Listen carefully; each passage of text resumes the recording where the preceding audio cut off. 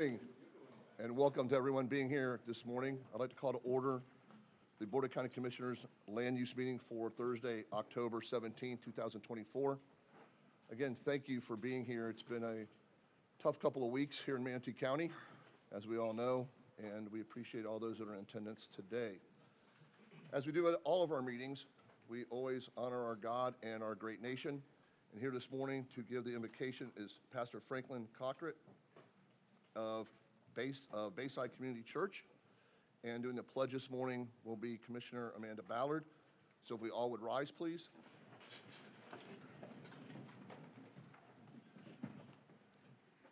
Good morning. Let us pray. Father God, we thank you today for just that, this day. We thank you, Lord, that you are watching over us and you have kept your hand upon us. God, we do thank you as we've gone through these past few weeks and ultimately these last few months. Your hand has been over us as Mother Nature has had her way through, but God, you have watched over us and you've kept us. And for that, we simply want to say thank you that, Lord, you have shown us that you're always in control and that you're keeping your hand upon us. God, today we pray that as we look at the matters of our county and over our, ultimately over our nation, we pray today, Lord, that you would continue, God, to allow us, God, to function decently, and that you would allow us to function in order. We thank you today, Lord, God, that you've given us this great land, God, to steward, and we ask that we would do it, God, in your pleasing and with you having total control in everything that we do and say. We do thank you, as the song says, that this land is your land, this land is our land, and God, this land was made for all of us. And so we ask now, Lord, that you would continue to watch over us and that you would govern this meeting today and that you will be glorified. We pray as you taught your disciples to pray. Our Father, which art in heaven, hallowed be thy name. Thy kingdom come, thy will be done on earth as it is in heaven. Give us this day our daily bread, and forgive us our trespasses as we forgive those who trespass against us. And lead us not into temptation, but deliver us from evil.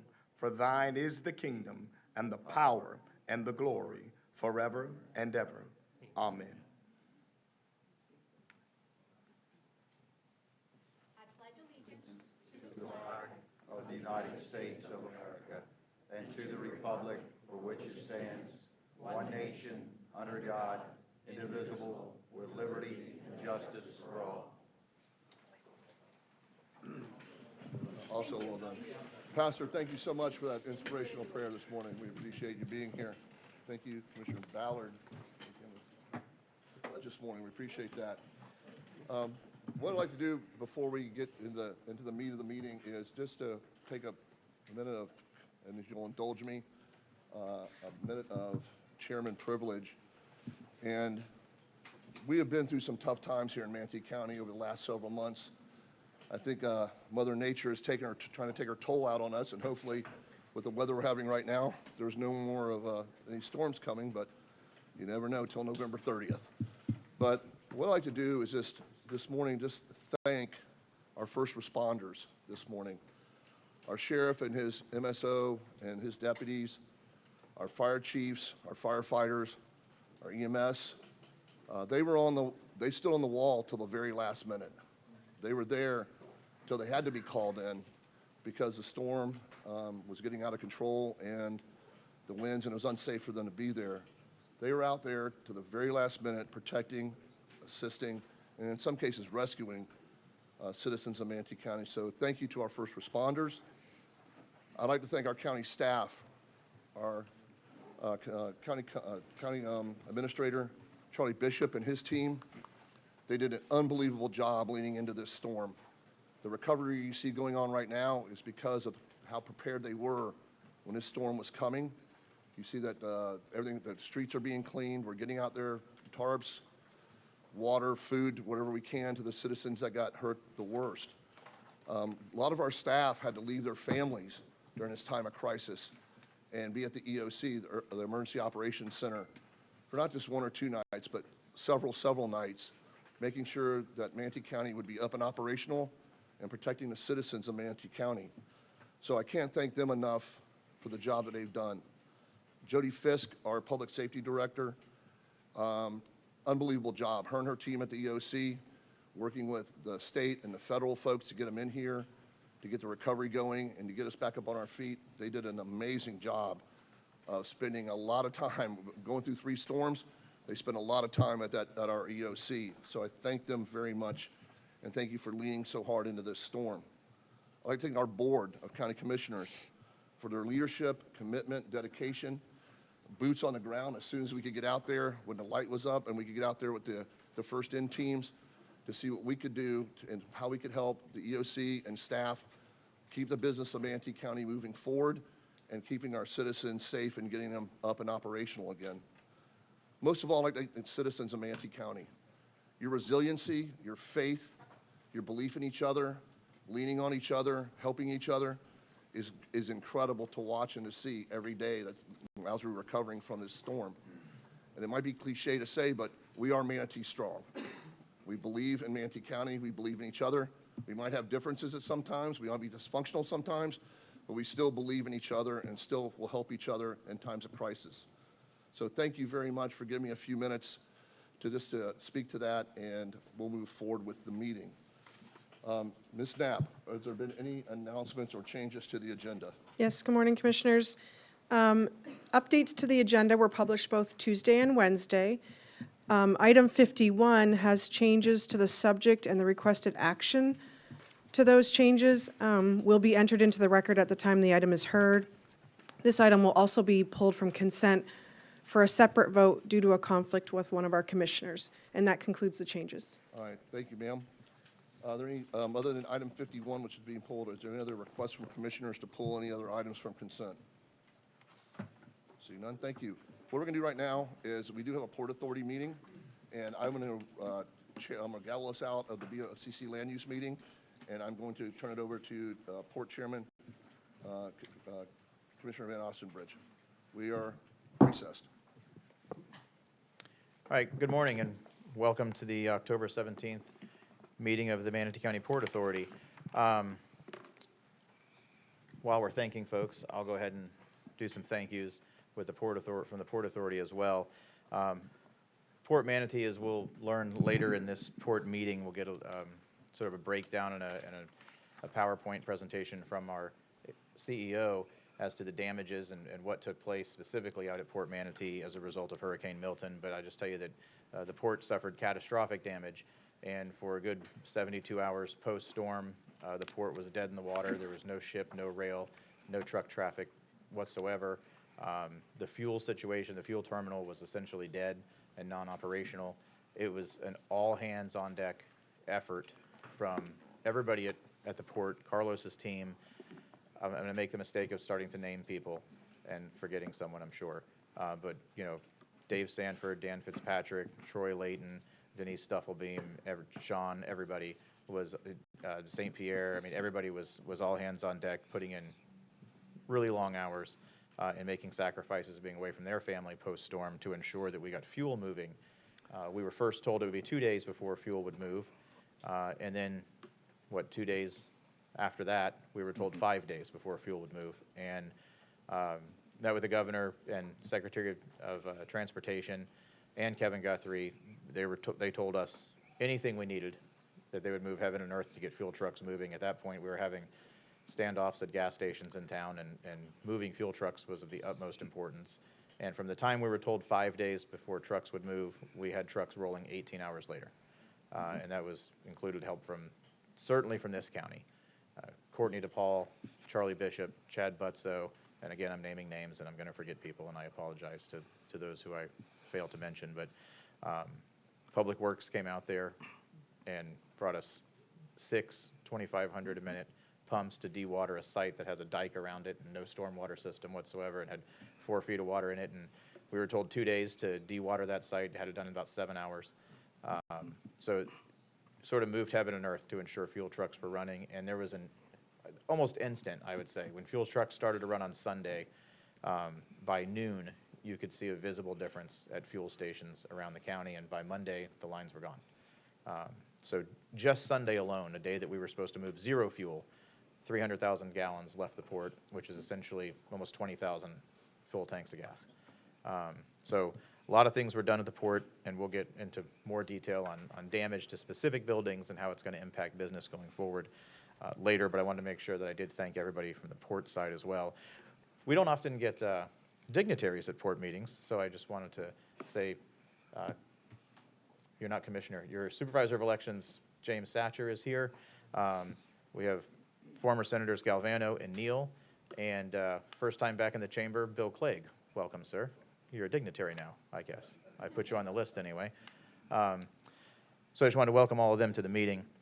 We start our meetings with public comment, and it's for any agenda item today. So if there's anyone who would like to come forward from the public to speak on an item on today's agenda, please come forward at this time. Carlos, right here. Yes. Yes, thank you. I won't steal your notes. Good morning, Chairman, Port Authority, Bill Galvano, 1023 Manatee Avenue West. I'm here with Bill Clegg, who you just mentioned, Gianna Tomio from my office, and we're here today on behalf of Fortress 2020 Land Company. And Mark Stout, who is the principal, is here with us as well. You have before you today a purchase and sale agreement, which includes a lease back between the port and Fortress 2020 Land Company. And so I'm here to speak in favor of that transaction. I'd first like to thank the Chairman Van Ostenbridge, for his work in getting us to this point, all of the members of the Port Authority for participating and again getting us to this point, and certainly the Port Director, Carlos, and his team. Thank you so much. Port Manatee is unique in the state. It is well positioned, probably the best positioned port that we have in the state of Florida. It also has still the greatest potential to get even better. And a lot of our ports don't have that. But in order to do so, we need to give it the opportunity to grow from an infrastructure standpoint, port-related improvements, environmental mitigation, security, all the things necessary to bring it to that next level. Fortress has property, 104 acres, that it is prepared to sell to Port Manatee for that economic opportunity of expansion and growth, and especially in light of Milton, this is a great opportunity. The kicker in this deal is that Fortress has agreed to lease back 50 acres,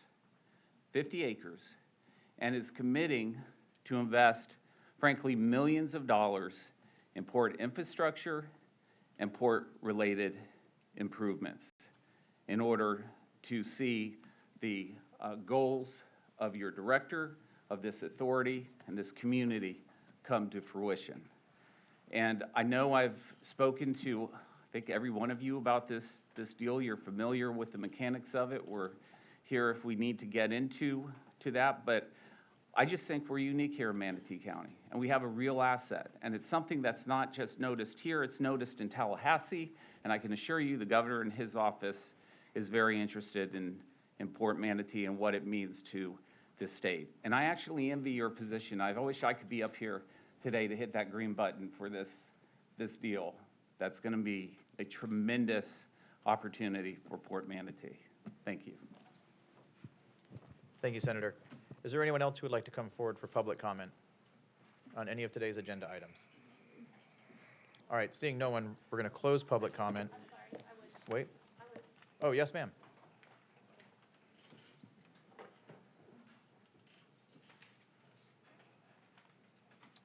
So we're not closing public comment just yet. Sorry. That's okay. When you come down to the podium, please state your first and last name and your county of residence. Sure. And, you have 3 minutes. Sure. My name is Janine Kleiber, and I live in Manatee County. Did you want something else besides that? I'm sorry. Okay. May I just read a letter that I wrote to the commissioners regarding the KMF affordable housing development? So, ma'am, we're Am I allowed just, to? well, you are allowed, but this is the Port Authority meeting. It's a little different. The county commission acts as the Port Authority and the county commission. So we've Okay. recessed the county commission meeting, and we're just doing Port Authority items. Oh, it'll take us 30 minutes to an hour. Oh, so I just wait and come back? Yes, ma'am. And Oh, when- okay. when Didn't- Commissioner I Ron- tried to read through the procedure, didn't know. That's okay. Okay, I'll come back. Yep. Thank you. And just to describe the process, that's all right, describe the process for everyone. When Commissioner Ron takes the chairmanship back over, you'll be back in your county commission meeting, and he will have public comment for items not on the agenda, and then he'll have public comment as each item is called specifically. He'll hold a public comment session for each of those items at that time, and that's when you would come forward when your item is called. Okay, so we're going to close public comment for the Port Authority at this time. And Carlos, I think what I'd like to do is, since we already sort of started with item number 5, why don't we do consent and then go right to item 5? So we'll go 3 and then 5. Very well. Okay? So we'll start with consent, and are there any items that commissioners would like to pull from the consent agenda? Okay, so hearing none, then at this time we'll entertain verbal motions on consent. Move to approve. Second. So we have a motion by Commissioner Ron to approve consent. It's been seconded by Commissioner Turner. All in favor, please say aye. Aye. All opposed? Okay, Madam Clerk, it passes unanimously by a vote of 6-0. All right, now we'll skip 4 and we'll go to item number 5. And I will turn it over to our CEO, Carlos Bucaras. Sir? Thank you, Mr. Chairman, Commissioners. As you heard Senator Galvano already discuss, the port is a strategic investment. It's a strategic resource to the county and even counties surrounding us. They depend both from us on going south, going north, even towards Orlando. The resources in terms of what the expansions of ports are is that land is the key driver. You have to look no further than the Port of Miami, Port Everglades. They cannot expand 1 inch. They are done as far as expansion is concerned. And when you are hemmed in by a city or a town that you don't have to, to affect, then you have to go vertical.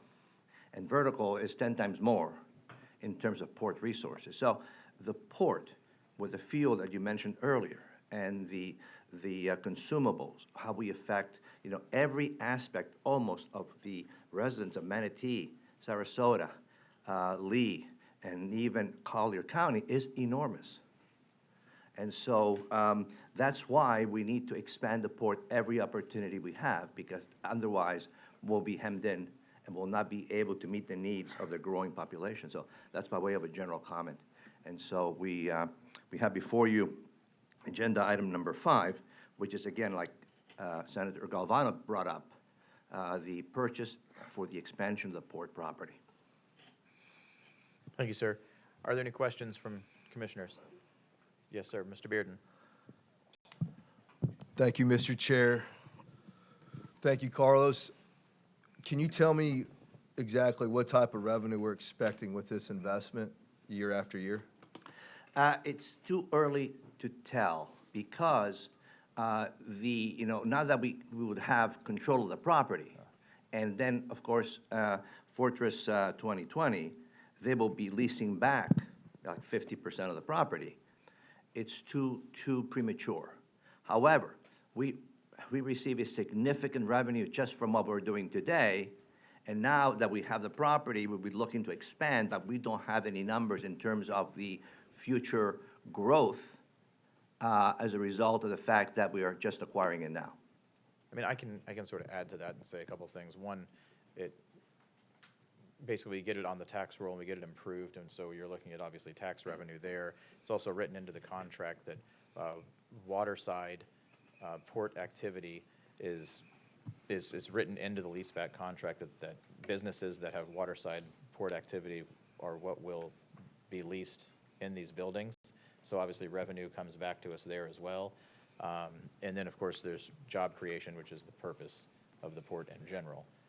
So multiple, and then, of course, they're only building on 50% of it. So the other half of it, we know Air Products and Allied Chemical both have very strong interest in purchasing that part of it. And both of those have, obviously, waterside port activity going on as well, and expanding. They're great partners at the port, and expanding those operations is vital. And they both create fantastic jobs, high-paying jobs in the county.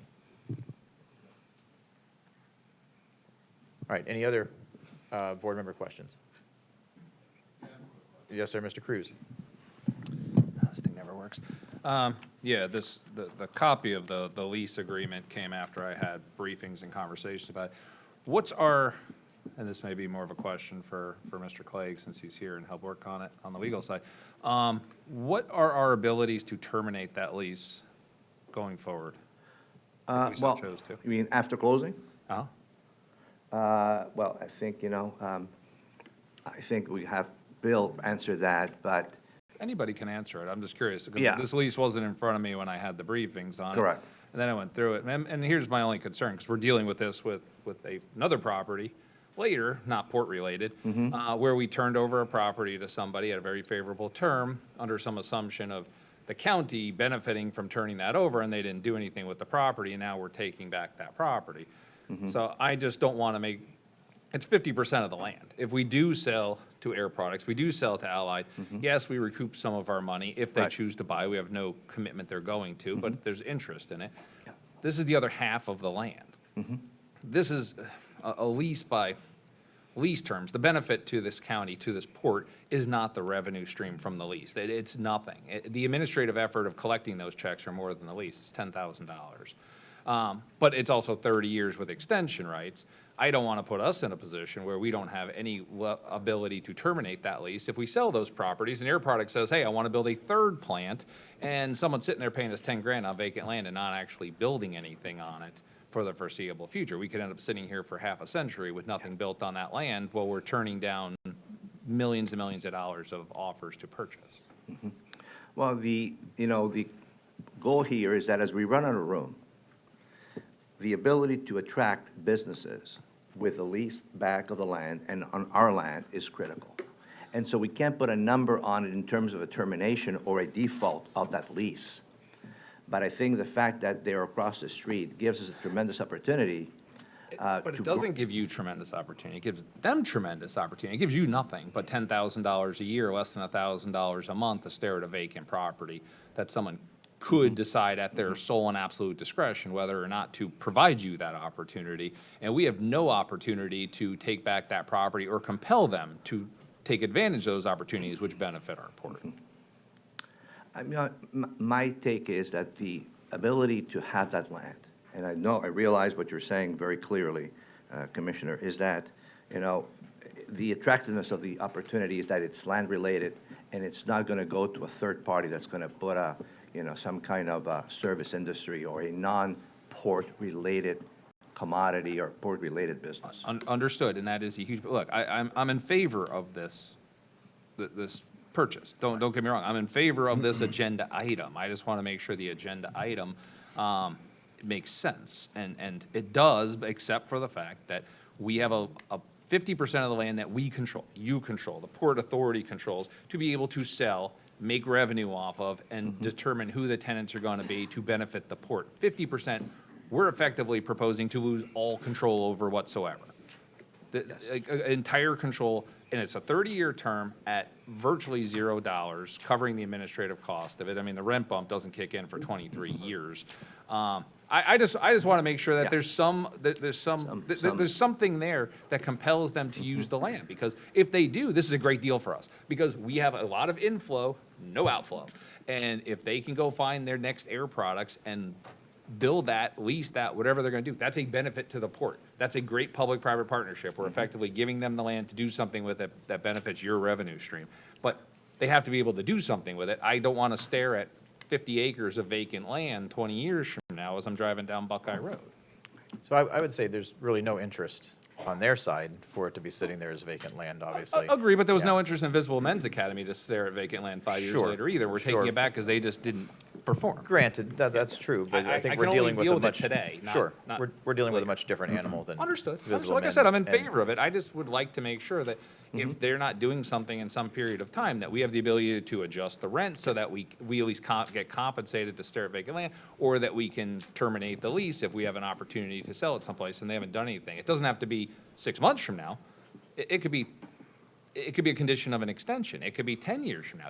I'm not asking somebody to go out tomorrow in headwinds of an economy, but there's got to be some period of time that they can't just keep kicking in extensions indefinitely for 50 years. I'll throw in one more thing, and that is that once improvements are made in the event of a default, those improvements, which are likely to be in the tens of millions of dollars range, would automatically default back to the county. And so we would assume all those improvements. I'm going to go to. If there is, that's my only concern, is that there's not improvements. If there is Sure, and improvements, again, I understand that. I support this agenda Sure. item. I will vote in favor of this agenda item. I just want, because this is a contract to move forward with finalizing this closing, and we're putting up 250 grand non-refundable. The closing and the lease are two, the land purchase and the lease are technically two separate things. One is compelling us for the other. So they're not, it's not really one agenda item. It's an agenda item to purchase a parcel of land, and a kind of part B of an agenda item to lease a portion of that. My concern is that part B, and even that isn't a concern. I don't even care that we're not making a whole lot of money as long as they do something with it. I just want to make sure the taxpayers, the people representing the board, have some level of confidence that that land is going to be used, and we're not going to sit on vacant land. That's it. Chair, can I make one Right. comment, please? Yes, sir. We'll go to Turner, and then we'll go to Mr. Clegg, and then Commissioner Bearden. Mr. Clegg, Oh, you're good. Okay, Turner Clegg. I'd rather us not make parallels to something that didn't work out, because the school deal and that lease is entirely different to dealing with Fortress. Fortress is, we know Fortress, we know how proactive they are and how pro-business they are, so that's my comment on that. Thank you, sir. So now we'll go to the Fortress representative. Sir, if you would please state your first and last name and county just of to make residence. sure everyone knows who I am. Good morning, Mr. Chairman, members of the Port Authority. I could not get anyone to take bets on whether or not I'd wind up talking my first time back in this room, because it would have been too easy of a bet. But I would like to address your concern, Commissioner Cruz. Oh, I'm sorry. My name is William Clegg, and I am representing Fortress, and I work for the firm of Grimes Galvano. He goes by William now. Yeah, I have to. It's a new bar rule. So, in any case, and it really is, believe it or not, they've actually done that. In any case, Commissioner Cruz, I understand the business concern that you're raising. A couple of points I want to make, because I'm representing Mr. Stout, Fortress, and his track record of developing capital ventures speaks for itself, and it is considerable. And he has a strong financial interest in making sure that this property does not lay fallow, that it generates revenue. He has a shared interest with the port. The way the lease is crafted right now, the termination provisions are for cause or default only. Part of the reason for that is that we anticipate using the leasehold interest to finance capital development on the property. And I believe you've had some experience with that, so you understand that whoever is funding that is going to want backstop provisions that allow them a significant time to step in and cure if the tenant defaults, in order to protect that leasehold interest in financing. Having said that, what the port is being asked to do today is approve this as an exhibit. It's not a final agreement. Okay. So if this is an issue that we need to consult with as we get to closing, you can't execute the lease until you own the property anyway under real estate law, then we can certainly look at that. We'll talk to our client and see if we can come back with some language that puts a backstop protection on the Port Authority too, for the kind of concern that you're raising, which I personally think is very unlikely, knowing my client, but nevertheless, I understand where you're coming from, and we can address that in the final negotiations of the lease as we get to close. Okay. Is that acceptable? Then I'm okay. I'll vote in favor, but I do want to have a conversation after this vote, in some subsequent day before this is finalized, about the lease. Because I hear what you're saying. I don't disagree. We have the strong advantage of a strong developer owner over here with deep pockets who can do things with it. I also provided a very large loan to a multi-billion-dollar company on a piece of land because they were going to build condos on it, and they didn't. Things happen. Things change. So I'm okay with this agenda item. I'll vote in favor of the agenda item because I want the purchase to happen, but I do want to have a conversation about the lease before we do it. Again, not material things. I'm not talking about moving rents, everything, but I do want to just get some comfort that this no termination right gives us what I'm looking for. I understand, and we will consult with our client and with Carlos as we get closer to closing. So thank you. All right, thank you, sir. Are there any other questions from board members? All right, we'll entertain motions at this time. Motion to approve. We have a motion by Commissioner Turner, seconded by Commissioner Bearden. All in favor, please say aye. Aye. All opposed? Madam Clerk, it passes unanimously by a vote of 6-0. All right. Good job, Carlos. Fantastic job, Carlos, actually. And we're going to move now to item number 4, which is legislative priorities. David Ramba, our lobbyist, is here. Yep. and I know he's not going to want to get out over his skis and speak to it, but we are working with the state. No guarantees, of course, but we are having very productive conversations with the state regarding the sale and purchase agreement we just made. Maybe I should have mentioned it beforehand, but I think next week we'll likely get very good news regarding that sale and purchase agreement and the effect of the state pitching in 50% of the purchase price as part of the governor's desire to help us rebound from what's happened with the hurricane. So we got $9.5 million this week and possibly another 10.5 next week to put us at 20 million in 2 weeks. So we're working very hard at that. And Mr. Rambo, of course, part of all these conversations, and his help is very much appreciated. And perhaps the scope of his contract with the Port Authority, he's contracted to do basically the bare minimum of, you know, every year going out and procuring, you know, our asks of the legislature every year. But considering the state of the port at the moment, the scope of needs that we're going to have going forward are going to be dramatically different. His contract has actually expired with us, which is something we'll, I'm sure, get to either probably in the next meeting. But it's something that we should consider is expanding the scope of his contract because of the scope of the needs that we have going forward. So, all right, we'll turn things over to Dan Fitzpatrick. Sir. Good morning. Dan Fitzpatrick, Seaport Manatee, and I'm the Director of Planning and Project Development for the Port, and I also work on federal and state issues. And in Washington, D.C., our team is the 21st Century Group, and in Tallahassee for State Legislative Affairs, we work with Mr. Dave Ramba and his team. And so I'm going to touch on federal priorities, some recommended federal priorities first, and then I'm going to turn it over to Mr. Ramba.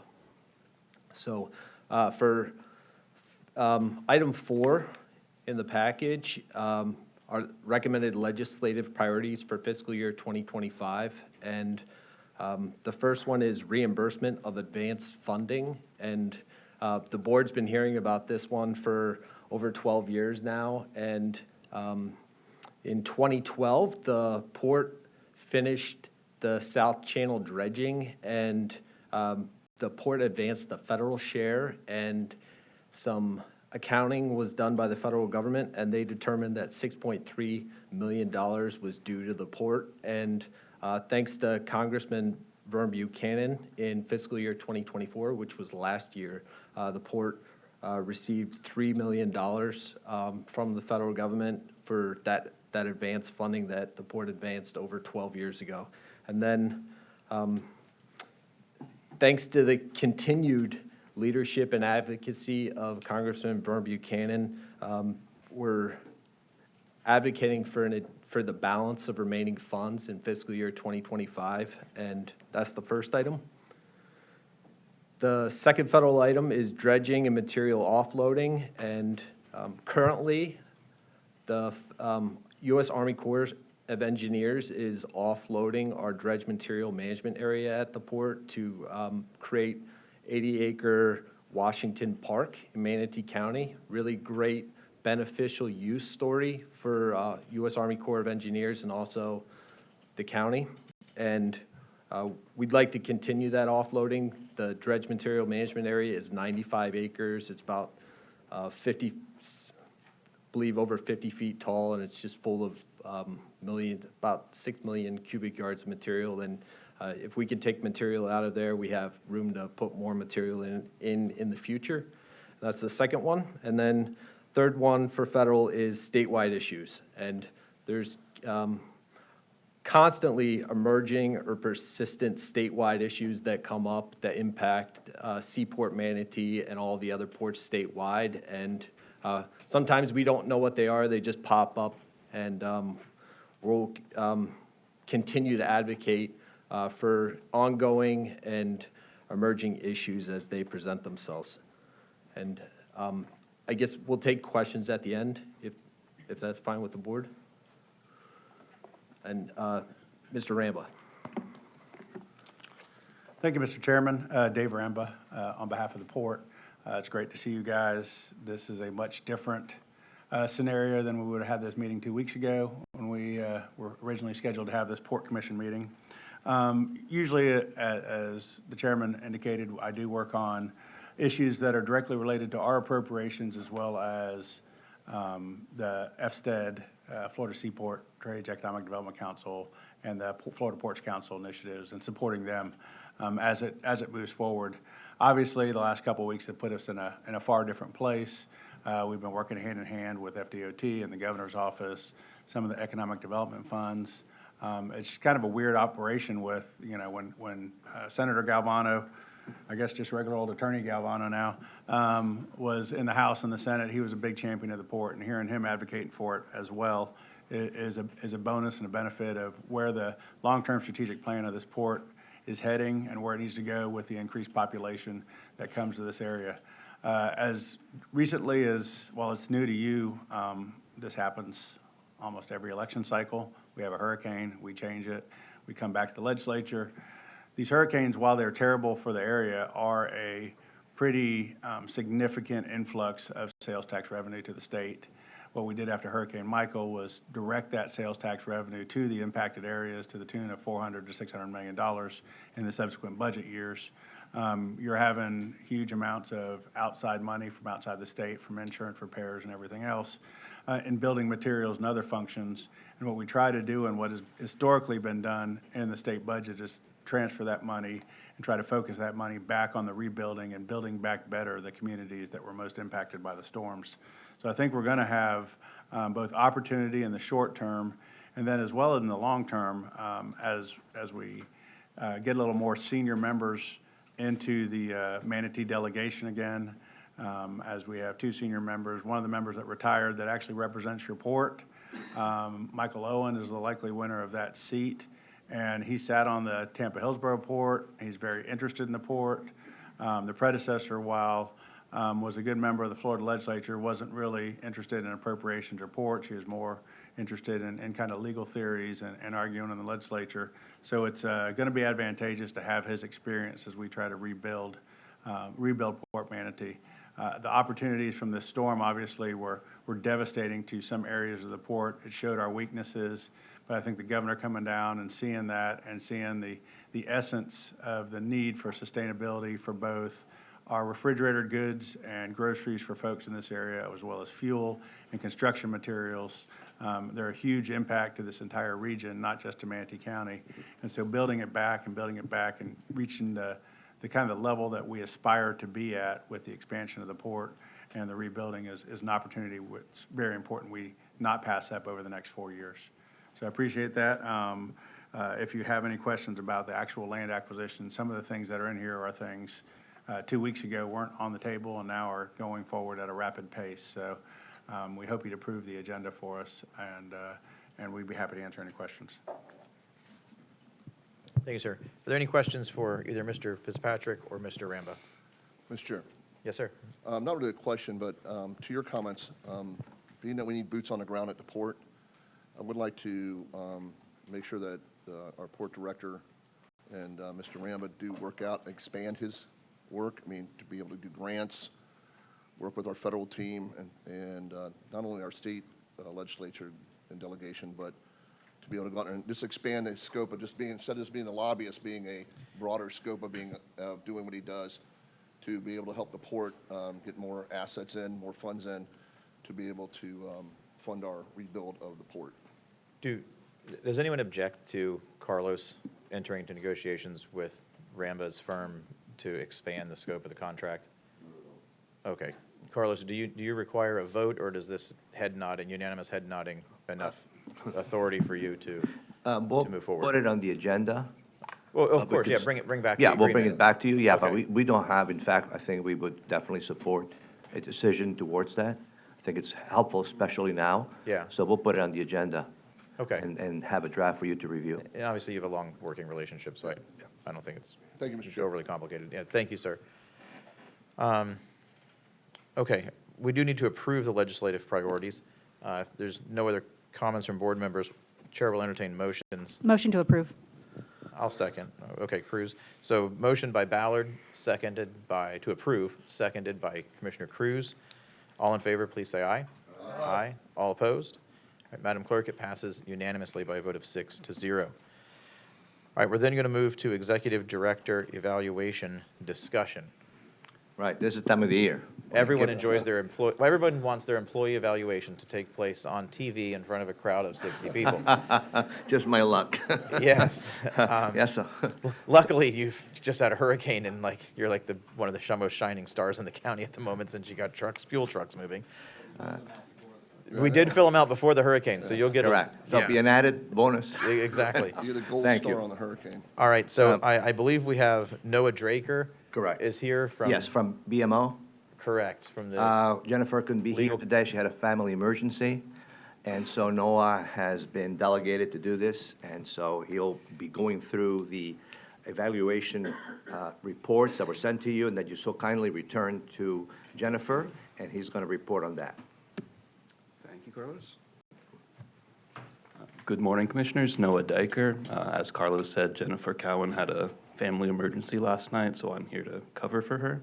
She prepared a summary of the evaluation she reviewed, which I'm going to read to you. Good morning, Port Authority members. As you know, each year pursuant to his contract, the Port Authority provides a performance evaluation of its executive director.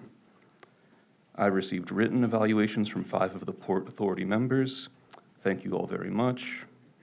I know that this was particularly challenging given the unrelenting storms this year. The review evaluates 8 categories of performance: business development, relationship with the authority, financial management and regulatory compliance, public image and community relations, leadership, job and industry knowledge, and judgment and decision-making. The categories provide the ranking options of outstanding, meets standards, or needs improvement. Each category also allows for individual comments.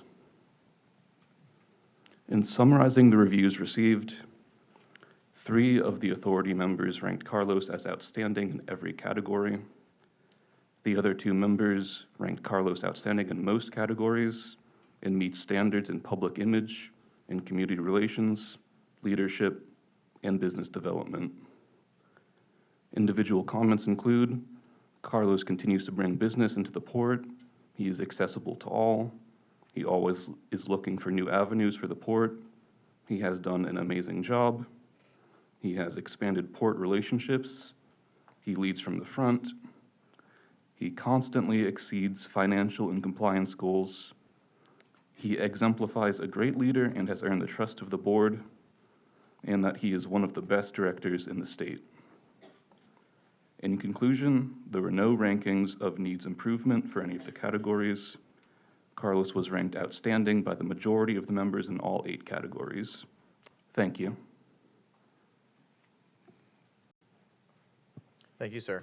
Why don't we just go around the horn, and we'll start with Commissioner Cruz and just work our way around the dais. Each person would like to make a comment. If you don't want to make a comment, you don't have to, but each person will have an opportunity to make a comment. Carlos, return you to the podium, sir. Yeah, I just want to thank Carlos and his whole team, but the team's a reflection on who Carlos has brought in and how he leads them. You do an amazing job at the port. I never worry or concern myself with the port. Whenever I get a phone call from you, I know it's either going to be good news or a fire at a scrapyard. Which is not your fault. I'll clarify that. But no, you do a great job. You're an excellent leader. You're excellent at the port. We're all up here very lucky to have had previous board bring you on board for our benefit. You make us look good as a port authority, and I'm comfortable in light of what just happened with the hurricane and with the improvements we have to make, the renovations we have to make, and the next steps that you're going to have a forward-looking vision of what the port can be now that we, in some cases, have little bits of blank canvas to do some things with it. And there couldn't be anyone better to help steer us through these next few years as we fix up that port. So thank you for all your hard work, and we're happy to have you here. Yeah, thank you, Carlos. You've always displayed exemplary leadership skills.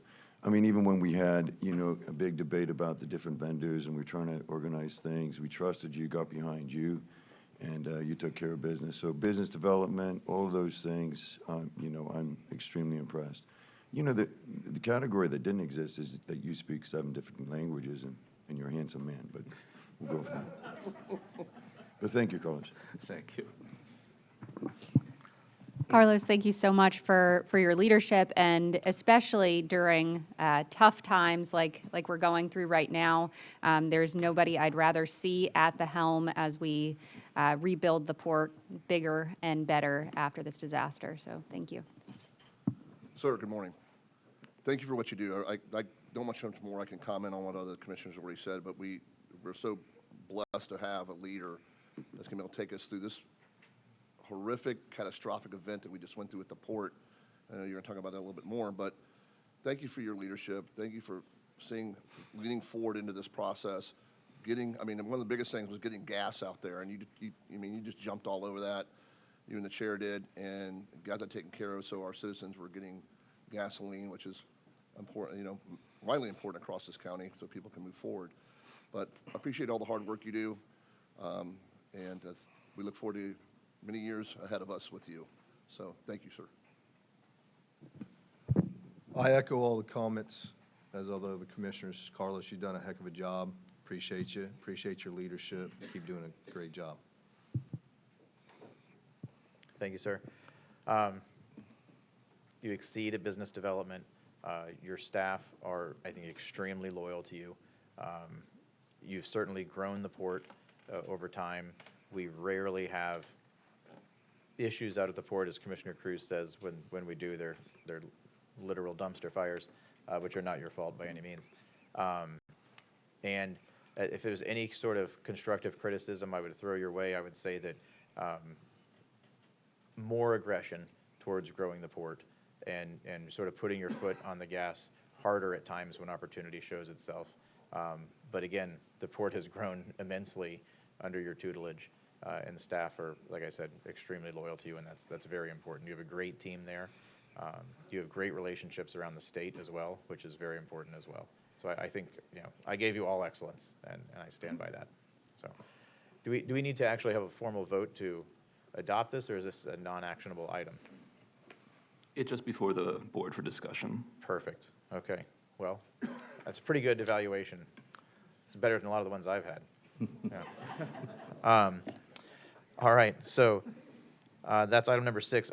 So we'll go to executive director comments, and Carlos is going to speak with us. There were 2 things that one thing that I had scheduled previously, which was the strike, which is temporarily resolved. Right. But I at least wanted Carlos to talk to us and the general public about, January 15, I believe, is the deadline for an agreement to be reached, right? Correct. So should we reach January 15 again, potential consequences, and just sort of explaining how the impact would have on neighboring ports and then our port as well. And then, of course, we'll go into the obvious situation regarding the hurricane.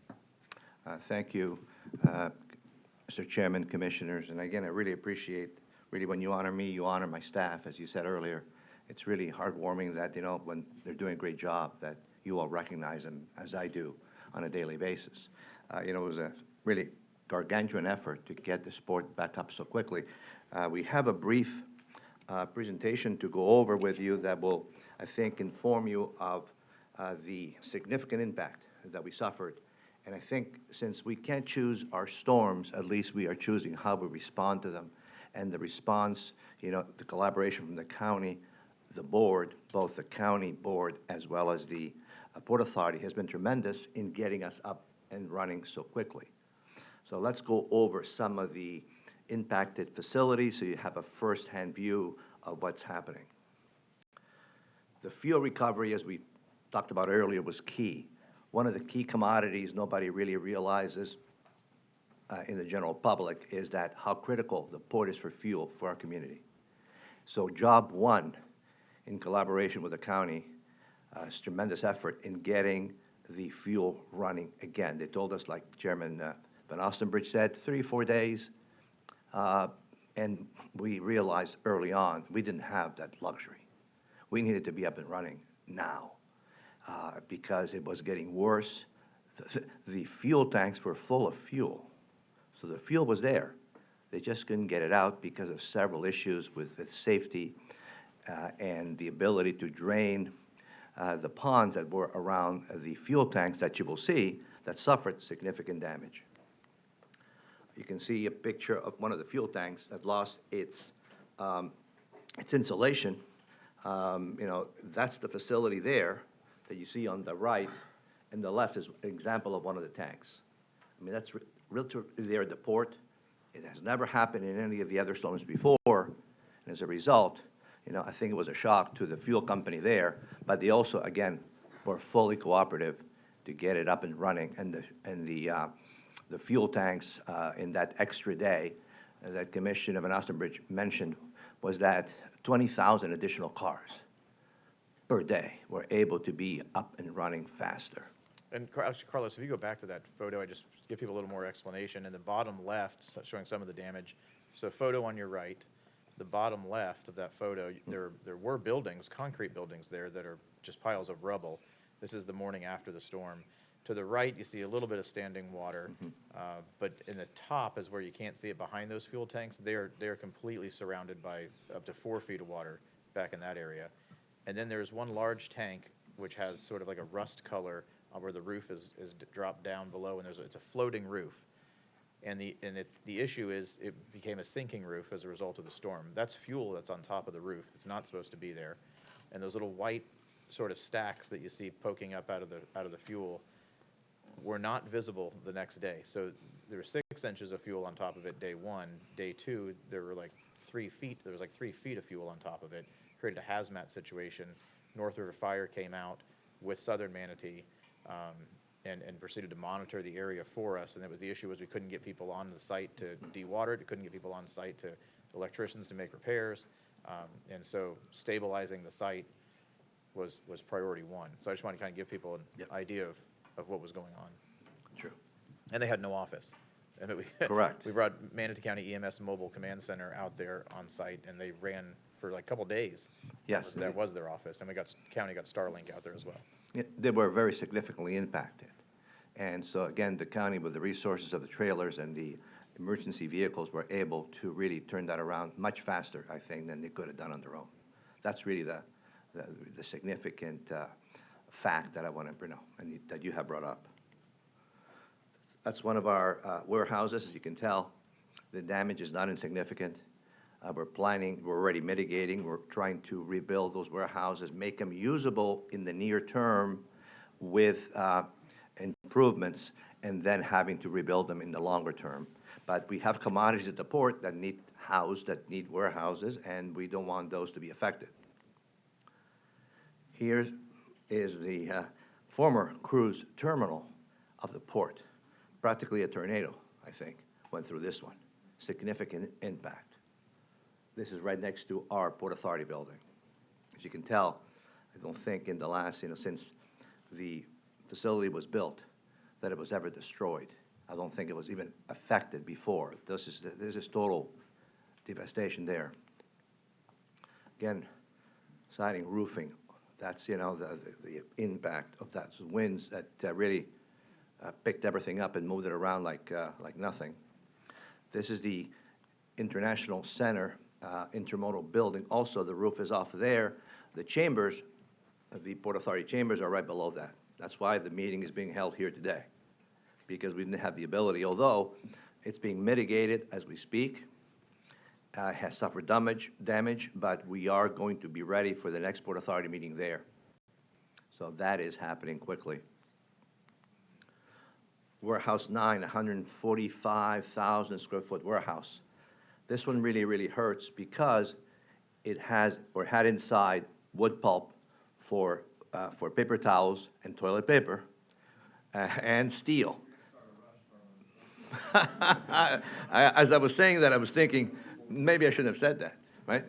But I checked the shelves. They're pretty full at the supermarkets. But yeah, I mean, people don't realize, I think, commenting on the impact of the port, that the pulp that comes in from Latin America is used by Floridians to have on the shelves and to use toilet paper, paper towels, orange juice, any number of commodities. So the building is being mitigated. We're going to put some kind of tarping on it, but essentially we'll have to rebuild it too. tremendous expense nowadays with cost of construction to rebuild the facility. But it's a must because the customers are going to keep on coming. And the other part is, of course, we need to reach out to the users and to the customers to make sure that they don't decamp to another port. Okay, so we want to keep that flow and that repair being done quickly to avoid other ports, picking on our customers. Here's another side of some of the warehouses. This is a Agunsa Manatee terminal frame. The A-frame there, major damage. So berth rehabs and dredging, we're estimating $227,200,000 in repairs to be able to really just get at what's the basic stuff already. Because again, it was a drastic impact to the port's operation. The whole idea is continuity and resiliency. And right now we are open, the fuel is flowing, the ships are coming in, we're making some temporary repairs, and we're also, we're pivoting in terms of, putting commodities in containers that otherwise would be outside, doing all sorts of creative ways to operate the port until everything else is up and running. And I would just add that the port is insured, so that people don't, Oh, yes. freak out over the total cost. No, correct. The port is insured, yes, indeed. And part of the insurance adjusters are already there, getting the claims ready. So we will recover most of that money. Also, Governor was kind enough and, recognizing the Port Authority's involvement of helping us in the interim with this money. We are not the first port in Florida to be helped in that way. Others have gotten significantly large checks, like the Port of Canaveral, when essentially the cruise industry out there was devastated. They got like a $72 million check. So, the FDOT and emergency management at the state, cooperating with the port authorities and the counties, are recognizing that, every dollar they invest in the port is 7.5 back to the states. So it's really a good business overall because the ports are huge economic engine. So this was done, I think, in terms of helping the port be resilient and moving the port forward as quickly as possible with this infusion of cash. Those are the remarks I have, Mr. Chairman.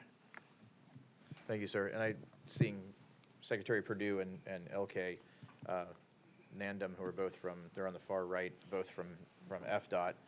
I just chime in that, Friday when I went out to the port and laid eyes on the devastation, I called Senator Boyd, who was very responsive and came right out, and I also called LK and sort of hit the panic button. He dropped what he was doing, drove from Bartow straight to the port, spent 2 hours probably with us out there, drove around the site, sat down in the conference room and talked and sort of helped us a game plan going forward. FDOT could not have been any better when it came to assisting us and sort of being Johnny on the spot post-storm. All right, do you have anything you wanted to add, sir? Yeah, no, again, I can thank you to the county.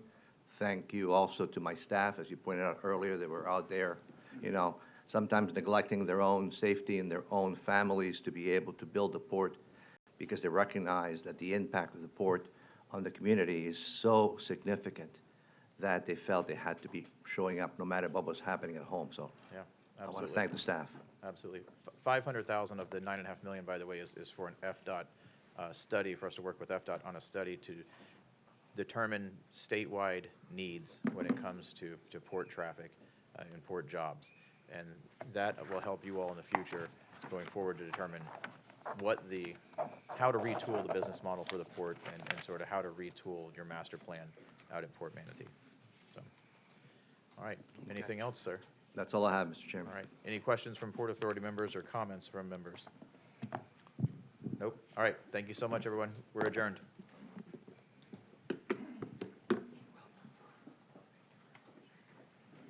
And we are back. That was a great Port Authority meeting, presentation. The devastation is out there. All of us have been out there. The devastation is pretty bad. It's catastrophic out there, and our port is such a great economic driver to the county. And it's, hopefully we'll get back on our feet, and get everybody out there working real quick. So I would like to thank the governor and Secretary Perdue for all their input and the nice check for $9.5 million. That was very nice. At this part of the meeting, we usually have awards, presentations, and proclamations. Being that we're moving all the proclamations to our BOCC meeting on October 22nd, which, and then we were going to do the retirement award for David Davis, but he is on vacation. So he's going to retire. He's on vacation before he goes on retirement. So there you go. Use up that vacation time. So what we're going to do right now is we're going to move into citizen comment. Citizen comment is for future agenda items only. Nothing on the agenda that is going to be on the agenda today. We have a 30-minute time limit, and let me see if there's any speakers out there. Huh? Yes, we did, sir. We only pulled item 51. So what we you have come up when you want to speak. Please state your name, county residence, and you have 3 minutes. We have 2 speakers that are up already. Then after they get done speaking, we can pull, other people can come up. And once again, this is for a 30-minute time limit. After our advertised regular public hearing, there's additional time if we run out of the 30 minutes. So up first is Kevin Jones. Mr. Jones, are you in the audience? Going once, going twice. No, Mr. Jones. Next up is Captain Carter. Good morning, sir. Good to see you. Thomas Carter, Manatee County. So while the Creekwood Improvement Project is on hold, I just asked the County Public Works Department to work with the parcel owners to seek improvement. Thank you, sir. All right, thank you, sir. All right, is there anyone else in the audience that'd like to come forward and give public comment on any future agenda item, on any item that's not on the agenda today? Is there anyone on call that would like to give public comment on any future agenda item? Not at this time, Mr. Chair. Thank you, sir. All right, let's see. Yes, sir. Good morning, sir. Good to see you. Good morning. Good to see everybody healthy and happy. Mark Vanderie, Manatee County. Just wanted to remind everyone on the dais that just a few weeks ago, before we had this latest storm and the storm just before that, we had Tropical Storm Debbie came through and devastated large portions of the county with floodwaters. I just wanted to keep this in the forefront on everybody's mind, even though we've had subsequent devastation from the other 2 hurricanes that came through. I believe there was a lot of investigation and discussion about what may be the cause for the flooding or multiple causes for the flooding that occurred. And one of the assistant commission county administrators did state, in fact, that there's a lot of merit in investigating the overdevelopment and the extensive amount of paving and congestion and high density, that there was a good reason for investigating if that had or has cause for increased flooding that occurred. It was brought to the board's attention by staff that there has not been a comprehensive hydrological study in the county for maybe 40 years or so. And I just want to make sure that on the future agenda, sooner than later, that you approve funding to get modeling and further investigation into these issues for the entire county.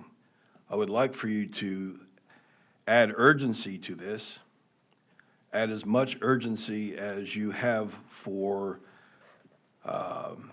giving pay raises to county administrators, the same urgency as repairing the port, which we all know is vital to the economy of the area and actually the whole region. I believe that these flooding issues throughout the county are also vital to the economy. I know people who had thought about moving to Manatee County, and after all that flooding, they decided, well, maybe not. Maybe it's too congested. Maybe development is so out of control that this is not a place we want to live. Thank you very much. Thank you, sir. Is there anyone else who'd like to come forward and give public comment on a future agenda item? Seeing none, I'll go ahead and close public comment. And next up is citizens can give comment on a consent agenda item. Anything that's on consent.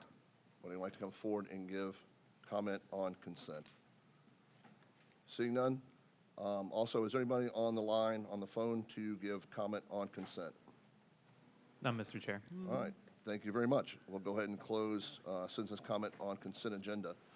All right, we had one item, we're going to move to approve consent, and then we had one item that was pulled, which was item 51. So can we get a motion up? Can we get a motion on to approve consent?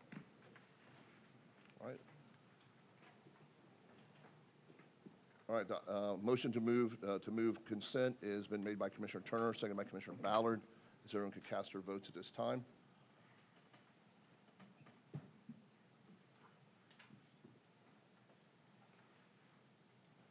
Item carries 5-0 with Commissioner Cruz being out of the room right now, but I'm sure he would approve consent also. Now moving forward, all right, item 51, which is there he is. You're back. Item 51, which is the Supervisor of Election issue. We have Commissioner Ballard who has to recuse herself, and I'm sure she's filled out the correct forms. Yes, I will be abstaining from this vote pursuant to Florida Statute 112.3143. My husband works for the Office of the Supervisor of Elections. Thank you, ma'am. And presenting, oh, good morning, CFO. How are you? Good morning, Commissioners. I'm Sheila McLean, CFO, Manatee County. Today, I am presenting this item. The request is to approval to allow the Supervisor of Elections to expend up to $1.2 million from his budget during the months of October and November to fund general elections that are to be held within October and November, the early voting and the general election. This request stems from the fact that the Supervisor of Elections, as a constitutional officer, was not reelected. This usually is not a current occurrence. So we have to, as per Florida statute, we have to come back to you to request, well, he has to come back to you to request if he can spend more than the 112, in this case, more than his 212 of his budget for the general elections. His budget was approved for fiscal year 25, that was approved, already contains budget that allows him for the general elections to pay certain itemized costs, such as staffing, postage, printing, and other attorney fees associated with the canvassing board.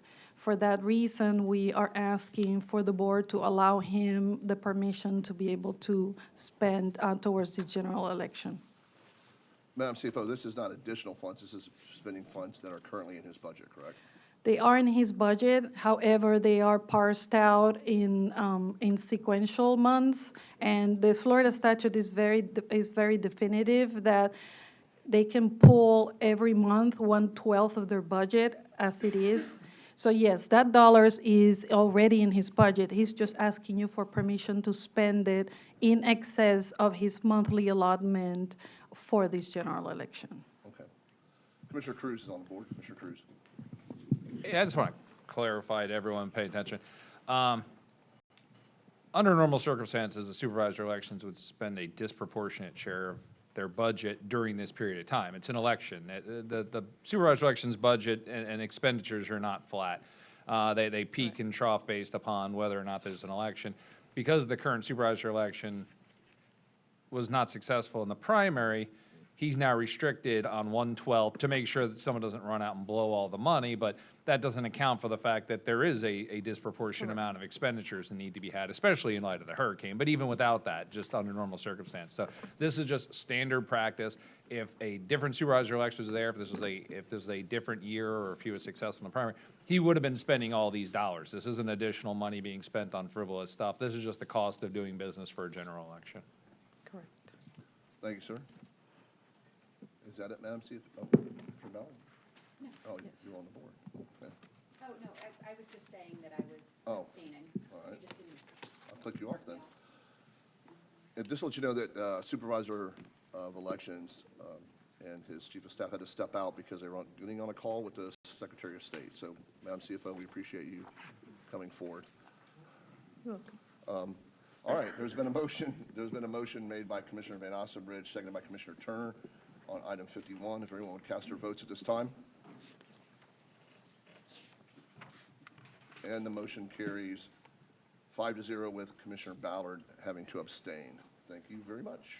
All right, moving on. That finishes, okay, Madam Attorney. Thank you. All right, up next is property management, item 37. Mr. Matter. Good morning, sir.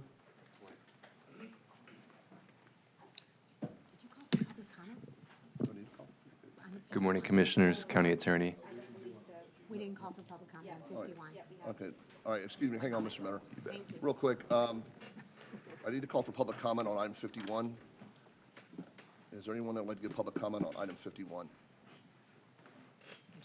All right, is there anyone on the phone that would like to give comment on item 51? None, Mr. Chair. All right, thank you. I'll see you now, public comment. I'll close public comment on item 51. Mr. Metter, you're back up.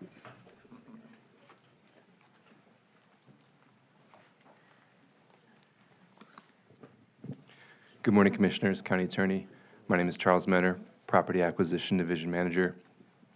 The agenda item you have before you today is for the termination of 14 conservation easements of approximately 55 acres.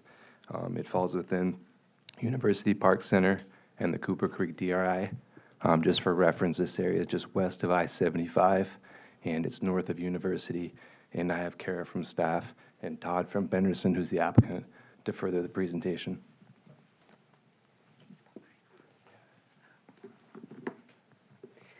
Thanks. I'll just wait for my exhibits to be pulled up. Thanks, Charles. Good morning, Commissioners. Kara Koenig, Environmental Planning Section Manager of Development Services. So, as Charles mentioned, what's before you today is a request to release 14 conservation easements within Cooper Creek. It's a development of regional impact within the county, as well as University Park Center, which is just immediately west of Cooper Creek. The existing conservation easements total just over 55 acres, and that includes 11 specifically within the DRI, and then 3 conservation easements within the University Park Center.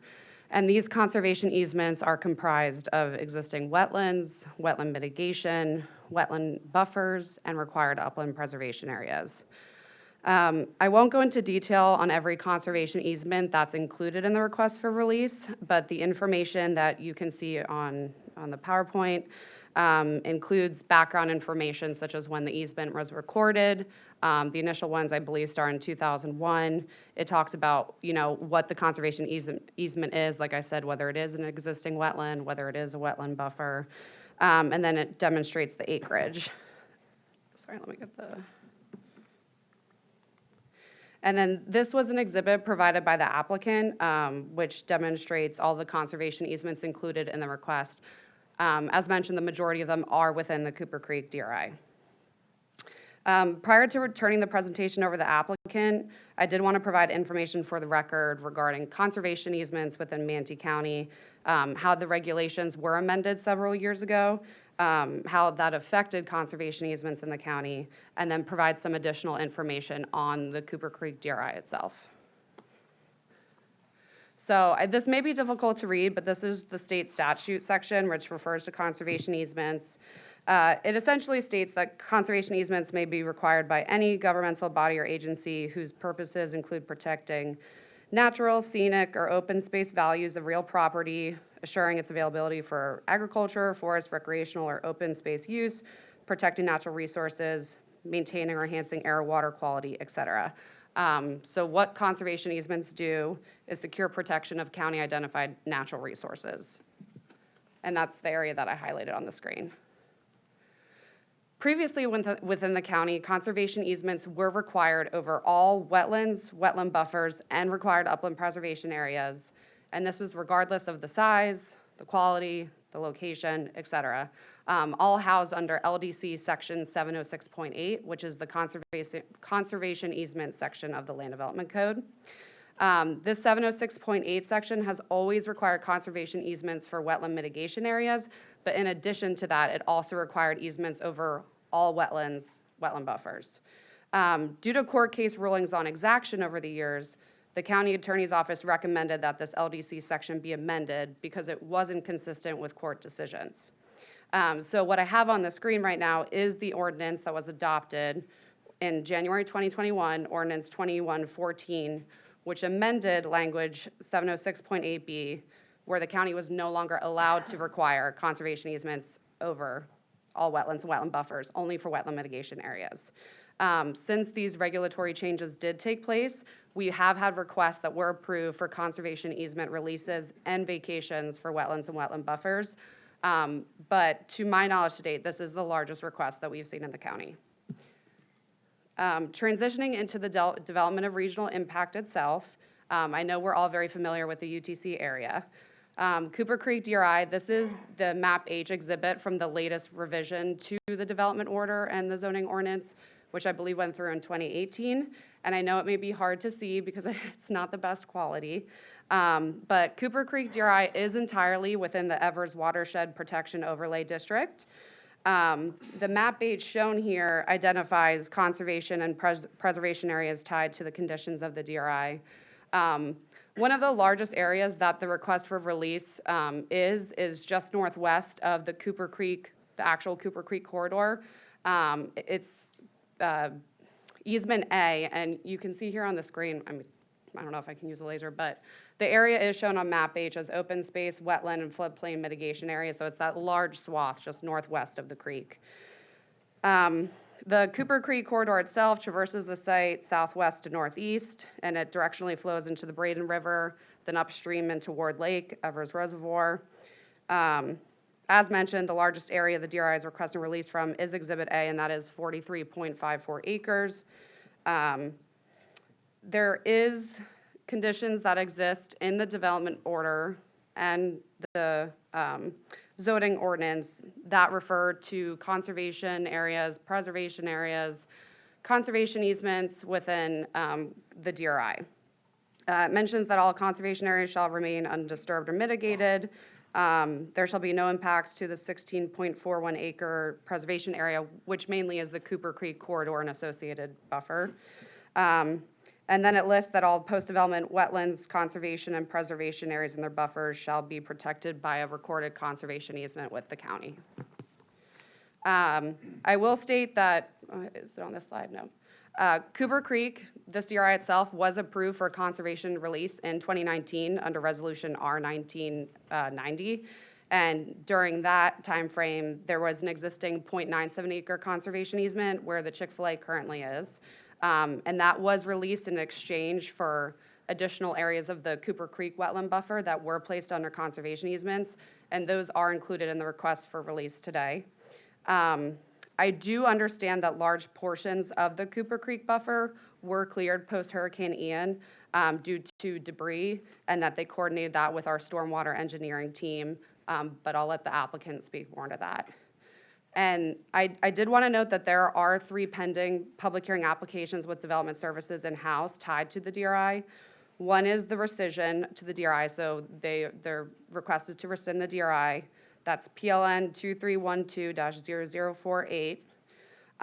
Villages at UTC, which was submitted as a new general development plan and new zoning ordinance, PLN 2312-0049. Villages at UTC and LDC text amendment tied to draft language for the Live Local Act, which is PLN 2303-0174. And then lastly, I wanted to touch on the SwiftMed ERP application that currently is pending with the state. It's application number 892698, and it's public record online in the Water Management District's Environmental Resource Permit Map Viewer.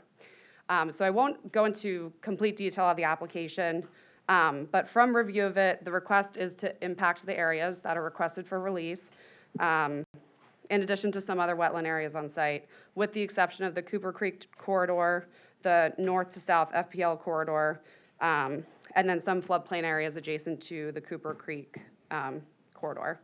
And the intent of the applicant is to purchase mitigation bank credits fully off-site for all of these impacts.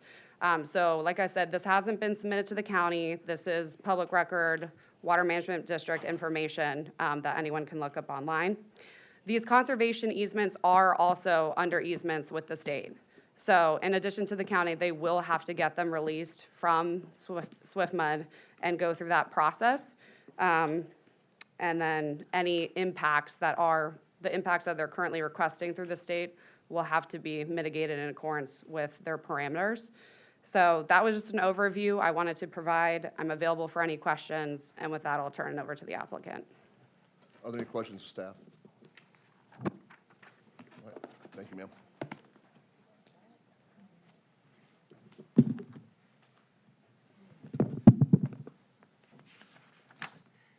Thank you, Commissioners.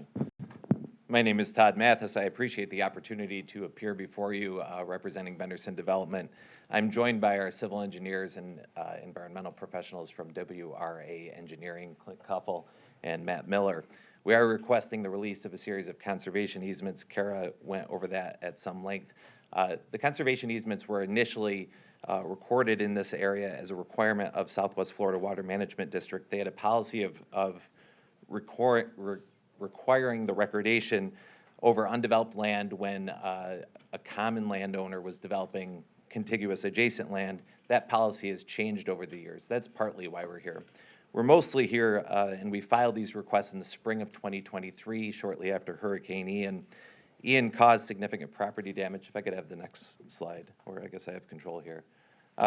Ian caused significant property damage and flooding in the UTC area. Cattleman Road was flooded and closed. UTC was flooded, and Nathan Benderson Park experienced significant flooding to the tune of more than $3 million in damage. That was all due to downstream blockages in the Cooper Creek area, which is encumbered and covered by these conservation easement areas. So in the months of recovery following Hurricane Ian, we went out and engaged in selective clearing along the Cooper Creek areas. As Kara mentioned, we did that in coordination with your staff and with SwiftMud. And it became necessary that we do seek release of these conservation easement areas when we did that, because these conservation easements do actually prohibit the clearing that we did, and they prohibit any level of excavation. But again, we were doing this in an emergency response in coordination with your staff and SwiftMud.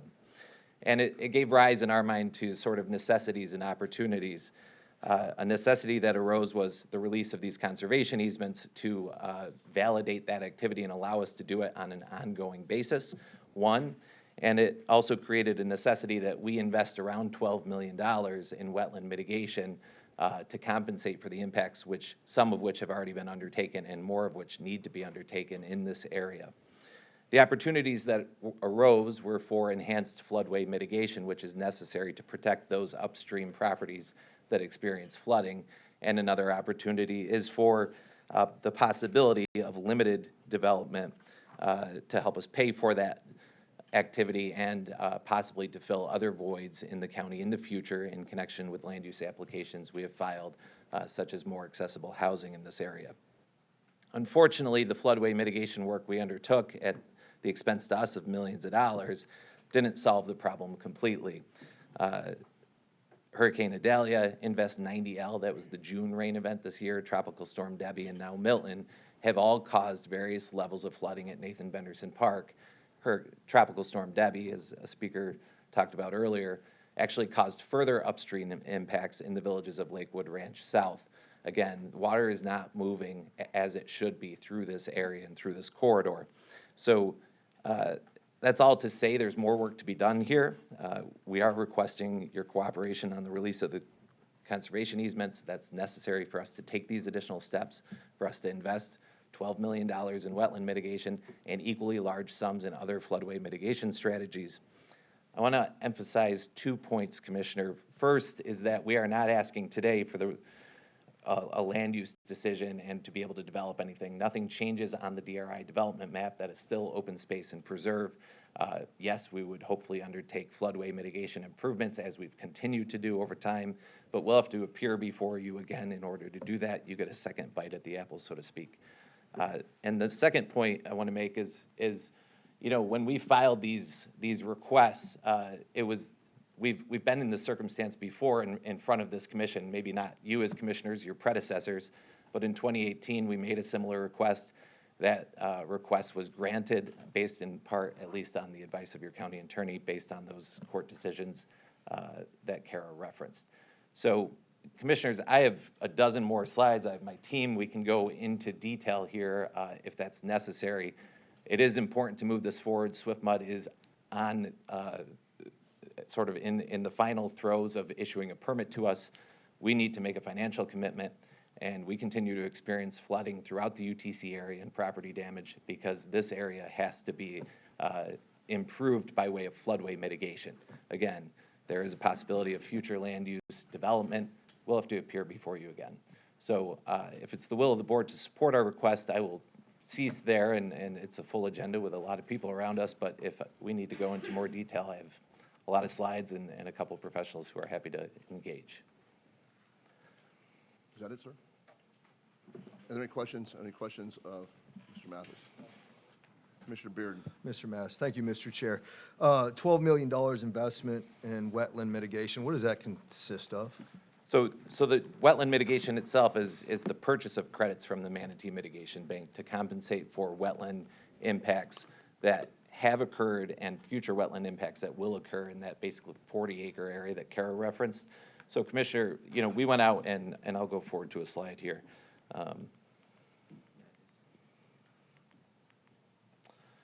So the picture on the left of the screen is Google Earth September 23 or 22 rather, October 22 after Hurricane Ian. So we went out and cleared this area because, again, we needed to. This was what was causing flooding inside the UTC area in Nathan Benderson Park. So those impacts plus future impacts are what that wetland mitigation will be for.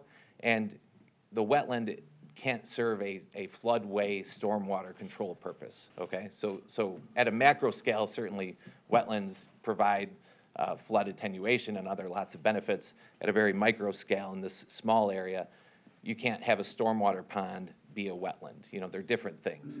And the stormwater pond is going to hold more water. The floodway is going to allow more water to flow. So we're proposing mechanical, engineered improvements within this area to allow this area to function as it should be. We never experienced flooding until 2022.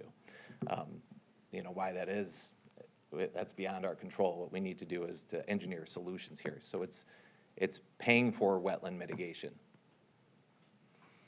Okay. That's all I have. Yeah. Commissioner Cruz. Yeah, I mean, here's kind of my issue. I mean, I'm going through your slides here. First off, you wrote release. I took a picture of it because it wasn't going to be on the screen anymore. Release will not, all capital letters, will not result in any new development on these lands. But we heard there are already applications in for development on these lands. You just said that there may be future development. So how is this release not resulting in any new development on these lands? Commissioner, because the property is encumbered by the development order, we do need to appear before you, and you will be here to make those decisions and to hold our feet to the fire on that issue. Okay, so it's not that the release will not result in, it's just the release today is not approving future development, but the intent is to develop this land in the future. The intent is to engage in floodway mitigation improvements throughout the property, and should there be an opportunity to have some development to help us pay for that and to do other work because it makes sense, then certainly we will propose that development. And I'm being as upfront as possible about that. I know, because do we have don't a know the plan? answer. It was half rhetorical. Here's my problem is, there's a reason for conservation easements. I mean, I've proposed using some of our environmental land tax to go out and buy more conservation easements. It protects land, and it allows somebody to monetize their land to compel them not to develop it otherwise. That's part of what conservation easements are. Yeah, there's some nonprofits just out of the goodness of their heart, but usually there's some monetization. But Benderson has monetized this land already.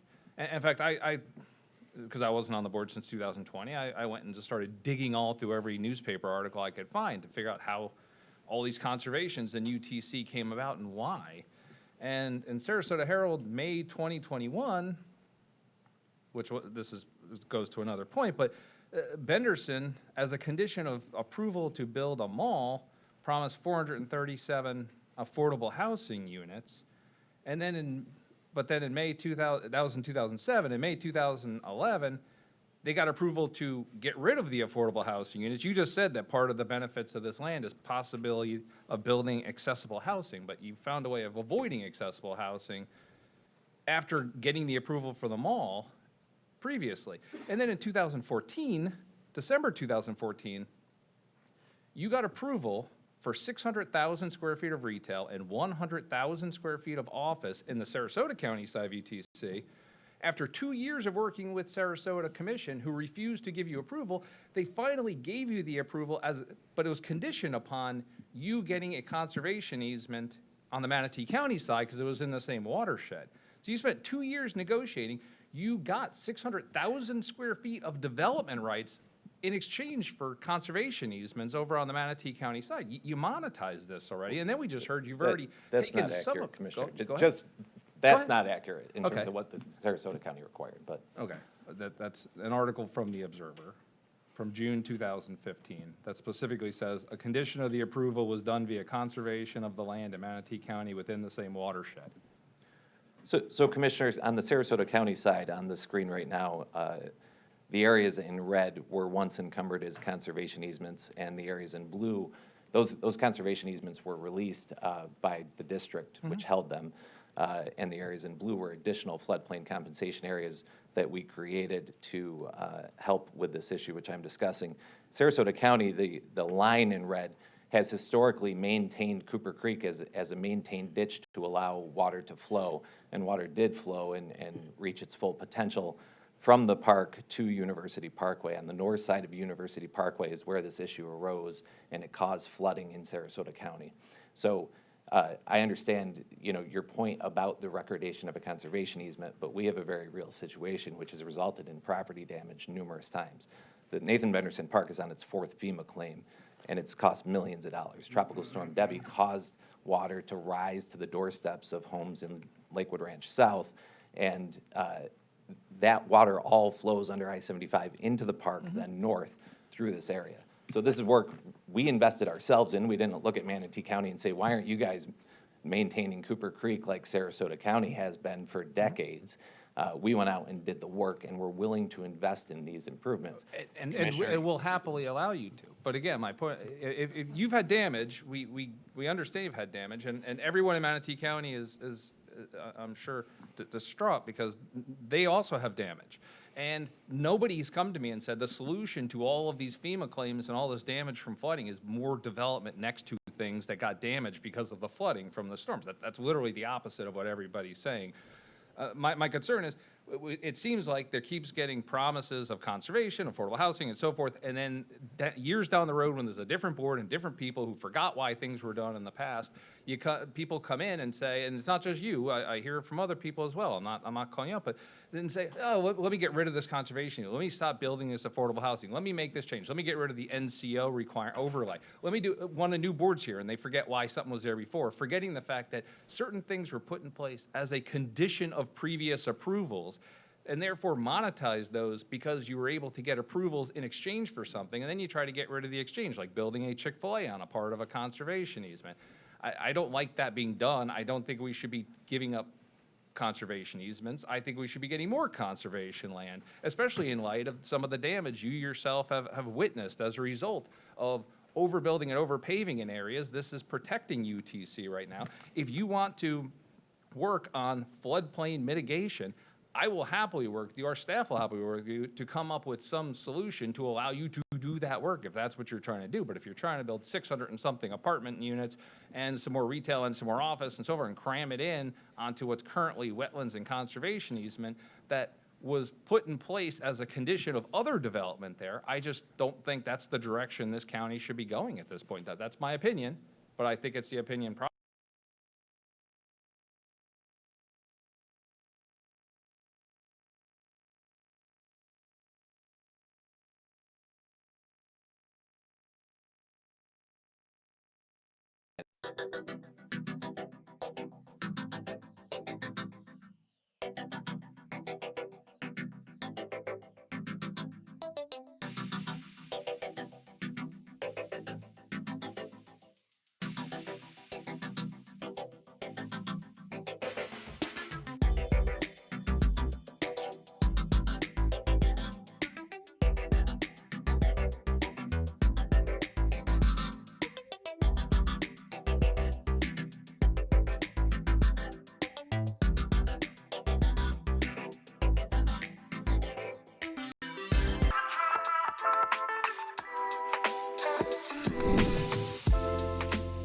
In today's fast-paced world, being informed is crucial for your safety.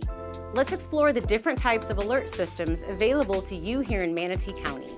First, there's IPAWS, the Integrated Public Alert and Warning System. This nationwide system sends alerts from national, state, local, tribal, and territorial authorities, ensuring you receive critical information during emergencies. These alerts are delivered to mobile devices and broadcasted on television and radio. Next, we have Alert Manatee. This specialized alert system is tailored specifically to our community, providing timely weather alerts from the National Weather Service and other information during emergencies, such as road closures and other county safety alerts. You can sign up for those alerts at mymanatee.org/alertmanatee. And lastly, there's Manatee Ready. By texting Manatee Ready to 888-777, you'll receive general emergency alerts via text to keep you informed about important community updates. By signing up for these emergency alert systems, you can receive crucial information when it matters most. Don't wait until it's too late. Take a moment to sign up for emergency alerts in your area today, including Alert Manatee for personalized local alerts. Because when it comes to safety, every second counts. Sign up today.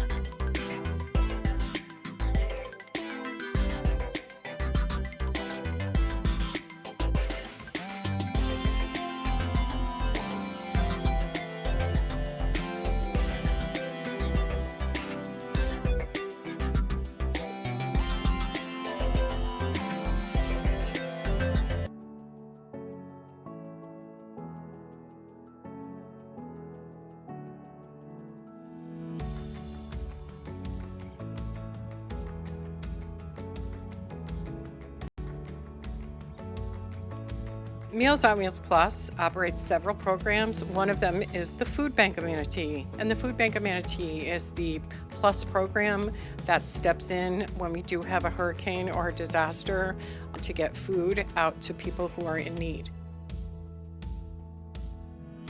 We have a warehouse, and therefore the Food Bank of Manatee is going to house all of these supplies and all of the food so that we can get it out to the community. We are prepared for 1,000 meals, 200 families, family of 5, and we have cleaning supplies, we have mops, we have buckets, we have paper towels, all kinds of things to help them as they recover from this devastation. We just live in this wonderful community of people that want to help and they want to donate and they want to respond to the incredible devastation that's happening in parts of our county. It's always the local food bank that steps up in times like these when boots on the ground right here in your backyard are so critical.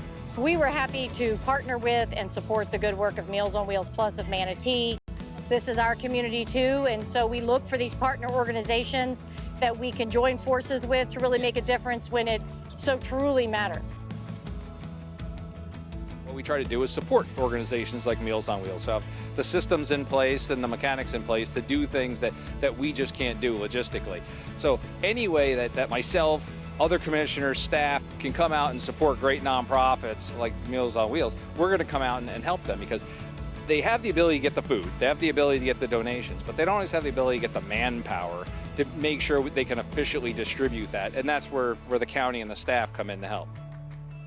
People are already starting to try to get their lives back, and Meals on Wheels is coming out to try to help that along. These are people that need things. A lot of the cars were ruined and flooded out. They have a hard time transporting themselves. So a thing like Meals on Wheels coming to provide necessary food and supplies is an incredible opportunity. This is probably one of the worst hurricanes that I've seen. Our whole neighborhood was flooded. Thank you to all the people who came out, supported us, gave us some food, and helped us get through this experience. In the times like these, the desire is to go to the scene of the event and try to do something there, but you can really make just as big a difference if you just gather up those unused cleaning items in your house or buy 1 or 2 extra things at the grocery store and take them to a drop-off location and allow the emergency responders and the relief organizations who are trained in response to distribute those items. You can make just as big an impact. If you give a little bit, it'll go a long way.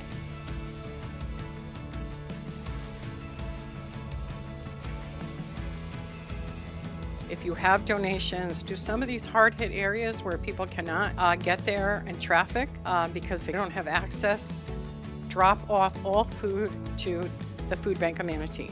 So we are the drop-off site for any cleaning supplies, any paper supplies, and obviously any non-perishable food supplies. Thank you, Commissioners.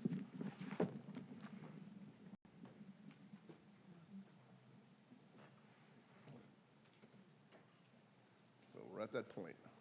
All right, what we'd like to do is, I'm going to do public comment. What I'd like to do right now is to have public comment regarding this item.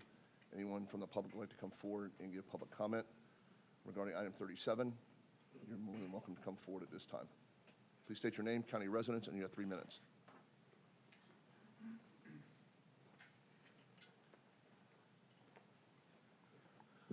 Good morning, Commissioners. Mark Vanderie, Manatee County. Yeah, here we go, right? Here we go piecemealing again. Now, I am a registered professional engineer in the state of Florida, and I do agree that there needs to be engineered solutions to the massive amount of flooding that we have throughout the county, especially since Tropical Storm Debbie.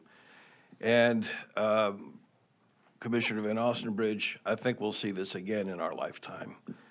I've seen it in '03, I've seen it in subsequent years, I've seen it in, when was it, 2017, saw it in Ian. I request that you do not approve this at this point in time.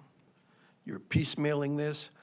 I present that the engineered solutions that are presently on the dockets, that are presently approved or allowed, the design criteria for drainage ponds and retention ponds and drainage ditches are substandard. I believe that SwiftMud's activities are substandard. I don't think that they are truly what's needed, not just for our county or for the Sarasota-Manatee region, but for the entire state of Florida. They need to be looked at. Now, you can't do that whole thing, but you can look after Manatee County. And what you can do is proceed with a county-wide investigation and study and hydrological study, look at the whole picture to figure out what the heck is going on and where you need to make improvements, where you need to apply good engineering solutions, not what's on the books now, because obviously they don't work. By their own admission, they have flooding. You know what? Maybe this development should never have occurred where it is and how it was done. Obviously, their drainage structures and mitigation was not adequate, is not adequate. So they want you to turn over conservation areas so that they can basically dredge it out, make their drainage ditch and ponds bigger. They want to take surface streams and creeks and turn them into drainage ditches. Is that what we want in our county? The same thing is happening throughout, wherever these developments are occurring. Oh, there's a stream. Well, let's dig it out. Let's dredge it out, and that'll be a nice drainage ditch for our paved-over community that probably was built on top of wetlands in the first place. Now, my understanding is that the board has decided to go back and reverse the decision made a year ago, roughly, and reinstate the wetland buffers that we have in the county. I say do that as a first step before you consider any more activities that involve wetlands. Do that, please. Thank you, sir. Does anyone else like to come forward and give public comment on item 37? Ms. Ma'am, please state your name and your county residence, and you have 3 minutes, ma'am.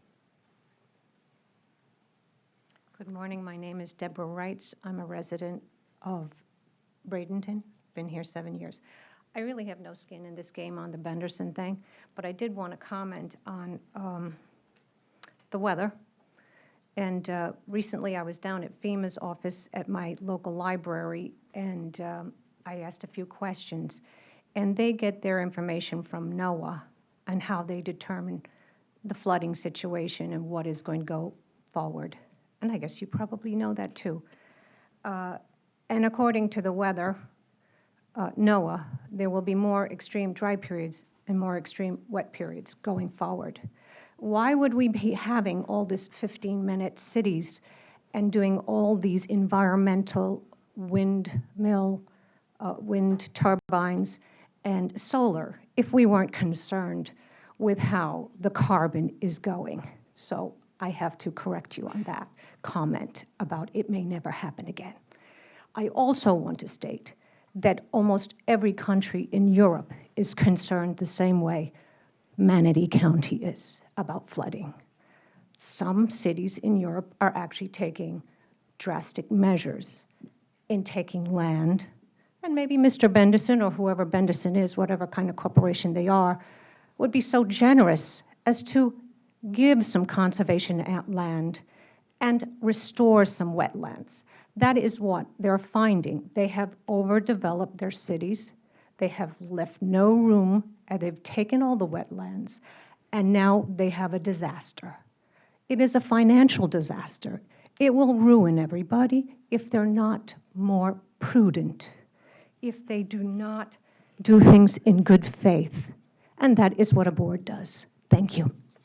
Thank you, ma'am. Anyone else like to come forward and give public comment on item 37? Is there anyone on the line that would like to give comment on on item 37? No hands raised for this item, Mr. Chair. Yes, sir. Please Good morning, Commissioners.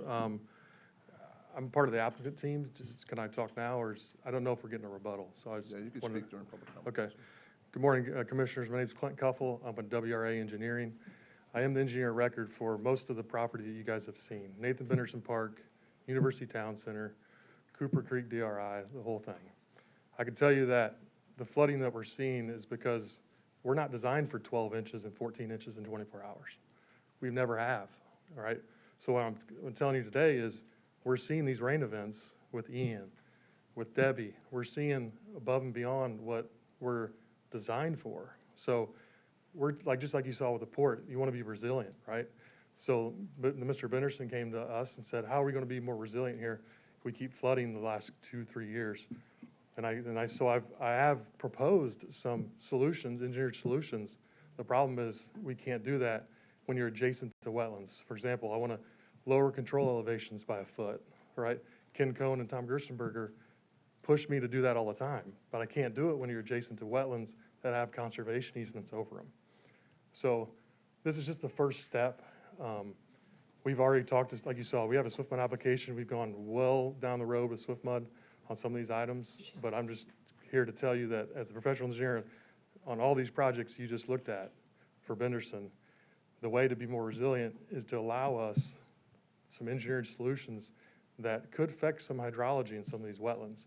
But we can't affect hydrology in some of these wetlands without getting the conservation easements released. That's the first step. And then we can present to you all as the county these solutions, and some of these wetlands may go from forested to herbaceous, because herbaceous can handle fluctuations of water much greater than forested wetlands. Forested wetlands, you get 1 foot to 18 inches of water up and down, or it'll kill the trees, right? So there is science, there's engineering solutions to this, but this is their first step. So I wanted to make sure that was on the record and you guys heard from me as the engineer record. Thank you. And I'm here for any questions. All right, is there anyone else like to come forward? The staff has closing comments. Yeah. The staff has closing comments Yes, if you. Staff, would you like to give some closing comments?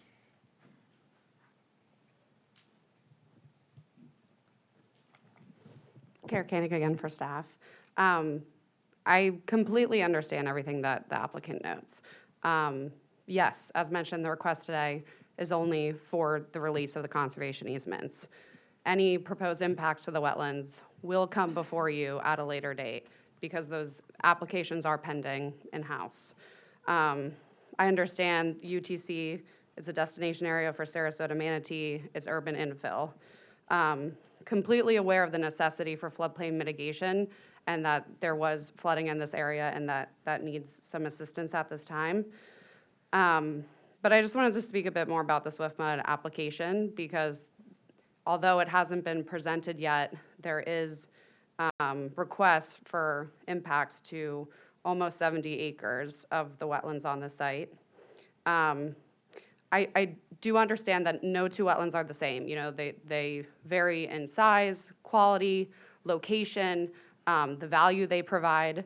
The main issue I have is with the wide breadth of the request. I know that there's some wetland mitigation areas, smaller isolated wetlands on site, that sure, yeah, maybe they need to be impacted so they can work on their floodplain compensation mitigation to, you know, prepare better for future storm events. But I did previously have a meeting with SwiftMud about this application and spoke to Cliff and Tasha from SwiftMud. And they said, you know, they went to Benderson and said, give me a full conceptual plan of everything you want to do on this site moving forward. And they did, the applicant did. And again, I know this isn't part of the request for release today, but this is the conceptual that was submitted to the state. And bring over the overhead. So, like I said, they are proposing to preserve the corridor and floodplain mitigation here. But the main issue I have is that release for easement A, which is over the 43 acres, that's this area, which is wetlands, wetland mitigation, enhancement for previous impacts. And right now with the conceptual, it's proposed for, it looks like multifamily. Again, this hasn't been submitted to the county. I just want to put in the record that this is potentially intent of what will come before us in the future. And I just wanted that to be, you know, for you to be aware as part of your legislative decision. All right. Any questions for staff? All right, seeing none. What do you think? Could we have just one point of clarification, Commissioners? Yeah. All right, applicant rebuttal, then we'll move on. Thank you, Commissioners. I just want to make one point of clarification. We filed this request in the spring of '23, shortly after the Hurricane Ian. That request for the conservation easement release came with an application to your staff at the same time for that project you just saw. In December of '23, this conservation easement release request was docket ready. It sat there for 11 months. Invest 90L and Tropical Storm Debbie changed our thinking about the area. It broadened it. We knew we had a problem and we were solving it. We have a bigger problem and we're working to solve it. That's what Clint was addressing. So the request into SwiftMud will give us flexibility and discretion to move something forward to you to make a decision. So there is nothing in front of you. I just want that to be very clear. This is an evolving thing that's only gotten worse for all of us. Thank you. Thank you, sir. All right. There is a motion on, is there any other for deliberation or discussion? Yes, I'm on the board, sir. Yes, sir. All right. Okay. So I would just say this, you know, I'm glad it didn't come to us all as one because that would have, for me, made it a a no. It would have made a much more difficult vote if it had been request for the release of the conservation easement and for the request to approve of the multifamily, but it's not. Like, this is kind of easy as far as I'm concerned. I mean, we have a flooding situation. We have an opportunity to release it so they can work with SwiftMud to resolve the flooding situation. He's going to come back for the request in the multifamily. Just vote no. I mean, it's not that hard. Like, allow him to do the flooding part and then just deny the multifamily when it comes forward. How easy is that? It just seems simple to me. We have flooding problems. We know we have flooding problems. Granted, as some of the residents said, are engineered solutions preferred? No. But this is urban, as staff pointed out. This is an urban area. There's not other land to add to this, to expand this wetland area in order to solve the problem. So that's not going to be the solution. It's pretty simple and straightforward. We see that. It's going to have to be an engineered solution. It's their dime. I mean, I think I'm going to vote to release it so that they can resolve the flooding issue. Future boards can determine multifamily. I think we all know how the multifamily vote is going to go anyway. So it just seems logical to me. Thank you, sir. All right. Commissioner Cruz, you look like you want to say something. No, I'm not gonna say it. It's just like, I get the vibes of let's just transmit to the state, we can decline it when it comes back kind of thing, which literally never works. I mean, approving this now and just declining the next thing doesn't work. I have to assume there's a better way. I'd like to, at the very least, talk to somebody about, I mean, there's no way the state's flat out saying, sorry, you can't fix your flooding without getting rid of this conservation easement. There's literally no solution other than approving something that's mixed, that's planned development, mixed use as an underlying zoning. Granted, the DRI is used up at stuff, but we've seen that a million times. It doesn't seem to stop anybody in the past. You know, it's just a matter of, we're saying, oh, it's definitely gonna get declined. No, it's not. Every 2 years, this board changes. Nothing's saying it's gonna get declined. Depends on who's sitting in your seat right now. Whether or not it gets declined depends on how somebody gets in that seat, whether or not it gets declined or not. I don't want to open up even that opportunity for that. I think it's a bad idea. I think there's got to be other solutions. There's got to be ways that can be worked on that allow for the flood mitigation to be done without opening up the can of worms of the potential for massive future development that'll be even more detrimental than what the repairs are. That's just, again, my opinion. I don't agree with it. That would be the will of that board. Mr. Chair, I move to approve. Yes, sir. There has been a motion moved by Commissioner Van Asperger, second by Commissioner Turner. If everyone at this time would cast their ballots.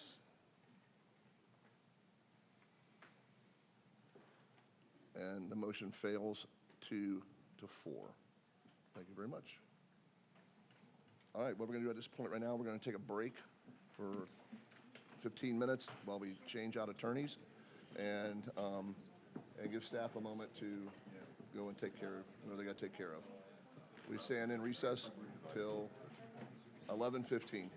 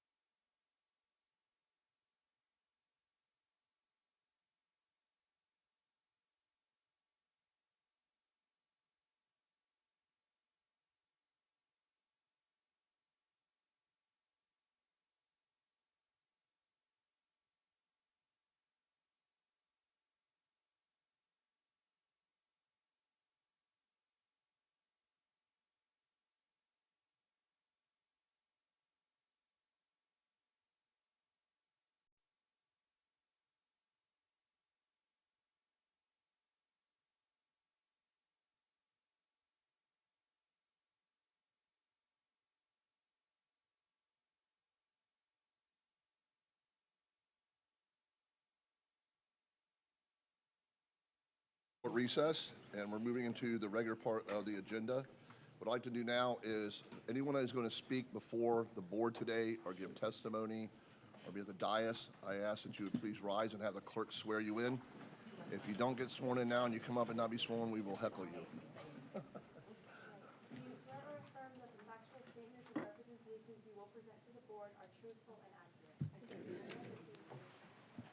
All right, thank you very much, Madam Clerk. This is a quasi-judicial item that is going to be opened together and then be voted on separately, so there are no call-ins allowed on this item. Ms. Knapp, can you read the item 43 and 44 into the record, please? Yes, item 43 is PA 2402, ordinance 2432, KMF Affordable. It's a privately initiated map and text amendment to the element 2 of the future land use of the comprehensive plan, amending approximately 18.3 acres of property generally located at the southwest corner of Prospect Road and Saunders Road, 63rd Avenue East, from residential 6 dwelling units per acre to residential 9 dwelling units per acre for a specific property development condition in the text development 2, policy 2.14.1.27, commonly known as D527. Regardless of any established land use equivalency matrix or density bonus, the project shall be limited to a maximum of 256 dwelling units and shall be developed for residential uses only. And the companion zoning ordinance is PDR 2404, same project name, and this is a rezone of the same 18.83 acres from agriculture, suburban, coastal plain area, coastal high hazard, and airport impact overlay to planned development residential zoning district, retaining the overlays. Approving a preliminary site plan for 256 multifamily units with at least 25% of those units being designated as affordable housing and subject to a proposed land use restriction agreement. All right, thank you, ma'am. Board, is there any ex parte communication? Seeing none, thank you. Applicant, you're up. Morning. Good morning, Mr. Chairman, Commissioners. For the record, I'm Scott Rudisil, and I am here on behalf of the applicant, which is Coulter Multifamily. All right, start by introducing the project team that we have here before you today. We have Esteban Perez here with Coulter. Clint Cuffle is our civil engineer with WRA, and then Michael Yates with Palm Traffic is our traffic engineer on the project. This is an affordable housing project. It has two components. The first is the request for a small-scale future land use map amendment from Res 6 to Res 9 with D5 limitations.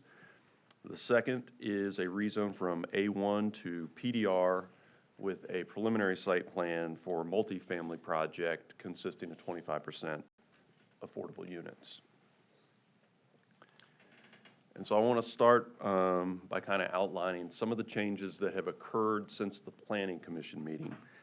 This project did receive a recommendation of approval for 312 units at the Planning Commission, but the applicant decided anyway to go back and make some changes in response to some of the comments, both from the neighboring residents as well as the planning commissioners.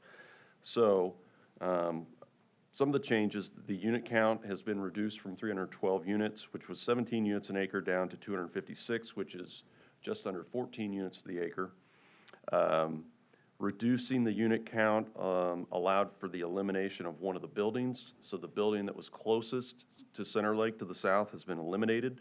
That setback to the south property line for the nearest residential building is now 203 feet. All the perimeter buildings on the project were converted from 4 stories to 3 stories. So when you see the site plan, there's 6 buildings. Only the 2 buildings interior to the project site are now 4 stories. The rest of them have been reduced to 3. And then additional floodplain storage has been added to the project above and beyond the needs of the project, which Clint will talk about a little bit later. All right, so this is the project site. It's approximately 18 acres, located at the southwest corner of Saunders Road and Prospect Road. This is an area that has a mixture of uses, primarily industrial and residential. It is an area that is close to employment opportunities. We have the expansion of the Sarasota Airport coming. It is close to public transportation. In fact, this project is building a transit shelter on site along Saunders Road. And I think you are all aware that Saunders Road is being widened, scheduled to commence at the beginning of 2025, from 2 lanes to 4 lanes. Here's a little closer version. Again, you can see the industrial uses to the west of this site, and residential uses to the east. This site sits right on the Pierce Canal, and it sits right on the border between these industrial uses and the residential uses. So the multifamily would provide for a good transition between these uses. And this is an aerial from 2006. I think this one is important to show because there has been some suggestion that this might be a greenfield site. This is not a greenfield site. This is a former dump for construction demolition debris. So there's 9+ feet of that lying under the ground here. I think we all know that that is not a good thing. And so that waste will be disposed of and remediated as part of this project. That is another benefit to this project and helps put this property back to a beneficial use. This is a map of the urban core. This project is not in the urban core, but it is directly adjacent to the urban core. And the reason that I put this up here for a couple reasons, the urban core may be a bit outdated at this point. It's probably something that the county ought to look at as to what the true urban core is of the county at this point. But the other reason to put it up here, you're all aware, if you're in the urban core, you have certain advantages, things like half dwelling units that can be added to projects and things like that. That is not available here. And so that is one of the reasons that we are coming forward with the request that's before you. Here's the future land use map. Again, current designation, Res 6. That blue box that you can see designates the activity node for this intersection with Saunders and Prospect. Again, the request is to go to Res 9, which we do think is a good transitional category here. But should be noted again, the unit count is being limited at this point to 256, which is a max of 14, just under 14 dwelling units to the acre, which is actually very close to what would be permitted under Res 6, which is 12 dwelling units to the acre. Here's your zoning map. Again, properties bordered by industrial zoning to the west, and then residential to the north and the east and the south. And so with that, I'm going to turn it over to Clint to get into the site plan and some of the stormwater.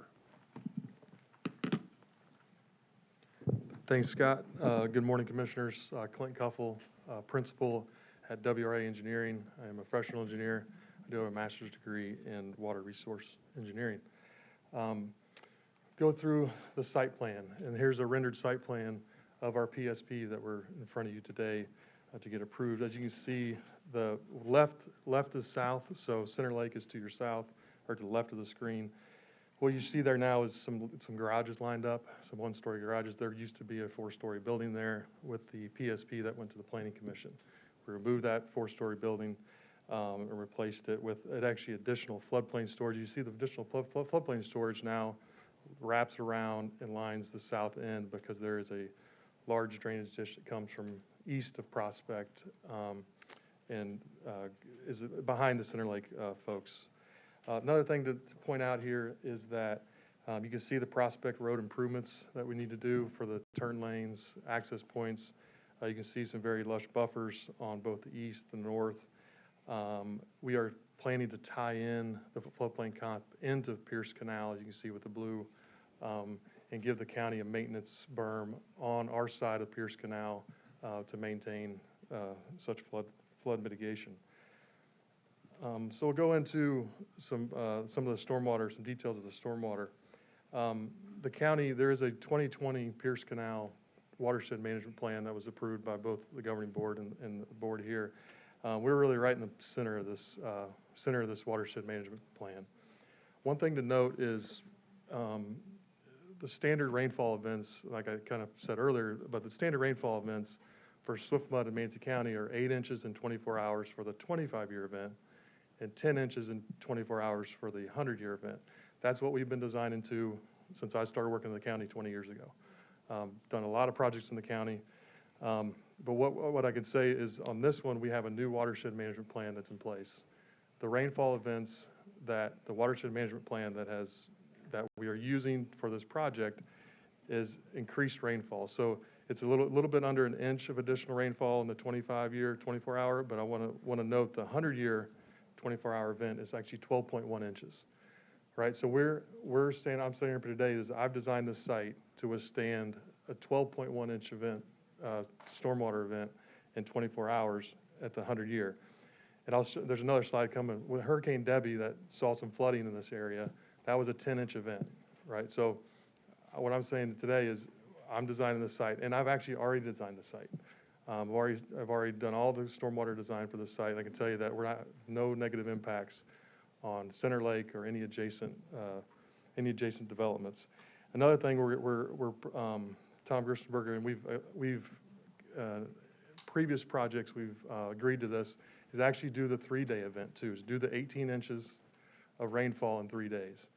One project we did that on is that Palmer project at Lockwood and Whitfield. I was the engineer of that project. We agreed to that. That did not flood in these events because we went to that extra step. If you use the old rainfall events, you're going to get some flooding because they're not designed for those old rainfall events. We're seeing these more and more rainfall events. And one thing to note is, you said NOAA. You know, earlier it was discussed that NOAA 14 is the new rainfall. Well, that's what we're using. That's what we're proposing to use in this is, the NOAA updates the rainfall intensity based on the previous 5 years of data, or previous years, I don't know if it's 5 years, previous years of data. So it's real time and analytical rainfall events, not just something we've been using for 40 years because it's not working. So that's kind of the summary of, and we'll get into some very detailed technical items here. Here's a shot of the stormwater model. Like I said before, we've already went through the whole design of this project because I didn't want to stand up in front of you guys today not having all these answers because we know there's flooding issues in Pierce Canal. The whole watershed. So here's the pre-development condition. Here's the model with the project within the model, and then I can go through some of the results. Granted, there's a lot of technical information here. There's a lot of numbers, but a couple things I want to point out is everything in the red boxes, which is all the nodes adjacent to the site, downstream, upstream, and Center Lake. We're showing with the 100-year storm event, which is that 12 inches in 24 hours, which you didn't get with Debbie. You got 10 inches in 24 hours. That I'm showing that we actually have a reduction. Granted, it's 100th of a foot, but it's a reduction in peak discharge or in peak height of the flood event. Also, we went ahead and did the 3-day event. That's the 18 inches, which is the second red box. And the summary of the Hurricane Debbie or Tropical Storm Debbie is the center table here is the rainfall that occurred. First one is at Tel Avas. Second one's at 63rd, which is Saunders. You can see it ranged from 8 to 10 inches up and down the watershed with Tropical Storm Debbie. And the bottom one is with this project, we are proposing we have to provide 50% reduction in peak discharge from our site. So our 18 acres, we have to analyze 18 acres to say it's 10 CFS coming off of it. In our post-development, we can only have 5.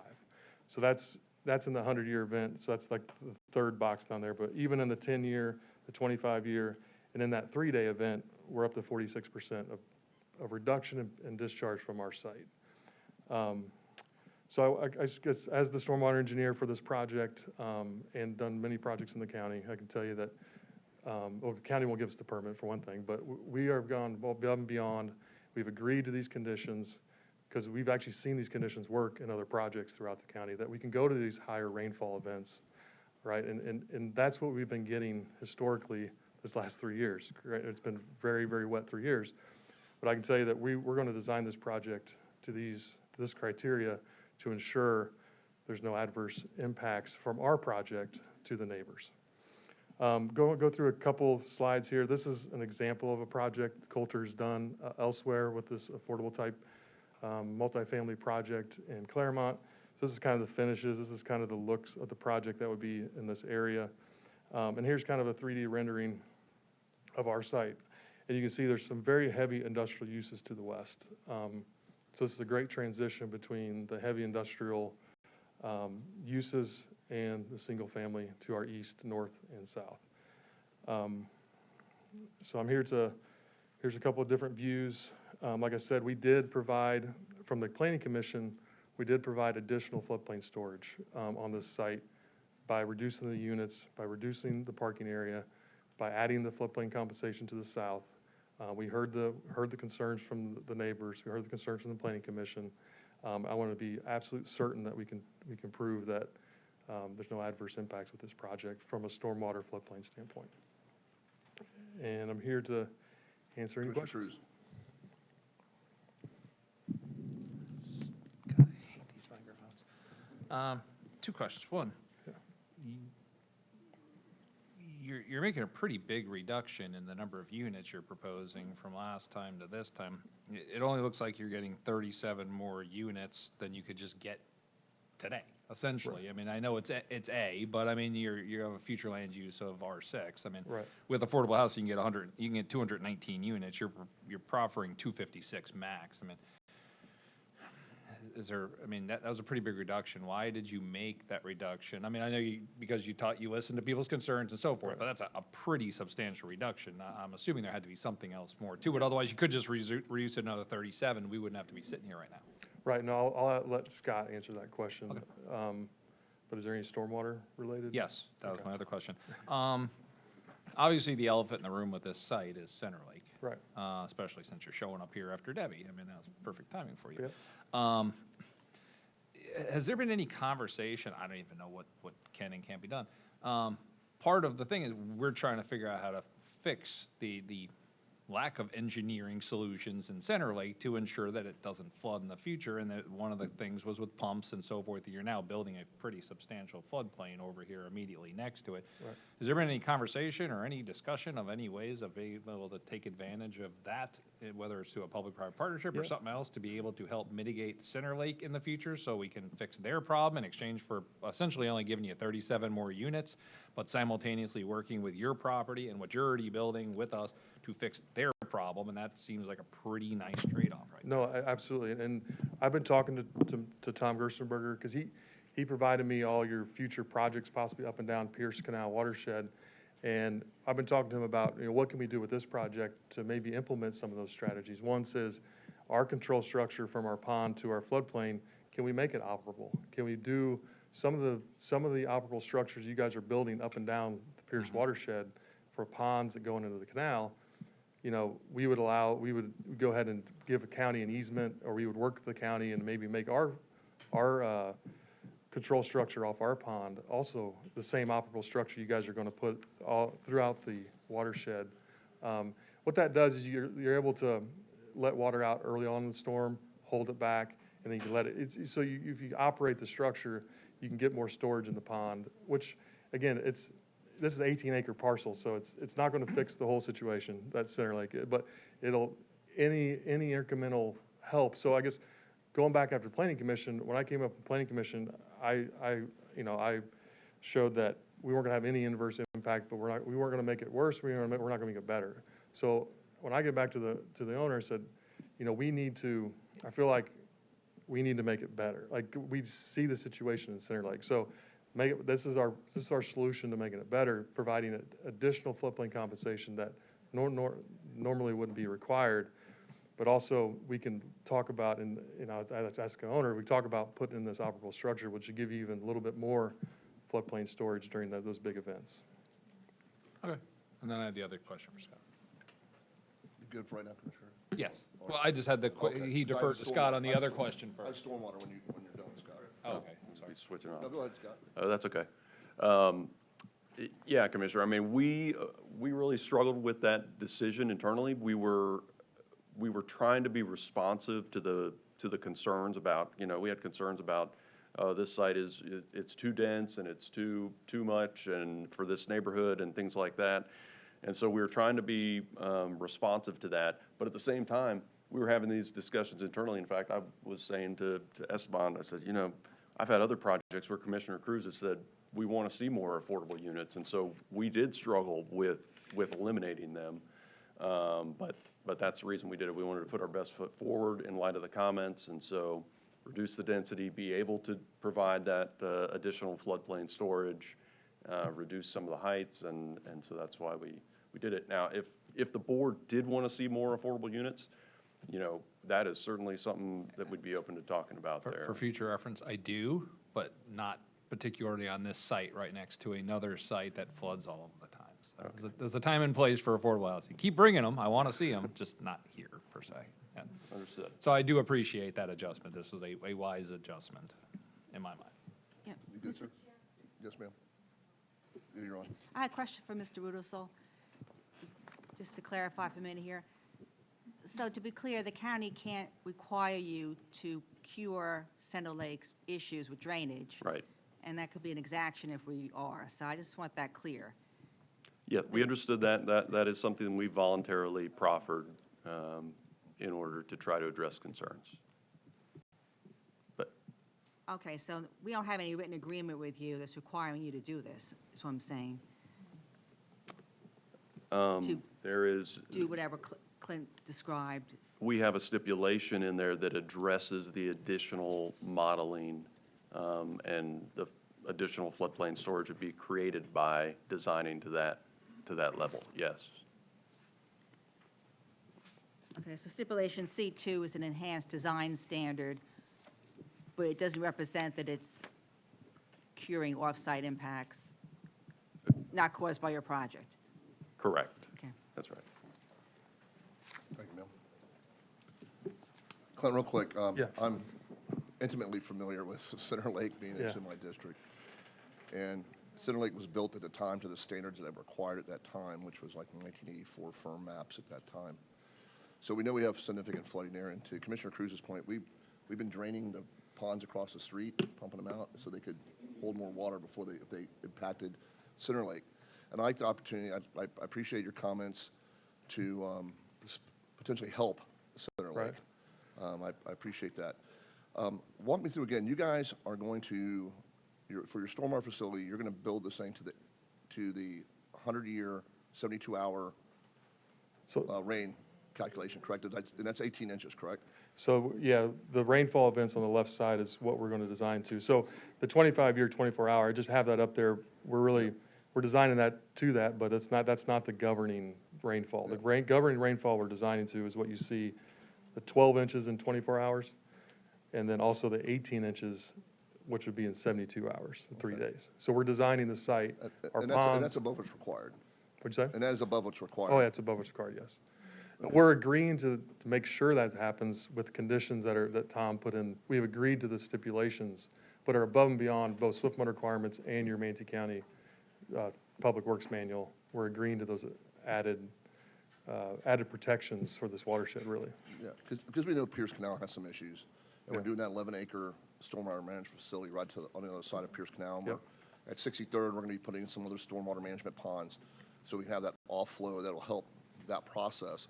But I just want to make sure that everyone understood that your floodplain management or your flood stormwater management is exceeding whatever is even required by even NOAA at this point. Well- You said NOAA is what, 14 inches? The NOAA, actually, that 12.1 inches, the 100-year and 24-hour, that's the recent NOAA. Okay. Based on these, actually, it's the rainfall event that went in your watershed model from NOAA. So we're using that. It's the one that's 18 inches, this 3-year 18-inch event, or the 3-day 18-inch event. That's the one that there's no NOAA data for that. That's just Tom saying, we've got a couple of those over the last 15 years. Yeah. Can you please analyze that too? And the first time we agreed to that was that Palmer project. Because we knew we had a lot of floodplain there. We had Rattlesnake Slough going through the middle of it, right? So we agreed, that was one of the, I was trying to get Tom comfortable with my design, and he said, can you agree to this? So we agreed to it, and now you see what's happened. It's worked. That design had worked. Okay. All right, thank you very much. Thank you.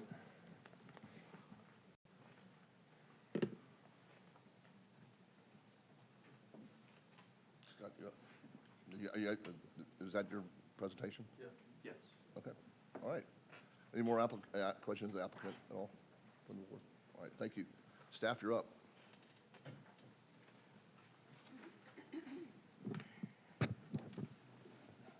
Good morning, Laura Gonzalez with Development Services Department, and I have been sworn.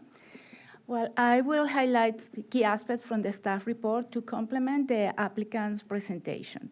So first, we have the regular slide showing the location of the subject site. There are 2 parcels with a total of 18 acres, the current future land use category, that is Reg 6, and the zoning, that is A1. So the first application is the comprehensive plan amendment. It's a privately initiated, a small-scale comprehensive plan amendment to change the future land use category from Reg 6 to Reg 9 with a maximum number of, a D5 provision that limits the maximum number of dwelling units to 256. Okay. So the first part is I would like to compare the range of potential uses between the existing Reg 6 and the requested Reg 9. They basically are the same uses with the addition of high-density cluster residential developments for the Reg 9 future land use category. Here we have the comparison of the density and intensity. For the Reg 6, the base density is 6 dwelling units per acre, but for affordable housing project and mixed-use project, the maximum density is 12. In the case of the Reg 9, the base density is 9, and the maximum is 20 when density bonus applies. For the intensity, is the same situation. There are no changes. They are of base is 0.35 with a maximum of 1 when the property meets commercial locational criteria. That is the case of this property. The second table shows the most intense use scenario, and we have here that for the existing Reg 6, the maximum number of dwelling units when applies the affordable housing density bonus is 219. And for the proposed Reg 9 is 366. There is an increment of 75%. There are no changes in the square feet for non-residential entitlements. The D5 provision limits the number of dwelling units to 256. That is 14 dwelling units per acre. That is very close to the maximum 12 dwelling units per acre in the existing Reg 6 when density bonus apply. We have seen that there is an important effort from the applicant to reduce the density, but it's still high compared to the surrounding areas. Let's go to the positive aspect. It's an infill development that limits urban sprawl, and the site is also west of the future development area boundary that is where the public utilities are available. The expansion of 60th Avenue East will improve the transportation conditions in the area and will support additional growth. And as the applicant has mentioned, the project has an affordable housing component that will reduce the cost of the housing for moderate income individuals. Negative aspect, as I mentioned, the resulting density is still higher compared to the surrounding residential subdivisions, and it could lead to have taller buildings with a potential increase in noise levels, lighting spillover, and privacy concern for adjacent single-family areas. The site is also within an urban built environment, and future comprehensive plan amendments are unlikely, so probably the Reg 9 would remain isolated. As a mitigator factor, the applicant proposed a D5 provision with a maximum of 256 dwelling units, and a detailed analysis of capacity will be required at time of the future development. Also, they have to comply with the policy 2.6.1.1 that requires to apply buffering, landscaping, and other design techniques to mitigate the potential incompatibilities with the surrounding residential areas. Okay, let's go to the rezoning. That is a request to rezone from A1 to PDR, retaining the overlay districts. Approve a preliminary site plan with, we already know, 256 multifamily units, 25% of which will be designated as affordable housing. I want to clarify that we need to update page 3 of the staff report that still mentions 319 dwelling units. It's 256. Okay, as I mentioned, the request still retains the existing overlays that require specific standard and requirements on the development. The coastal planning area, for example, requires that the open space, instead of being 25% in residential developments, will be 35%. For the coastal high hazard area, as we can see that there is a really small part of the property that is within the coastal high hazard area, the density bonus cannot be applied to this portion. And the applicant shall submit a topographic survey to determine the exact dimensions of the coastal high hazard area. Regarding the airport overlays, the airport authorities provided a no objection to this project. Well, this is what I said. Here we have the preliminary site plan, and the gray buildings are those that have 4 stories. And as you can see, they are oriented internally, so it helps to mitigate the impact on surrounding residential communities. There are 2 access from Prospect Road, and we have also, the applicant has presented the preliminary site plan. There is one specific approval to allow the relocation of 15-foot greenbelt buffer from the west property line to the east side of the proposed floodplain compensation area. And positive aspect, well, is an affordable housing project that has a positive impact in the county. The location provides convenient access to employment centers and commercial areas. This is an area that there are public facilities available. The proposed open space exceeds code requirement. By the way, it's 39%, not 36%. Negative aspects are basically those that we discussed in the previous application and the complaint amendment. But in this case, as we see in the preliminary site plan, there are design elements that helps to mitigate the impact of the proposed buildings compared to the residential areas around. And in addition to the required landscape buffers and setbacks. The final site plan shall comply also with the outdoor lighting requirements of the Land Development Code. In this, I would say that the main concern is that the site is located in a flood-prone area, but as the applicant has commented and explained, they have increased the capacity, the storage capacity, and this will benefit for the area.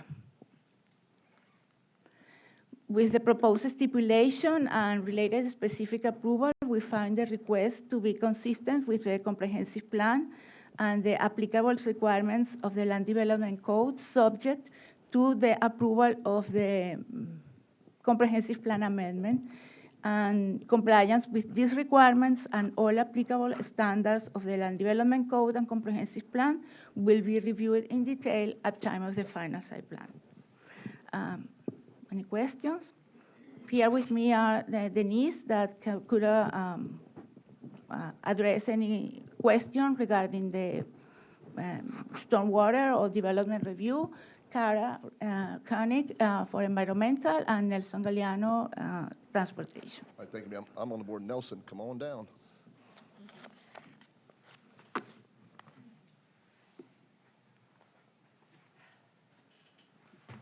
I just got some quick questions. We know the widening on 63rd is going to take place, and it's going to take place probably the beginning of next year, correct? Yes, sir. With that widening, what do we anticipate the time for completion from the widening of basically from Tuttle to 301 to take place? Do we have an idea of how long it's going to take? Yes, December 26. Okay, so beginning of 25 and be done into 26? Yes, sir. Okay. All right, thank you. Are we going to have a signalized light at Prospect and 63rd, or is it the next? I'm trying to figure out where we're going to put that signalized light at. Because I know that it's slated for a signalized light, but I'm not sure if it's at Prospect and 63rd or. The traffic signal we have Or for are we going to do it at Tuttle or? Yes, sir. Okay, Nelson Galliano, transportation planning, I have been served. The traffic signal, yes, the traffic signal, okay, with the widening of Prospect, it comes the traffic signal on Tuttle. That is an important item. The project will be, sorry, the traffic signal on 67 and 33rd is scheduled also as part of this. Okay, so there'll be one at Tuttle, then there'll be one at 33rd. Yes, sir. Okay, and this will, and Prospect and 63rd will just be continued four-way stop. Yes, sir. Okay, all right. That's it, thank you. That's all my questions. Thank you, sir. Anybody else have any questions?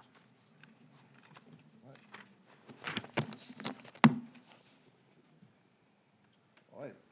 What we're going to do at this point in the meeting is we will bring up public comment on this item, and anyone like to speak. I have people for item 44, so you can come up and speak now to both items. I got people signed up. Yeah. So first up, Lisa McCoy. She's not here? She's not here. Oh, not speaking? Okay. The next person is Steve Sneller. Come on up, sir. State your name, county residence, and you have 3 minutes. Hello, my name is Steve Sneller. I'm a proud resident of Manatee County, and I have been duly sworn. Good to see you all. First, we're members of the Reamar community, residing near the site of the proposed KMF affordable housing development on Prospect Road, and we want to express our concerns with the current proposal. It was good to see some changes today, so thank you for that. Recent flooding at Center Lake is a concern that can't be overlooked. Our neighbors have experienced devastating flooding in 2017 and again with Debbie in August. 100% of the Center Lake residents had water inside their homes. We understand the engineering teams have confirmed the proposed development meets compliance for watershed and et cetera. Unfortunately, there are no improvements that will occur with the new development, leaving potentially even higher risk for Center Lake. Our communities truly appreciate the efforts to lower the retention ponds before Milton came through. That made a huge difference. But Center Lake residents need long-term solutions.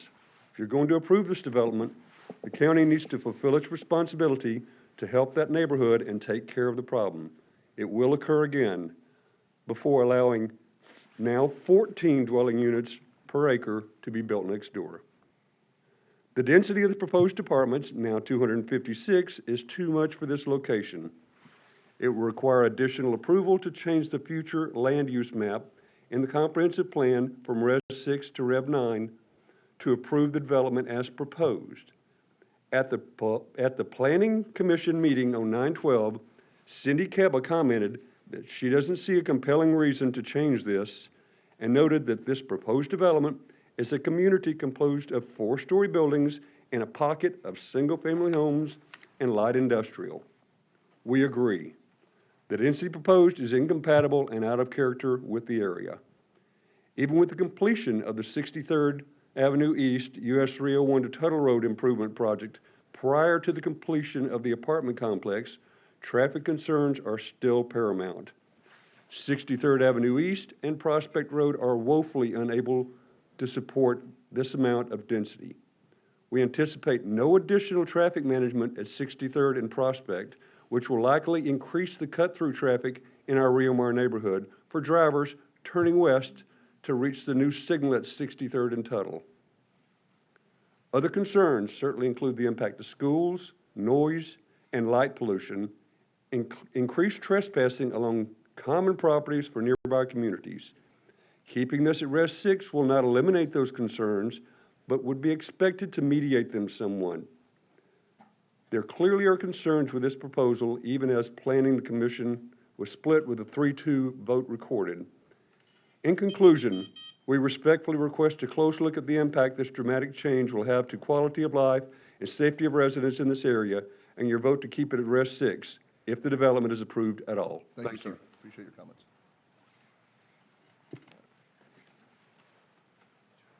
Up next is Laura Aiken.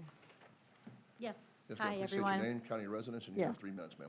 Laura Aiken, resident of Manatee County. I want to acknowledge that some of the information we heard this morning is not going to be included in the presentation that we would like to share with you guys. This presentation is a PowerPoint. So, I'm sorry? Ma'am, you're going to give a PowerPoint presentation? Yes, Do you, they have it. They have it. Okay, you have it? Yes, they have it.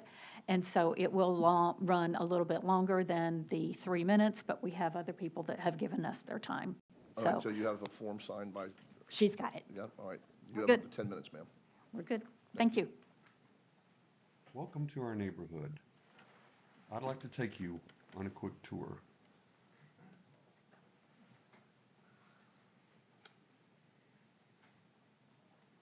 You've read reports, seen graphics, heard from the engineers, but that doesn't tell the whole story.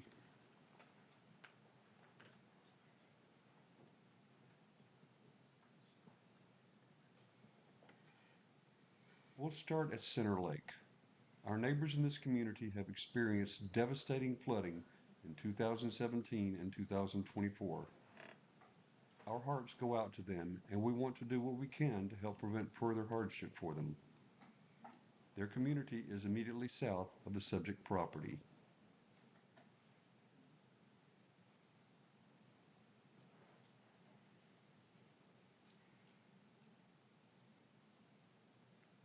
The next several images are other communities in close proximity to the proposed development. Note that these are, by far, single-family homes of 1 or 2 stories.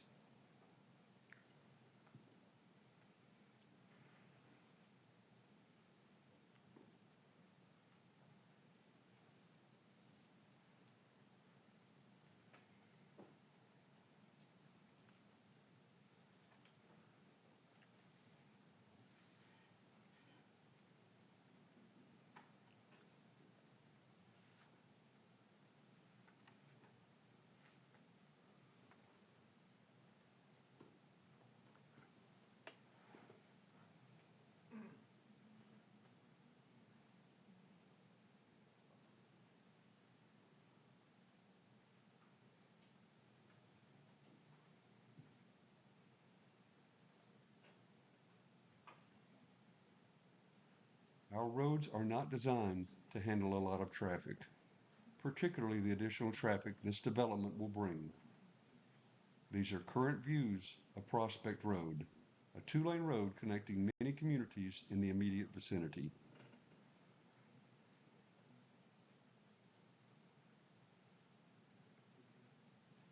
There are road projects underway, but they do not include improvements at the intersection of Prospect Road and 63rd Avenue East.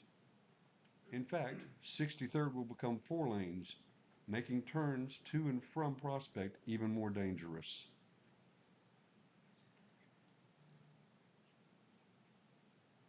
Rio Mar residents are concerned that drivers who want to head west on 63rd Avenue from the apartments will elect to cut through our community on 65th Avenue to reach Tuttle, where they will have a traffic signal.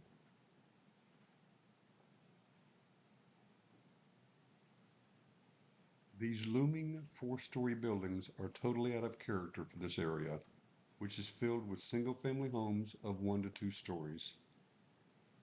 For perspective, Imagine you live in a single-story home. Next to you is a two-story home, and it's approximately 25 feet tall. Now picture that home being twice that height. Its occupants will be looking across and down onto your private property. For those immediately nearby the development, privacy will clearly be impacted. And for those who choose to buy their homes with western exposures to enjoy the sunsets, that will be blocked.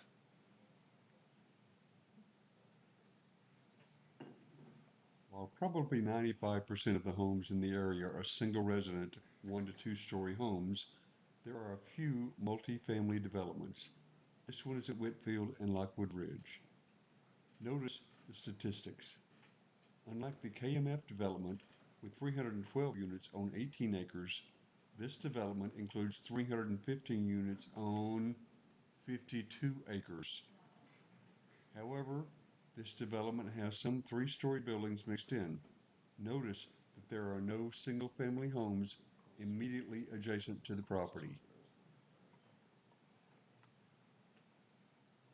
In this map, the KMF development is shown in blue.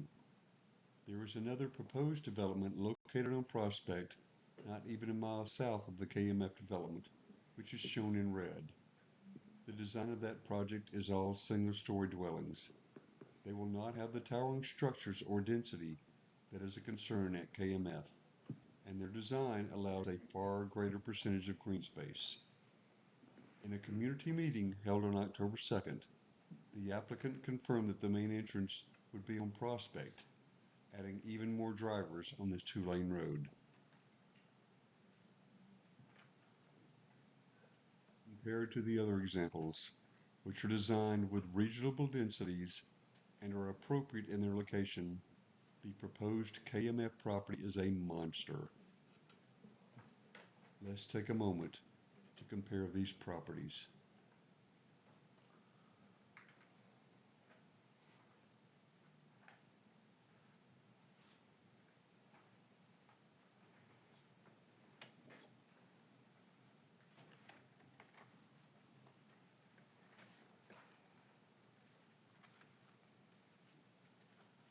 Again, this is a community of single-family homes, and the size and density of the KMF project is simply not a good fit for this area.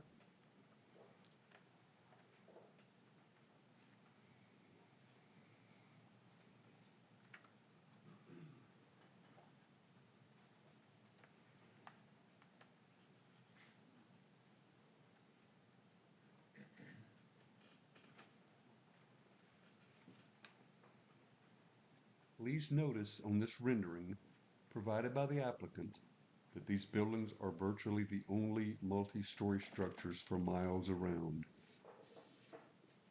As proposed, this development is simply incompatible for this area. Please consider the concerns expressed by many other speakers today and prior input submitted on the project. Please do not approve this as a Res 9 if the development is approved at all.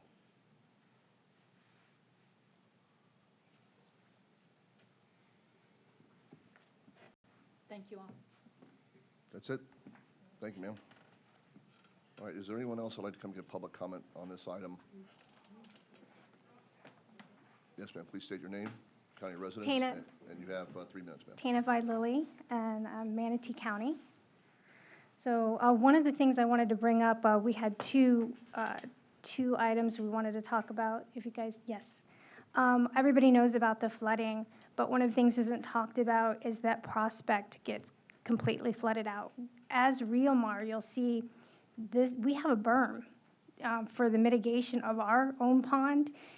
Center Lakes Lake and Pierce Canal flooded all the way past Prospect. Here's the school bus stop sign over into our lakes, and they merged. Of course, that's why they were mitigating to pump the lakes out.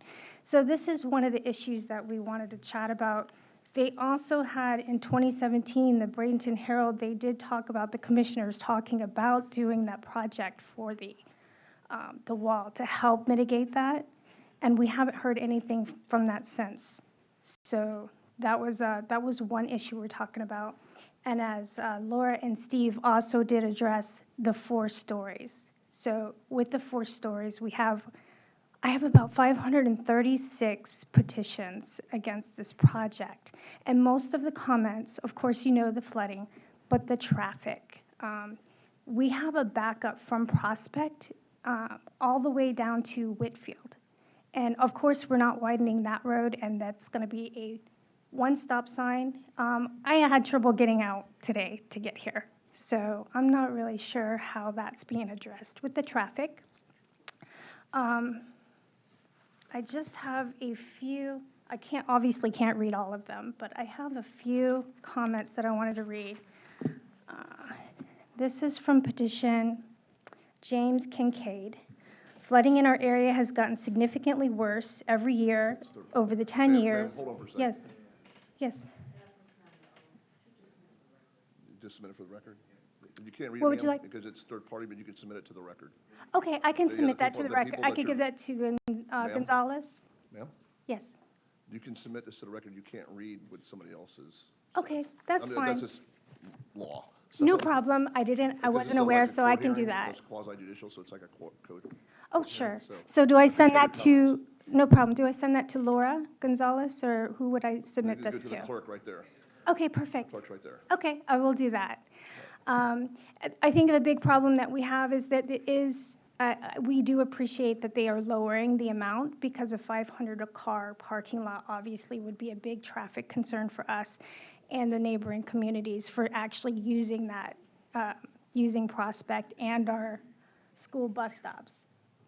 So that's what I have, and then I'll submit these to her Yeah, over everything here. you put up there, you need to get to the clerk. I And will. She'll give it back to you, but you Oh, no, it's fine. She can keep it. Thank you very much, and All right, that's thank what I you, had ma'am. to say. Thank you. All right, is there anyone else like to come forward and speak on this matter? Please state your name and your George Vaz. residence. You have 3 minutes, sir. George Vazios. And we've been in, it's one of several things. We've been in talk, I was in talk with Chad Butzo with the draining of our reserves at Riamar, or our ponds at Riamar, to help mitigate a lot of the flooding that happens at Center Lake. It helped a lot, but it's all just like a Band-Aid, just as he said. Rather than, let me give you guys some.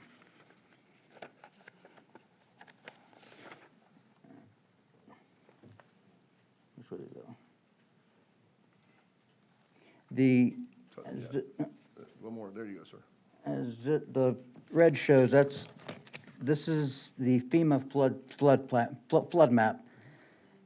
Like dropping a pebble in a bucket, you put something that large into that area, what's it gonna do to the rest? It's gonna raise the level. So Riamar is actually right there. Center Lakes is right there, and that's the proposed. All the infill, all the things that they're planning on doing is gonna bring the land up. Pebble in a bucket raises the level for everybody else in the community. Even our lakes drained to the almost empty, it's not gonna cover for that. We need an answer of something. It's not, whatever we're doing is not right. Now let's pivot and go over to traffic. Looking at the proposed pictures of that development, they have both exits, 500 cars, maybe 350, coming out of 2 exits during rush hour onto a 2-lane road. How bad of planning can that possibly be? They have to have 2 exits by law, and I guess they can't have one on 63rd for some reason, but they put both on Prospect on a 2-lane road, and that's right by our back exit to our community. So everybody's they're not gonna go to that stop sign. They're gonna cut right through our community during rush hour. Our kids are walking to bus stops. There's a lot of things happening in the morning. The last thing we need, people are late for work, flying through our community, and this Prospect is 2 lanes all the way down to the stop sign.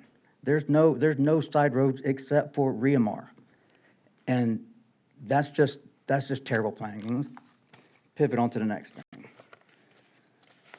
Need. We hear a lot of affordable housing. Hear a lot of need. Hear a lot of we got to build. Florida is 31.8% down from the national average on, or up from national average on vacancies. So they're 31%, 31.8% higher than the national average for vacancies. The need is not as imperative as it seems it is. All right, thank you, sir. We appreciate your comments. Thank you. Where's, where's her? And you have to give all that, everything that you just put up there, you have to give to the clerk. She'll give it back to you if you want it back.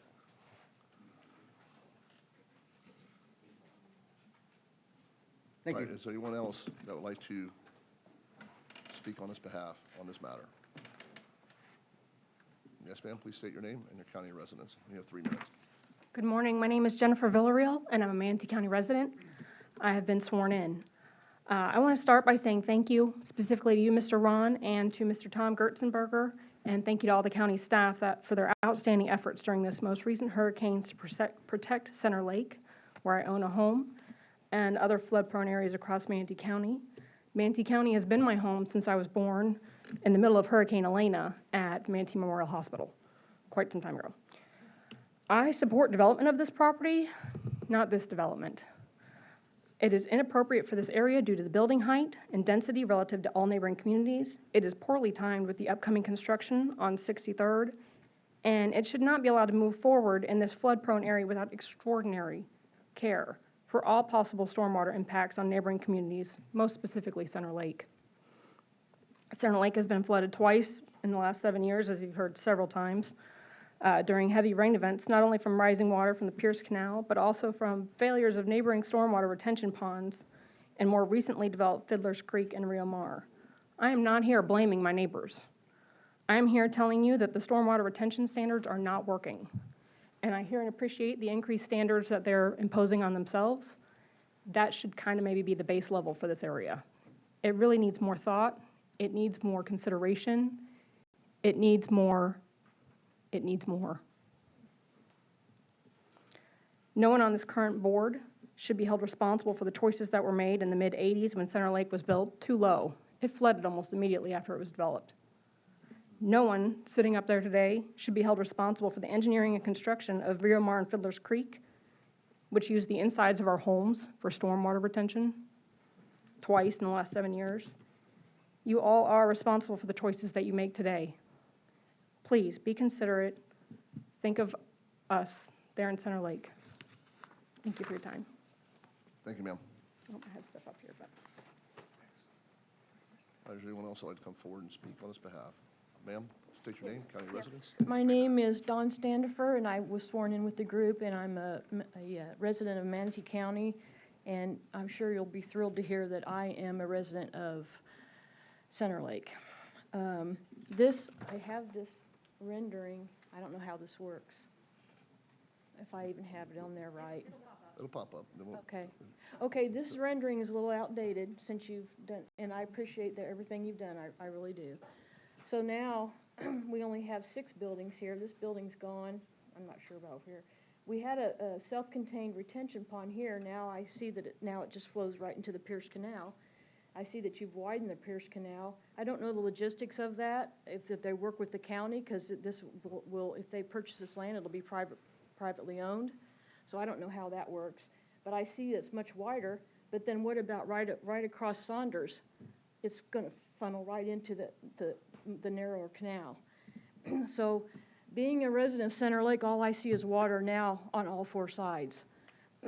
This retention pond, even though it's going to flow into the canal, which clearly everybody in this room knows already has a problem. It can't handle everything that currently exists, let alone a huge project like that.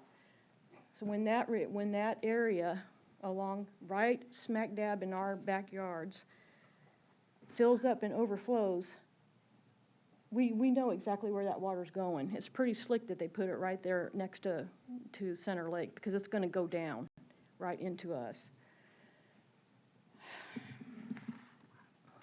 It's upsetting. Okay, now I did want to say one more thing before I forget. Michael Ron, is that how I pronounce your name? Okay, I'll have to admit, I wasn't sure who our current county commissioner was, so I had to look you up, and of course I don't know you. And I was hoping that you would be somebody that would support existing communities. And we're a small, older community with only 66 homes, but we're all hardworking people. We love our homes, we love our neighbors, and we love the community. So I wanted to find out a little bit more about you to see if you were going to be on our side, protect us and go to bat for us, or if your loyalties might lie elsewhere. And this is what I found. Mike serves on the Manatee County Planning Commission. Ma'am, this has nothing to do with the item, ma'am. We're only speaking on the item. If you'd like to Okay. call me, I'd be more than happy to sit down and talk with you. or we can Okay, talk after the okay, meeting. I didn't mean to do anything wrong. I No, didn't you know didn't, that, ma'am, but okay. it's just that this is a court But it hearing, was, basically. okay, but okay, I understand. I wasn't trying to attack you personally. I was just concerned when I saw the, where your loyalties may lie elsewhere. And it was, Ma'am, we need to speak to the item, ma'am. Thank you. If you, Okay. I'd be more than happy to meet with you anytime. okay, Yes, all ma'am. right. I apologize. No, ma'am, you're fine. I I'd be hate, more than I happy to meet hate. with you anytime. I'll give you some time back, though. Oh, thank you. I just want to say something on a personal note so that you know that we're real people with real lives, jobs, families. So I'm going to go real personal, and it doesn't have anything to do with this development. But my husband is very ill with cancer. It's very aggressive, and it's now gone to his brain. We just, this summer, put all new hardy board on our home, resurfaced our entire in-ground pool, and we were sitting out there, and my husband says, "We are so blessed. We finally made it. We finally have everything really nice, and now I can rest and I can enjoy the time I have left." 5 weeks later, Debbie came through, and that was all gone. So we are living with my son in Northport now. So, it's a lot to deal with, and it's devastating. And I know there's a lot of people suffering now from these last 2 storms, and I really do understand it, because my 83-year-old mother, house on Longboat Key, was totally devastated. And it's Yes, ma'am, I need you to hurry up. Oh, I'm so sorry. Thank you. No problem. I Just- just want you to know that we're people, and Yes, we ma'am. have feelings. And Yes, ma'am. I just hope that you'll consider that and put us before new communities. Just look at the existing communities and just know that we do love Manatee County, and we very much appreciate what you did ahead of the storms. But we do need a more permanent solution. All right, thank Okay. you, ma'am. Do I give this to her? Yes, ma'am, she'll get back to you. All right, I'm Do you want it sorry, back? I got emotional. Okay, no, you're fine, ma'am. Thank you very much for coming this morning. Yes, sir, please state your name and county of residence. You have 3 minutes. Good afternoon, Mr. Chair and committee. My name is Eric Condra, and I've been sworn in. I am a 25-year Manatee County resident, have lived in the Regal Oaks community 21 of those 25 years, and actually was a renter down on the other side of Prospect Road down in Televas for the first 4 years of my tenure here. I'm not going to reiterate everything that was already presented to us. We know I'm just here as a support for my community. Unfortunately, a little late to the game. I found out about this once the zoning was reapproved. And I would just like to say that it is really a square peg in a round hole, as everybody's already alluded to. This is just too large a development in such a neighborhood of 1,000 approximately single-family homes. You have the light industrial on the other side, that's fine, but it's nicely divided by the Pierce Canal. Obviously, we have all our concerns about the Pierce Canal and its flooding. And unfortunately for me, my property abuts almost the Pierce Canal, not quite, but there's only a separation of some retention pond that I worry about. So my concerns are flooding, traffic, and density. We are at 1.8 in my neighborhood in density, and to jump up to 4.5 in that area with the height, I think it's just, doesn't fit. So I'd ask you to please consider that, and thank you for your service and looking out for the community. Appreciate it. Thank you, sir. Appreciate your comments. All right, what we'd like to do is if there's more people, come up, sir. I mean, what we'd like to do too is that we need to break here in a minute. But sir, please come make your comments. Well, I'd like to break at 12:30, but sir, please you come and give your comments, because we do have staff that needs to get to lunch and take a break. So what we're going to do is, if there's any more people out there that want to make public comment, can you please raise your hand? All right. We'll finish public comment, we'll do a finished public comment, and then we'll take a break. All right, so you're up. Name, county residence, and you have 3 minutes. My name is James Jarupan, Bradenton, Florida. I have sworn. Okay, we're talking about today you come in for the building, for the flooding, for the traffic. I want to speak about life of maybe 300 people. Let me see. Let me tell you what is this. This is something. Sir, can you please speak in the microphone? We can't hear you if you walk away from the mic. So. Okay, this is they will build here. So a lot of them have the affordable housing. So we have enough. We come back to here that nobody ever talked before. You see this thing?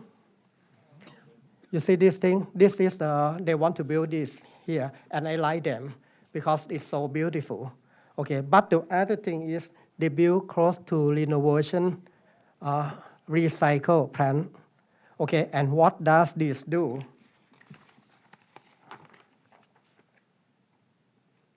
Renewable resource solution, we buy scrap metal. So they will have noise all day because of something like this. They claim they have 1.5 million ton, 1.5 ton a day, a month, something like that. So they allow 75,000 pounds a day that they need to scrap. They need to put everything on, and they direct to this building. So the noise pollution is the first one. The second thing is the air pollution. So you see this is about 2-story high. And the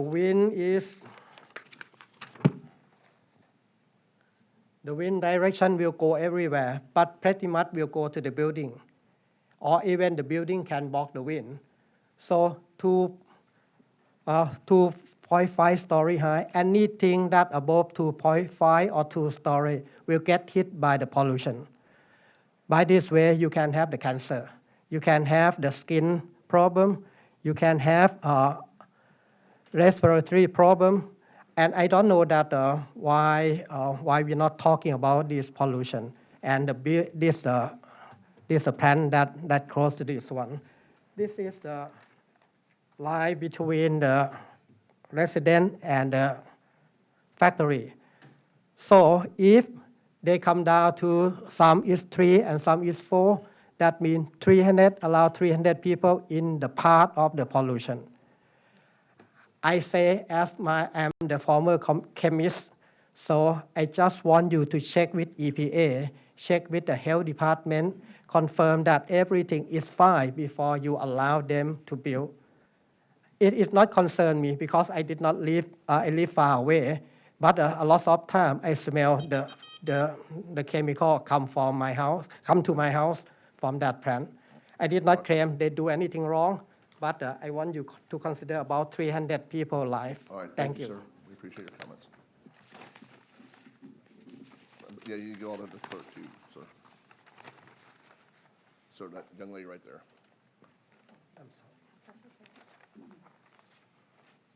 Yes, ma'am. Hello, I'm Janine Kleiber, Manatee County resident. Thank you, ma'am. Thank you so much for allowing us to present our comments to you.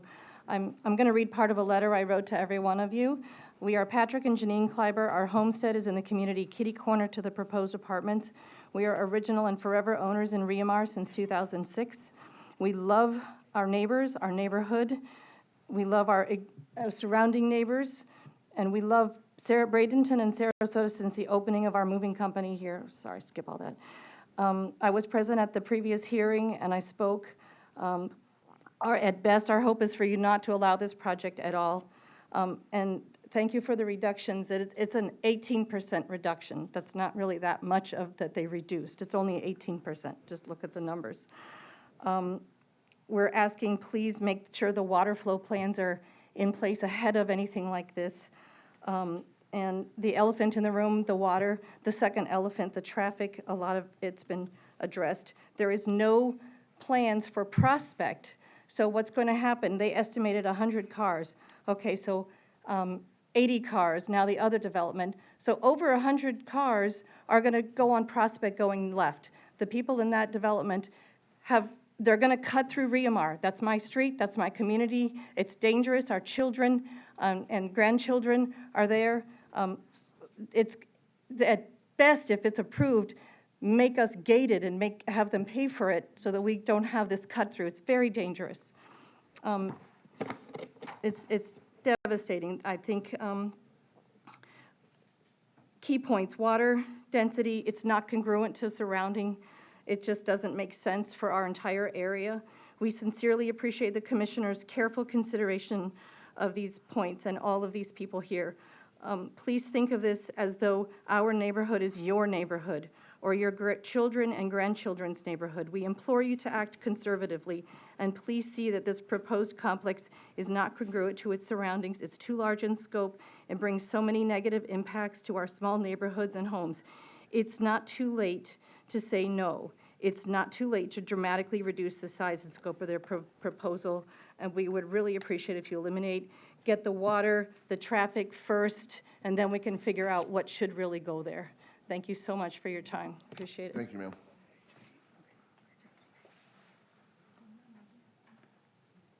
I don't have to tell you the rules.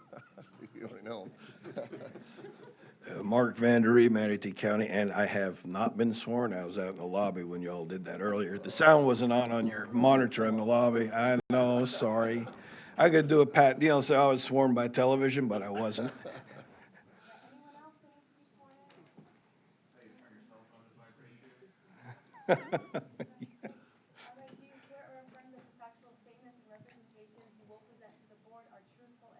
Yes. Okay, yeah, I'll try to make this quick as I can. A couple things I'd like to know from the engineering is, their modeling, did they use the mean high water, or did they account for king tides when considering how much drainage they'd be able to get from that canal that's adjacent to this property? And I think that's important to do, or to acknowledge. Also, the fact of flooding is something to do with everything upstream, not just the downstream, not just the water retention ponds and so forth in the immediate area, but everything upstream. That's where the water's coming from as well. It's coming from both directions. You've got incoming tide. I know some of your staff don't believe that water flows uphill, but we are a coastal community and water flows uphill twice a day. It's called tide. It happens. When you have a king tide, it can be as much as 3 to 4 feet. And that's basically putting a big plug at the end of this canal that's supposed to be draining the inland waters. All right? Now, also, I don't think the staff in the county is considering the cut-through traffic as much as it is a concern throughout with all these subdivisions going in. It's happened in my own area out in East County. We're surrounded by new subdivisions, and it was downplayed how much cut-through traffic there would be to avoid congestion points. Well, I can tell you, we have had thousands of extra cars, trips cutting through new subdivisions to avoid traffic from old subdivisions, cutting through new subdivision roads into our community to avoid worse traffic jams that they would normally were expected to go down these other roads. So that has to be accounted for and considered and fixed before you allow this type of a development. And last but not least, again, you need to redo a regional hydrologic study for the whole area to find out what's going on. And I submit to you, there's been enough water damage and hurricane damage for existing structures.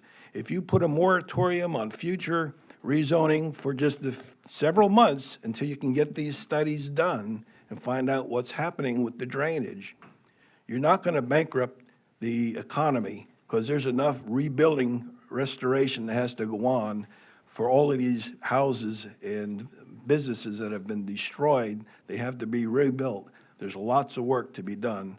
And while that's going on, you can go ahead and get this hydrologic study done once and for all. Thank you. Thank you, sir. All right, so what we're going to do now is it's at the 12:30 hour. We're going to go ahead and break for about an hour and 10 minutes for lunch. So what we'd like to do is be back here at 1:40. Sounds about right. All right, so we are at recess until 1:40.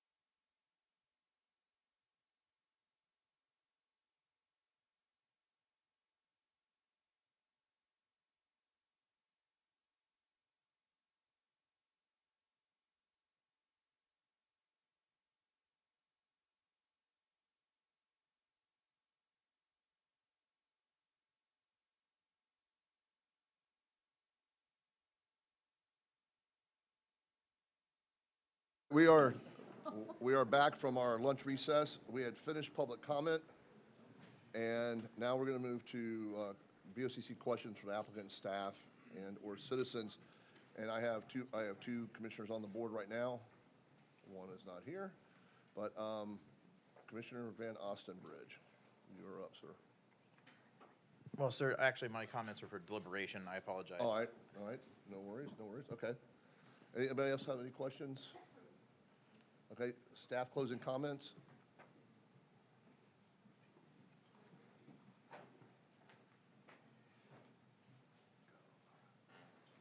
Good afternoon, Laura Gonzalez with Development Services, and I have been sworn. I just want to add that as I mentioned in my presentation, the Land Development Code requires roadway buffers and greenbelt buffers along the perimeter of this property, and the project complies with these requirements, and as well as they are proposing setbacks that will help to mitigate the impact of the tall buildings on the adjacent community of single-family residentials. Also, they are using design elements as for example, the floodplain compensation area will provide additional separation to the west property line.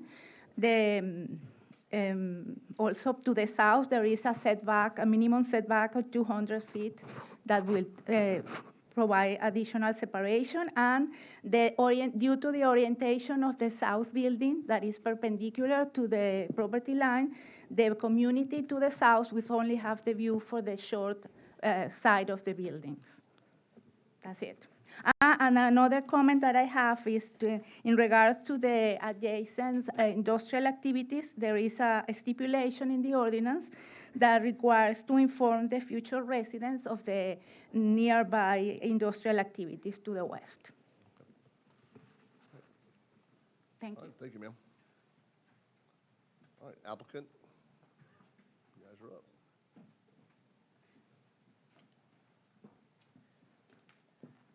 Good afternoon.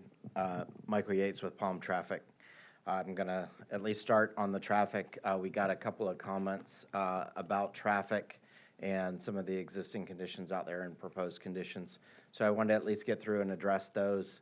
From a capacity standpoint, as part of the review process, we did a TIA, which was reviewed and accepted by staff. Prospect Road operates at about half of the capacity using the existing traffic, the vested traffic, and the project traffic. So there is plenty of capacity on Prospect Road, very similar to Saunders. Once the improvements are done, it is going to be about half the capacity of the roadway.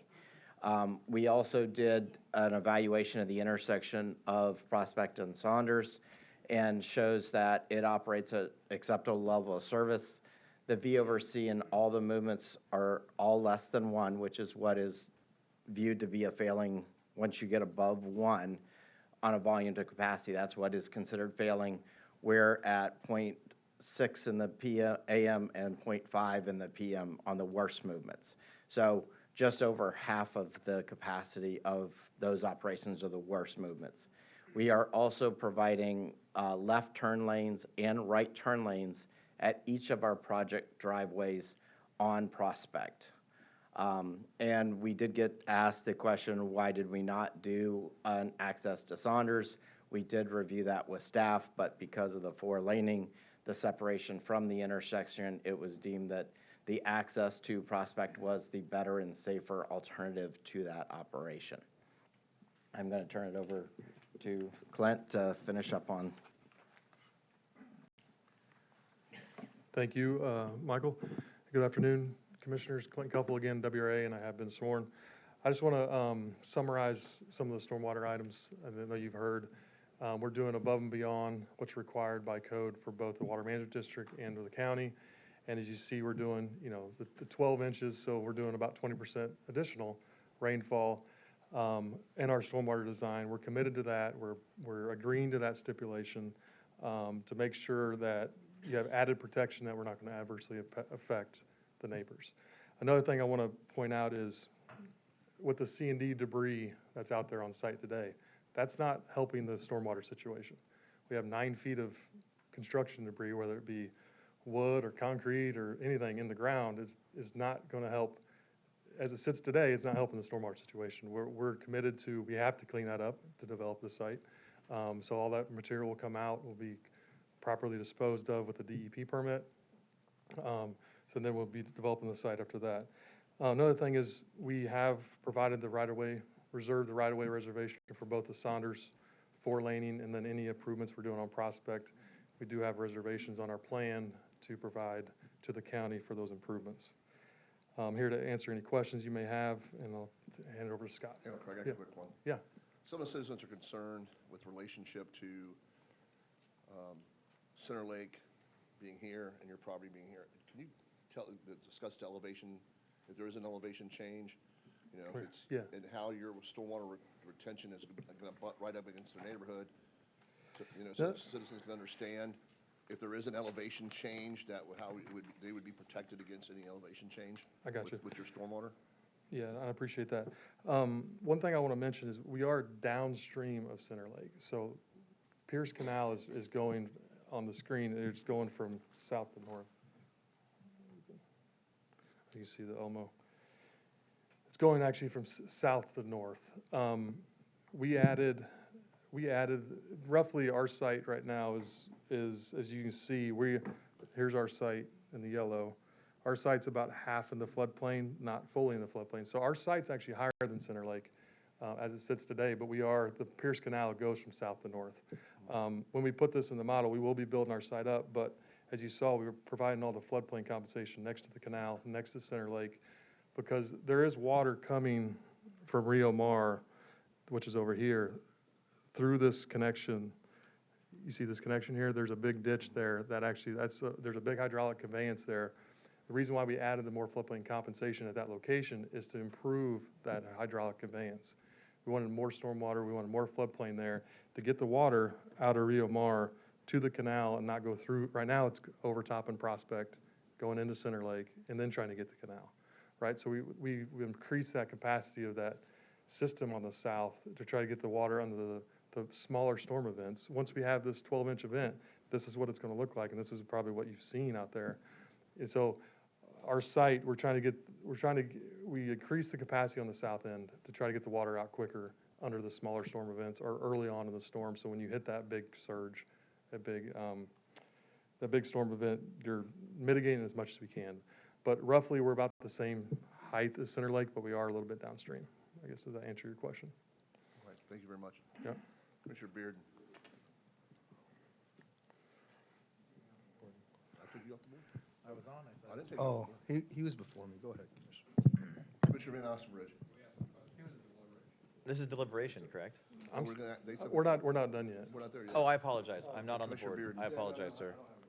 One other thing I want to mention, and I did mention it in my presentation, is we are willing to work with Tom Gerstenberger and your staff. If we would like to have an operable structure on our pond that he is doing elsewhere up and down the Pierce Canal to try to help Center Lake and other flooding, we're willing to agree to that, work with him. Our developer even said, we'll even install it. We'll install it, then you guys actually operate it, but it's cell service operated and it's via solar is the way this thing will work. And what that happens is under a normal storm event, your stormwater ponds peak at hour 12. So like that's when in a 24-hour event, your stormwater or your ponds peak at 12, discharge, and then the floodplain actually comes, as you've probably seen, 2 and 3 and maybe even 4 days later. You're seeing that come like 72 hours later. What's happened is the water's not allowed to get back up in the pond. Well, this operable structure, when that stormwater is now gone out of your pond, you can lower the structure and now let that floodplain that's coming 2 days later into your pond. So that's what Tom's working on that. We're willing to work with him. If you want to put it on this pond, our developers proffered to actually pay for that on our pond. We'll go ahead and do that to our control structure. And I'll give it to Scott real quick, and then I think we're done. All right, thank you, sir. Yep.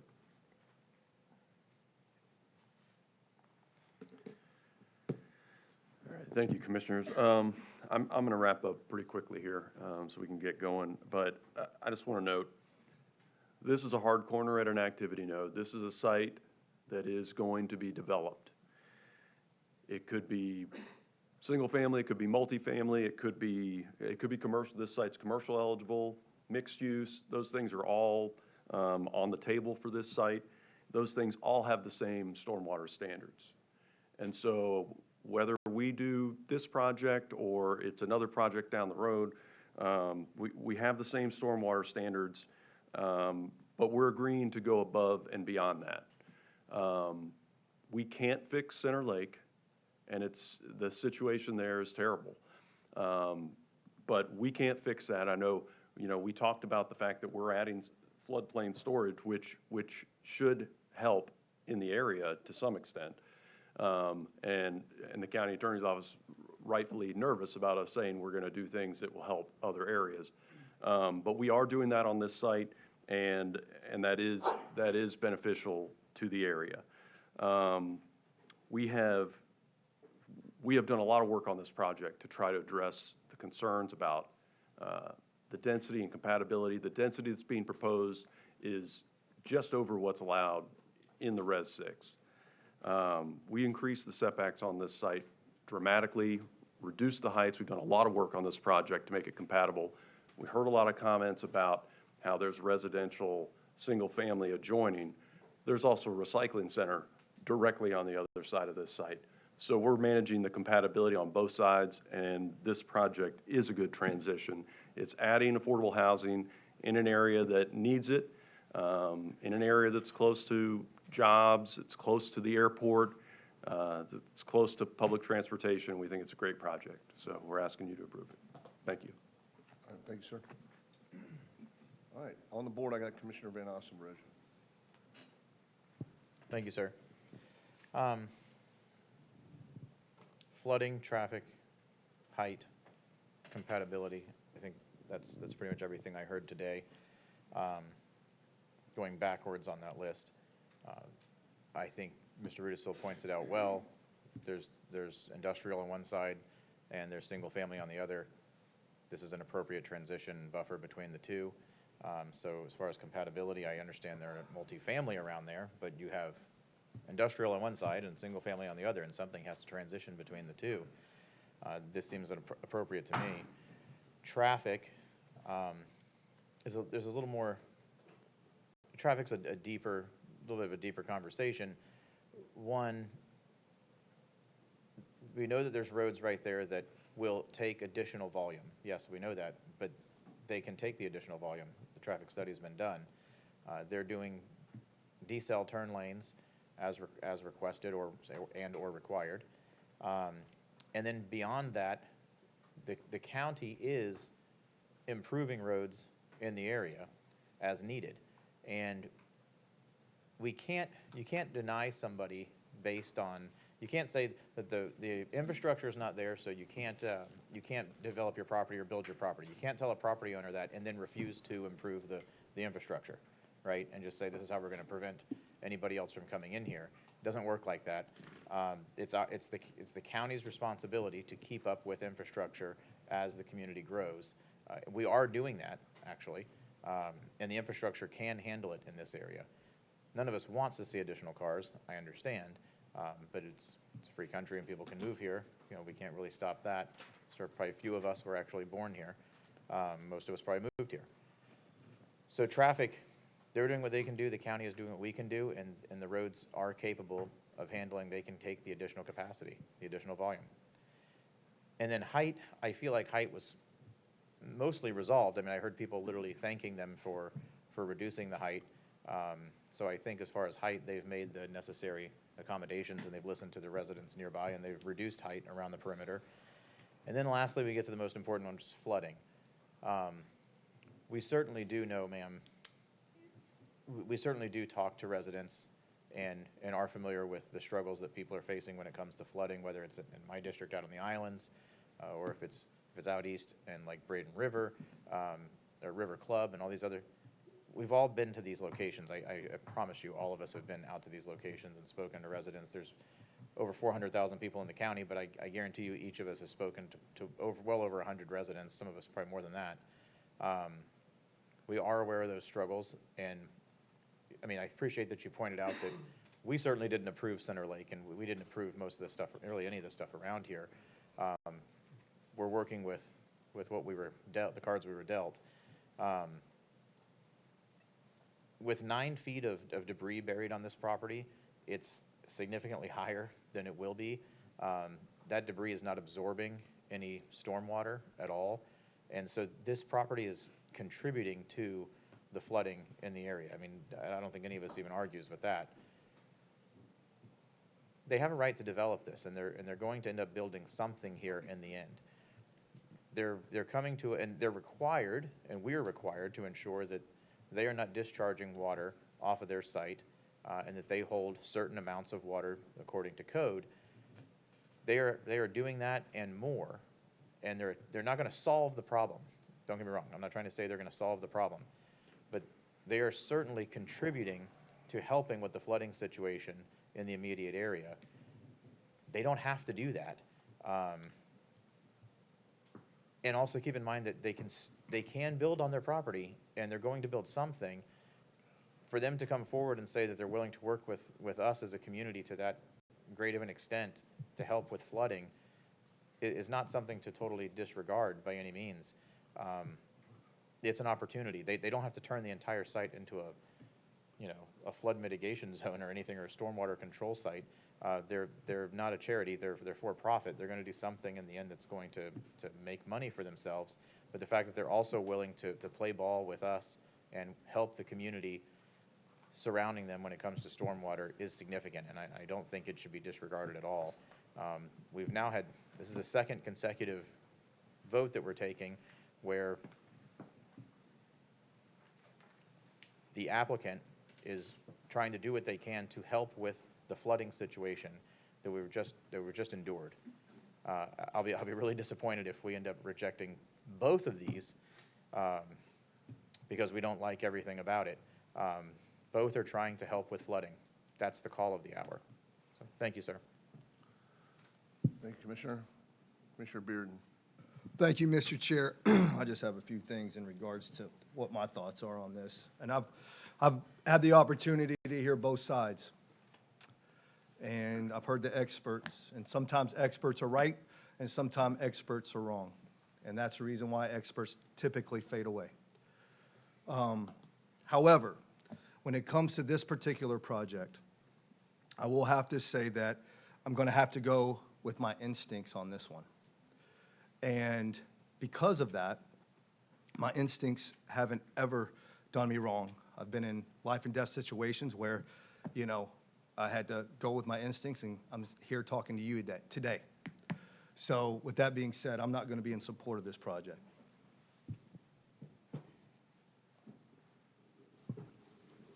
Thank you, sir. Commissioner Cruz.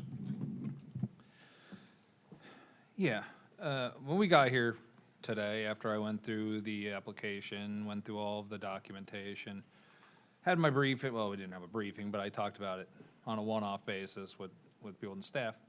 I wasn't in favor. It was 312 units. It was going up from R6 to R9 without any justification other than please let me build more. But that's not what we're looking at here today. And then I think to myself, if this project was proposed virtually any place else, would I have a fundamental problem with it? Or am I entirely swayed based upon the exact location next to Center Lake? And that's not really fair to the applicant to hold them to that standard, saying, well, somebody made bad engineering decisions in the past, so you're being held to it in the present. Because I'm listening to everything you're saying. And people are saying, well, everything else is single-family home. It is, but everything around it is, in fact, well, other than the industrial, it is zoned R6. People just chose not to build R6, or they built prior to it becoming R6. Like if I walk into a steakhouse and everyone at my table orders a salad, I can still order a steak. Like, I'm not required to go order what they order just because everyone else decided to eat healthy. But they're not really going to R9. Yes, they have to get to the R9 to get what they want, but they came down substantially. Somebody came up here and said they weren't really making any concession this time around because they were only going down 18%. Someone said 18% is an insignificant number. Well, they're only going up 17% from what they can already do in R6. So if 18% was an insignificant number, I don't think the 17% is really moving. It's 37 units. And this is a project that's going to be very expensive to build because of how they're building it and what they're proposing to do to it. They're proposing to clear off a site that has some problems, that is negatively affecting you today, and that's not inexpensive. They can go out east of the FDAB, out east, up north, up in Parish, and find a bunch of cows, tell them to get out of the way, and build without a problem. They're not doing that. We ask people to do infill. We ask people to fix problems we've got and build where we have infrastructure, where we have utilities, and they're thoughtfully trying to work with everybody for the flooding. They're thoughtfully trying to work with this site, and they thoughtfully came in here, because with few exceptions, I would have voted no at the 312, but a lot of people probably just would have voted the same way whether they proposed 312 four-story buildings or what they're proposing now. They did this on their own. They got approval from the Planning Commission. They didn't make adjustments because they got denied by the Planning Commission. So I just, you know, the 4 stories doesn't bother me because it's only interior. They're putting a lot of buffer on here. Yes, there's some traffic issues. Yes, we have to figure that out. Yes, we have to work with the flooding. But I don't think you're going to get a better option here, because the reality is, if you build single-family homes, you can build 55 of them here. That's as low as you're going to get on this site. That's what you guys all have. 55 homes plus roads, plus curbs, plus driveways, plus everything else. It's going to be scattered across the whole site. You're going to lose all the mitigation and all of the floodplain compensation they're trying to work on for the benefit of the neighborhood. I don't think that's a better solution for you. I don't think you're going to come out substantially on top. I don't think you're going to end up with less flooding if they just build single-family homes. Here's smaller footprints, more space to build retention ponds. It would be great if they just came in with R6, but I don't think this R9 is a true R9. It's 37 extra units in exchange for them thoughtfully doing things that I believe will be to the benefit of the neighborhood compared to the alternative. So I'm in favor of this. Thank you, sir. All right, seeing that no one else is on the board. Oh, I thought you raised your hand. Okay. Seeing that no one else is on the board, what we're going to do is we open these together. We're going to vote on them separately. So if item 43. Give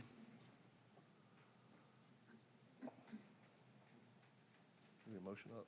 There it is. Okay. All right.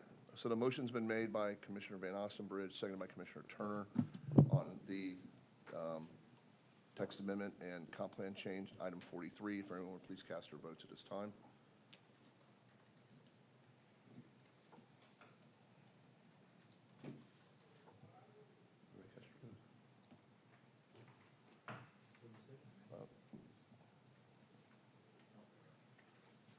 Item carries 5-1. The next item is item 44. Do the agenda, hang on for a second.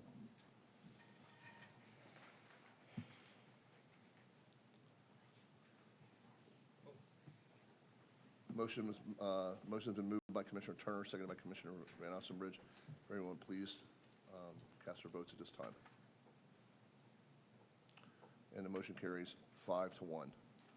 Thank you very much. All right, on to the next item, which is going to be item 45, which is a presentation upon request. So, Ms. Knapp, can you read that into the record?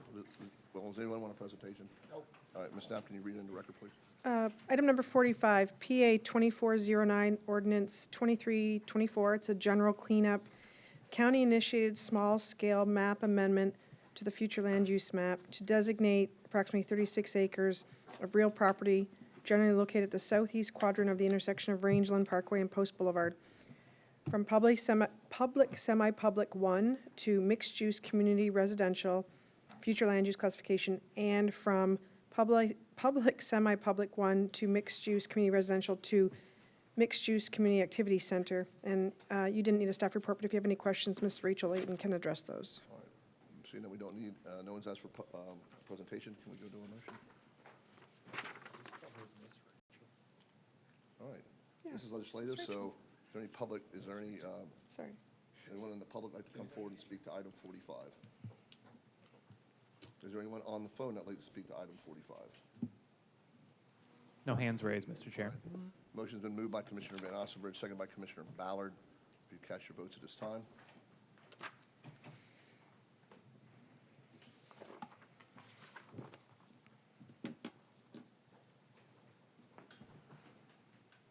All right. Casting votes. Okay. And the motion carries 6-0 on item 46. Item number 46, PA 2408, ordinance 2322, community rating system, county-initiated large-scale comprehensive map amendment to the future land use element, designating real properties located at 2425 Talavas Road, 16410 Rangeland Parkway, and 5895 Post Boulevard, Unit 17, from public, semi-public 1 to industrial heavy, future land use classifications, from recreation open space to mixed-use community residential, and from recreation open space to mixed-use community activity center, level 1, future land use classification totaling 230, almost 235 acres. And again, staff presenter, if you have any questions, is Rachel Layton. So anyone want a presentation? Seeing none? Good motion. All right, motion's on the board. Is there any public comment regarding item 46? Seeing none, is there anyone on the phone regarding item 46? No hands raised, Mr. Chair. Thank you. If everyone could cast their votes now. The motion's been moved by Commissioner Van Ostenbridge, seconded by Commissioner Turner. Please cast your votes now.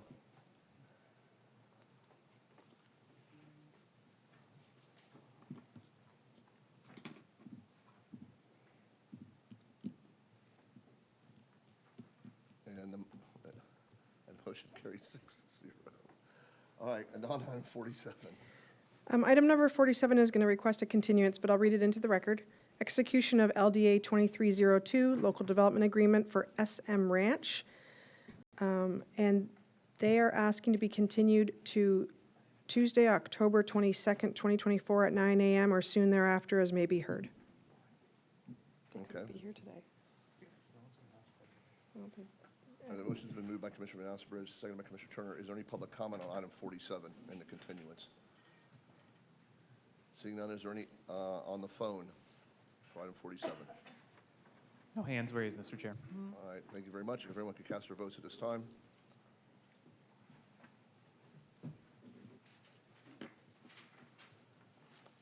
And the motion carries 6-0. Ms. Knapp.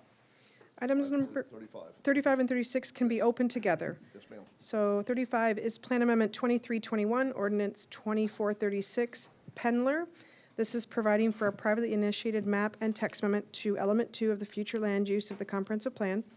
It's just over 20 acres of real property consisting of 2 adjacent parcels, generally located on the south side of State Road 64, approximately 0.3 miles east of 117th Street East, and approximately 3/4 of a mile west of Rye Road, from Urban Fringe 3, future land use, to retail office residential, providing for a specific real property development condition in the text of Element 2, Policy 2.14.1.28, commonly known as D528.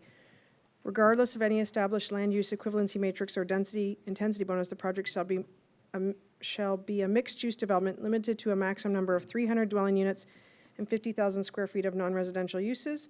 And then agenda item 36, the companion ordinance is PDMU 2349ZG, Pendler rezone. And this is a rezone of the same area of land, 2 parcels, from general agricultural to planned development mixed-use zoning district, and also approving a general development plan for 300 multifamily residential units and 50,000 square feet of commercial uses, and also approving a schedule of permitted and prohibited uses as voluntary proffered by the applicant, attached as Exhibit B. All right, thank you, ma'am. Commissioner Turner. Yes, sir. I do, according to Florida statute, I need to recuse myself from this because 2 associates from my real estate brokerage are involved in the transaction. I have the form. And you filled out the forms for the county attorney? All right, thank you. This is a quasi-judicial item, so there will be no call-ins allowed, but we will allow public comment here in the chambers. All right. Have we any ex parte communications on these 2 items, 35 and 36? Seeing none. Thank you. Applicant? Well, you're a busy guy today. All right. Good afternoon, Commissioners. For the record, I'm Scott Rudisill. I've been sworn. And I'm here on behalf of the applicant for this case, which is Pendler. All right, I'd like to start by introducing our project team. We have Connor McAdams is here with Pendler. John Osborne, AICP planner, is our planner on the project with Green Street Associates. Brett Rockline is our civil engineer with Morris Engineering. Bob Grusa is our traffic engineer with Kimley Horn. And Joel Christian is our environmental scientist with Ardura. This is a proposed mixed-use project located on the south side of State Road 64 between 117th Street East and Pope Road. There are two requests that are before you today. First is a future land use map amendment from UF3 to ROR with D5 limitations. Second is a rezone to PDMU for a maximum of 50,000 square feet of commercial and 300 multifamily units. So I want to start by giving a little background on Pendler. While this is not their first foray into Manatee County, some of you may be unfamiliar with them, but they specialize in best-in-class multifamily projects. They have over $5 billion in multifamily investment and development. They have done work, as I mentioned, in Manatee County. They did a $5 million renovation of Tradition at Palm Air several years ago. And this gives an idea of the kind of capital partners that they work with. So they do have the backing to ensure that their projects are maintained and operated in that best-of-class standard. Thank you, Bobby. They've done some high-profile projects. This is one. This is a project that they did at the Battery in Atlanta. And this is another shot of the site plan there. And then these next images will give you kind of an idea of the type of product that they build and will build on this site.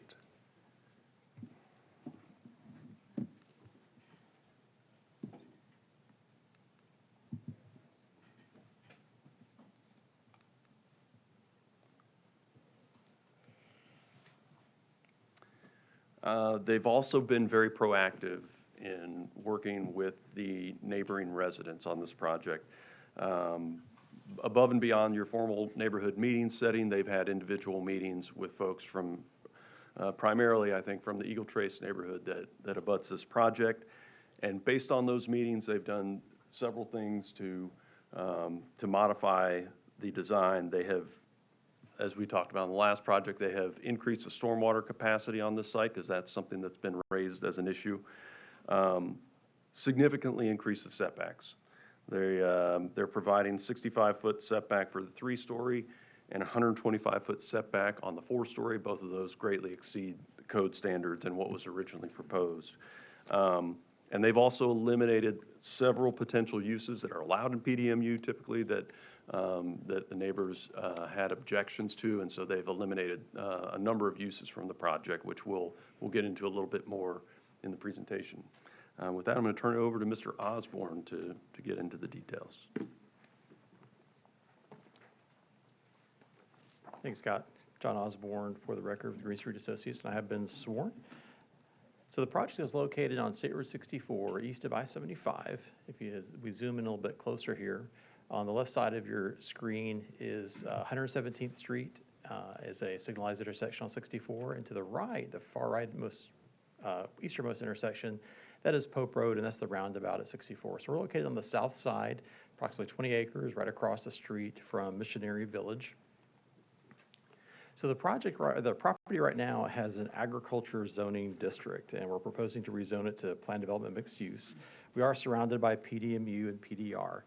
This property, if you think about what's been kind of going on in this area with SMR, Liquid Ranch development, back in 2009, when I worked in the county, we processed a pretty large comprehensive plan amendment with SMR to actually sort of rectify some of their land use, so it lined up with their master plans. But there are some properties in and around this area that were not part of SMR any longer. They may have been, generations ago, part of the Uline family's holdings. I'm not sure if this one was or not, but there's all these little sort of donut holes left around that weren't part of that master planning effort, that didn't get the benefit of that. Another area like is along Lorraine Road, south of 64, there's a bunch of properties there that weren't held by SMR, and they were sort of left behind in some of the rezoning and comp plan amendment changes that facilitated some of the development, of Lakewood Ranch. So it's UF3 today in terms of a future land use designation. We're proposing to change it to ROR. And ROR, you may say, whoa, that's a little dense and intense. What we're proposing, though, and why, is we'd like to propose something that's something a little more horizontal. It's what the county code calls horizontal mixed use. And what it is it exists very similarly to this, actually immediately to the west. So there's an apartment complex called Summer House, and there's some retail up front of that.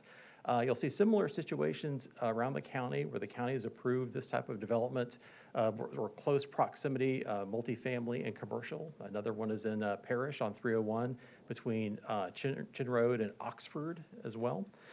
This is also a property that is just outside of the activity nodes. So just to remind you, an activity node in our comprehensive plan is when you're within 1,500 feet of an intersection of two functionally classified roadways, you can actually facilitate, potentially if the board approves it, a comp plan amendment change to a land use like ROR, which facilitates a little more density and a little more intensity. Now this property is just outside that, but as the area has developed, this is more of an infill type situation. And that's one of the exceptions allowed for the board to consider properties like this to be considered.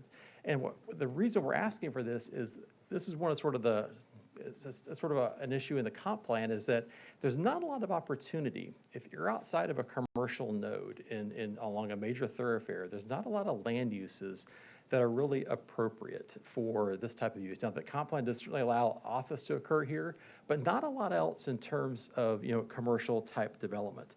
I think the fear back in the day in the late 80s when the comp plan was adopted, why the county went to this activity node standard was because we had the example of the US 41 corridor. We had driveways like every 50 feet along 41. So they said, oh, let's consolidate all the commercial to the intersection nodes. It'll be safer, it'll operate better. But then fast forward some years, the DOT and the county also has access management standards. So driveway separation standards and this kind of thing. So actually the problem has been solved in a lot of ways by just better access and management standards for properties. And as Scott said, while we are proposing this to be ROR for future land use, we are self-imposing and proffering some conditions. And as Scott mentioned, Connor and Brian, for Pindler, met with the residents several times to discuss those and work with them on that. So we'll zoom in again, or zoom out a bit. You can see here's our subject property, and immediate to the west is the Summer House development with a commercial out front. And immediately to the east is our neighbor Casto actually owns that, and they're doing some potential commercial development there as well. And you also see a similar situation a little bit further to the east with Publix at White Eagle, and there's actually multifamily immediately behind that as well. So this is our general development plan. And the general development plan, you can see in green, highlights the planned commercial area where the commercial will be going. And this could be in the form of, out parcel type commercial or strip commercial development or something like that, or even something, I'll show you some pictures of what this could look like here in a few more slides. But on the south side of this, in the white, would be the multifamily area. And discussing with the residents about their concerns about 3- and 4-story multifamily, we've proffered up some additional setbacks for the 3-story and then potentially 4-story buildings. That was our biggest fear, is having the 4-story buildings close proximity to the Menigal Trace, which is to the south, which is a single-family detached residential development, and they actually exist on the west side of the property too. So we're also, in terms of proffering some limitations, so we're limiting the commercial square footage to 50,000 square feet, and we're also limiting the residential to 300 dwelling units maximum. So in terms of setbacks and buffers, the good thing is, as well, is Eagle Trace did a good job with their design back in the day, and they have a very healthy and robust buffer also along the south and our west side and their east side of their property. But we're also proposing greenbelt buffers as well with that. So with the additional setbacks for the 3-story and 4-story would provide some significant separation between the buildings and the existing residential that's there today. In terms of access, there will be a left-in going on westbound State Road 64, and this will line up with the existing eastbound left end into Missionary Village. And there's another access point further to the east, proposed a right in, right out essentially. And at that point, we're also requesting a specific approval, and this is to meet the separation standards of DOT for the access points, is to have a 8-foot buffer just in that area where that access is versus the 15-foot. But again, on the east side is commercial development. In meeting with the residences, we did listen and hear their concerns about some of the potential commercial which could go. And on the left side of the screen is certainly the uses that we're not proposing to do or proffering to eliminate those from our list of approved uses. And the uses on the right would be the ones that would be the things that could potentially develop on the northern side of the property. In terms of examples, we're looking at, and planned development does have a lot of high aesthetic value. We want to make sure that any commercial development that does go there looks great, it functions well, but it also is designed in such a way that it facilitates the walkability of the project. I mean, Oxford does a good job of that. Summer House, I live over that way by Summer House, just to the west of here. And you always see people walking around, going between the commercial and the apartments. And so we're looking at that type of mixed-use situation here where you can easily access the commercial out front as well, as the area residents could also. In terms of the apartments, looking like a Florida Southern style, architectural style, taking elements that we've seen in and around the area and proposing something that we think really complements the community. So again, there's been a few meetings we've had with the HOA. And again, this is just sort of a summary of some of the things that we listened and some of the changes that we made to the site plan over time. The rest of the team is here with me. If you have any questions about engineering or environmental or anything else, traffic, we're all here ready, Commissioner. All right, are there any questions of the applicant?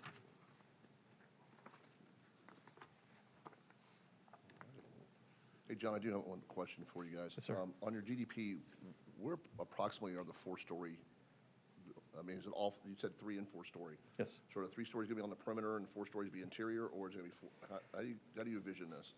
Yeah, so we're looking at where we're at right now, as we go back to that setback. So any 4-story buildings, we would try to limit to that green line, setback line, and any 3-story buildings would be within inside that. We're still working out on the final design of where these things would be laid out specifically. So we're just trying to push everything we can as north as possible, especially the 4 stories. And also, even when you think about an apartment building, it's usually like a rectangular shape. We'd even like to try to limit what faces residential in terms of there's a wide side of the building and a narrow side of the building. And anytime we can try to put a narrow side of the building, on facing a single-family residence, we would try to do that more so than other than the wide side of the building. So this is just we're trying to work with the site design, wetlands, stormwater, and trying to just push everything right now as far north and away from the residential as we can. All right, so the 4 stories would be probably within the 125-foot setback. Yes, sir. Line of sight for those homes that are running along the west side of your property or the east side of Eagle Trace, their line of sight, I mean, basically with the buffering and everything, those buildings would probably not be able to be seen, correct? The landscaping on both sides is pretty mature right now. You may see a roof line and that kind of thing. In the wintertime, you may see a little bit more, but we're pretty confident feeling it'll be a pretty adequate buffer between our buffer and their buffer and pushing the buildings as far back as we can. All right, thank you. Any other questions for the applicant? Seeing none, thank you, sir. Thanks, sir. All right, staff, you're up.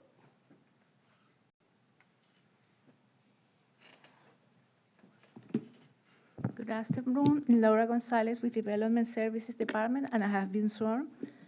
Okay. Well, this is the location of the property, the current future land use category, and the current zoning.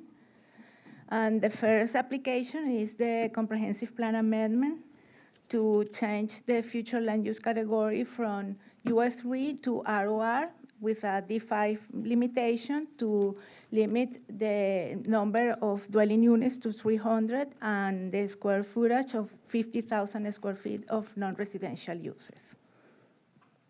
The first I want to explain is the following change in the future land use map near the subject site and its impact in the development of this area.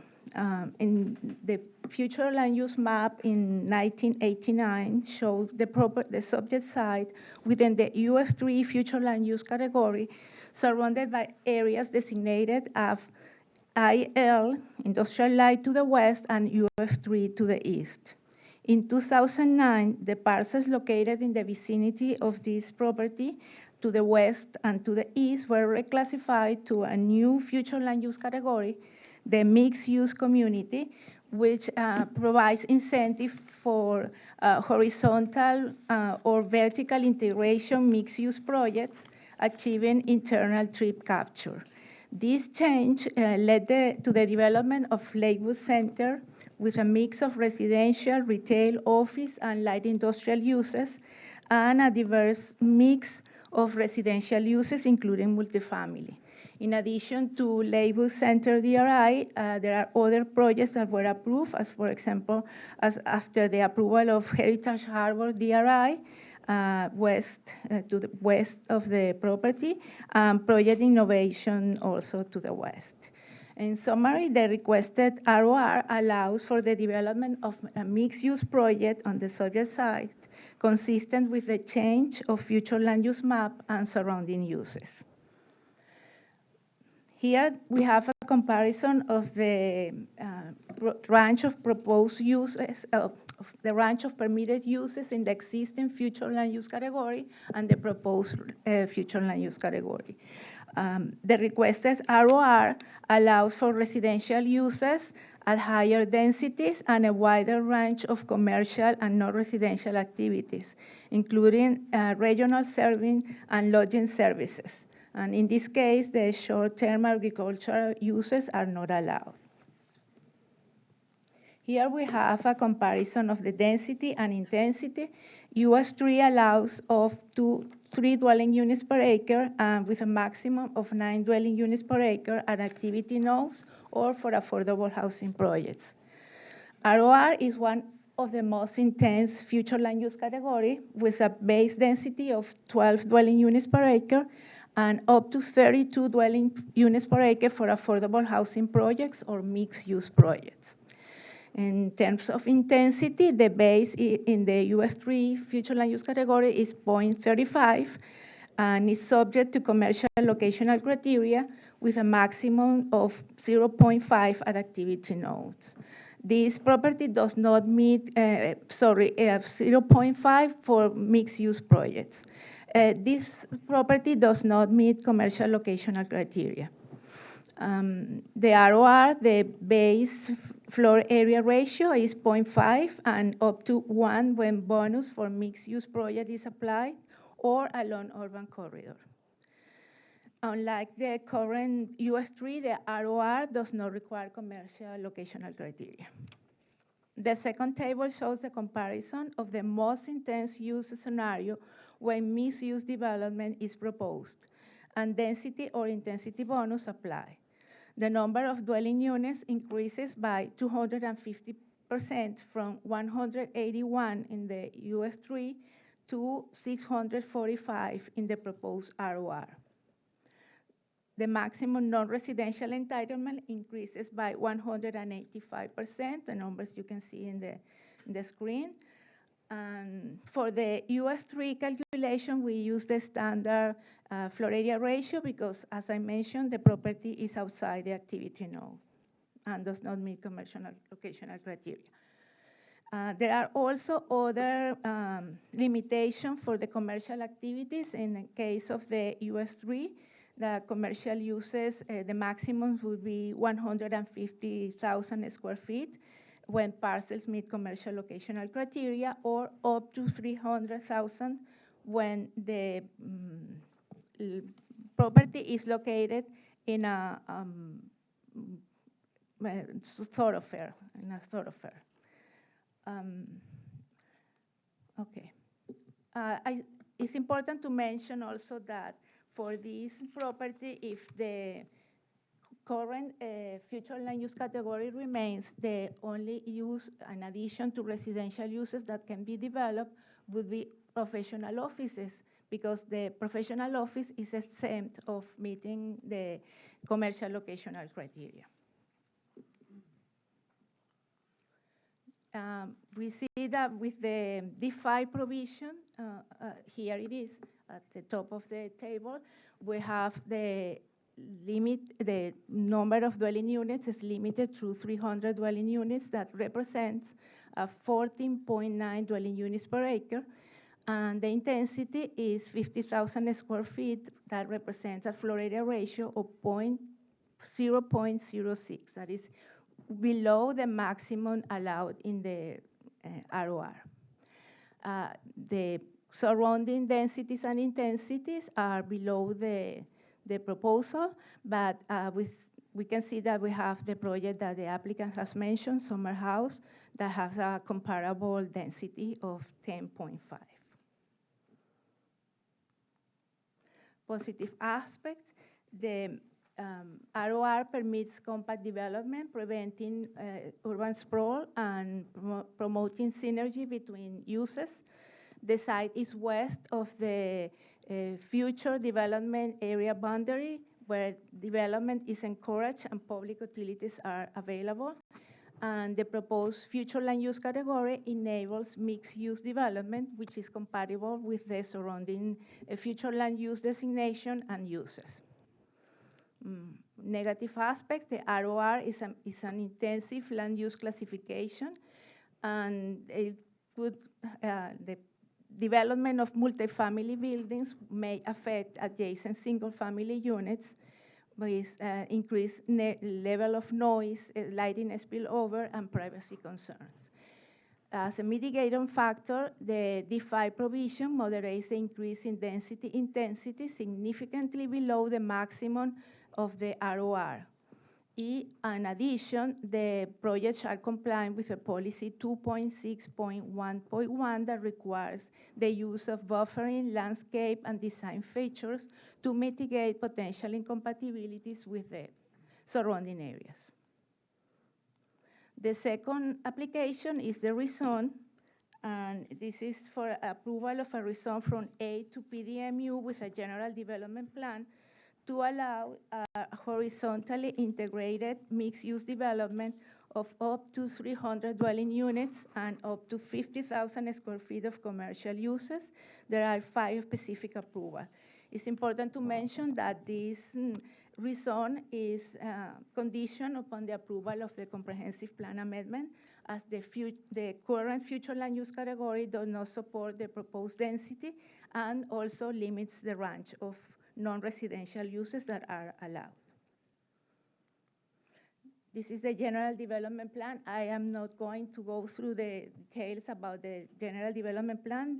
I agree with the applicant's presentation. I want to mention that there are present of wetlands that represent more than 20% of the total acreage. So wetland transfer is required, applies. And this is the calculation. I am not going to explain these numbers, but I want to mention that after this calculation, the numbers in red represent the maximum number of dwelling units and the square footage that can be developed once the density transfer and the effect of the impact wetlands are calculated. So, and the proposal is below these maximum numbers. These are the proposal also includes 5 specific approvals that you can see there in the screen. This basically will allow the project to have this integration between the commercial and residential activities and walkability that the applicant has explained. The project is compatible with the surrounding area uses and zonings to the east and west, and consistent with the location of the site along the State Road 64. The GDP proposes a horizontally integrated mixed-use development, and also promotes interconnectivity with residential and commercial uses and internal trip capture. Service and utilities are available for the development. The project exceeds the plant development native plant community preservation requirement and provides a 15-foot roadway buffer that exceeds the requirement for commercial uses abutting State Road 64. As a negative aspect, the proposed density exceeds the average density of the adjacent residential communities to the north and south. And the proposed 4-story buildings exceeds the height of existing residential to the north and south. There are wetland impacts, and 5 specific approvals have been requested. As a mitigating measure, the schedule of permitted and prohibited uses will address compatibility, as the applicant has explained. And also, the project is proposing adequate buffering and landscaping to provide a smooth transition between the taller buildings and the adjacent residential communities. They have an additional setback. As the applicant has explained, the project will comply with the outdoor lighting requirements of the Land Development Code. And the proposed wetland impacts will require mitigation through state or federal agencies. The alternative landscaping, that is as a result of the specific approval, will promote a more pedestrian-friendly and walkable environment.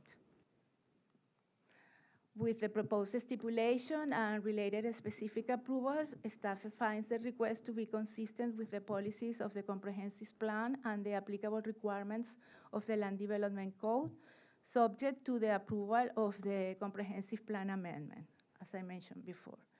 Compliance with these requirements and all applicable standards of the Land Development Code and comprehensive plan will be reviewed in detail at time of the final site plan, preliminaries and final site plan submittal. Any question? Thank you, ma'am. Are there any questions from the board for staff? Seeing none, we'll move to public comment.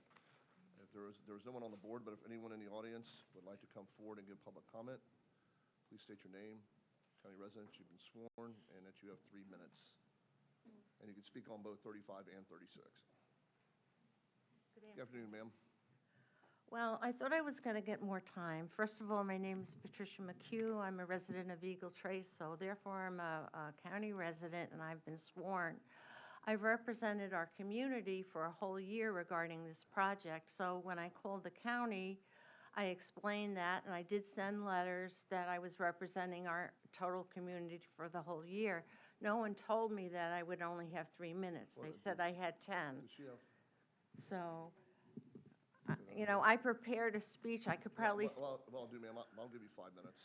Thank you, sir. I appreciate it. So, as I said before, I've been representing our Eagle Trace community over the last year, and I've also been working with Pendler a number of times. Our board, our HOA board, is aware of my involvement, so is our property management, and our residents have supported my involvement with this. Pendler has been going back and forth and working with the community, but our community is opposed to this project because of the high density level. We're not opposed to the development portion of this, but because we have 3 apartment complexes now that are going to be on the back side of our community. To the west is Summer House, Pendler will be on the north side, and then we have Oasis at Manatee on the east, at the Manatee River on the east. So we're concerned because of the traffic issues involved with this and the high population of residents. We'll have over 600 cars, over 600 people added to an area that's very condensed.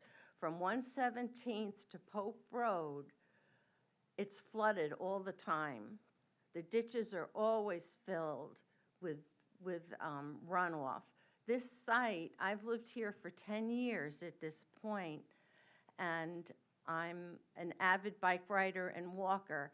The property is always wet.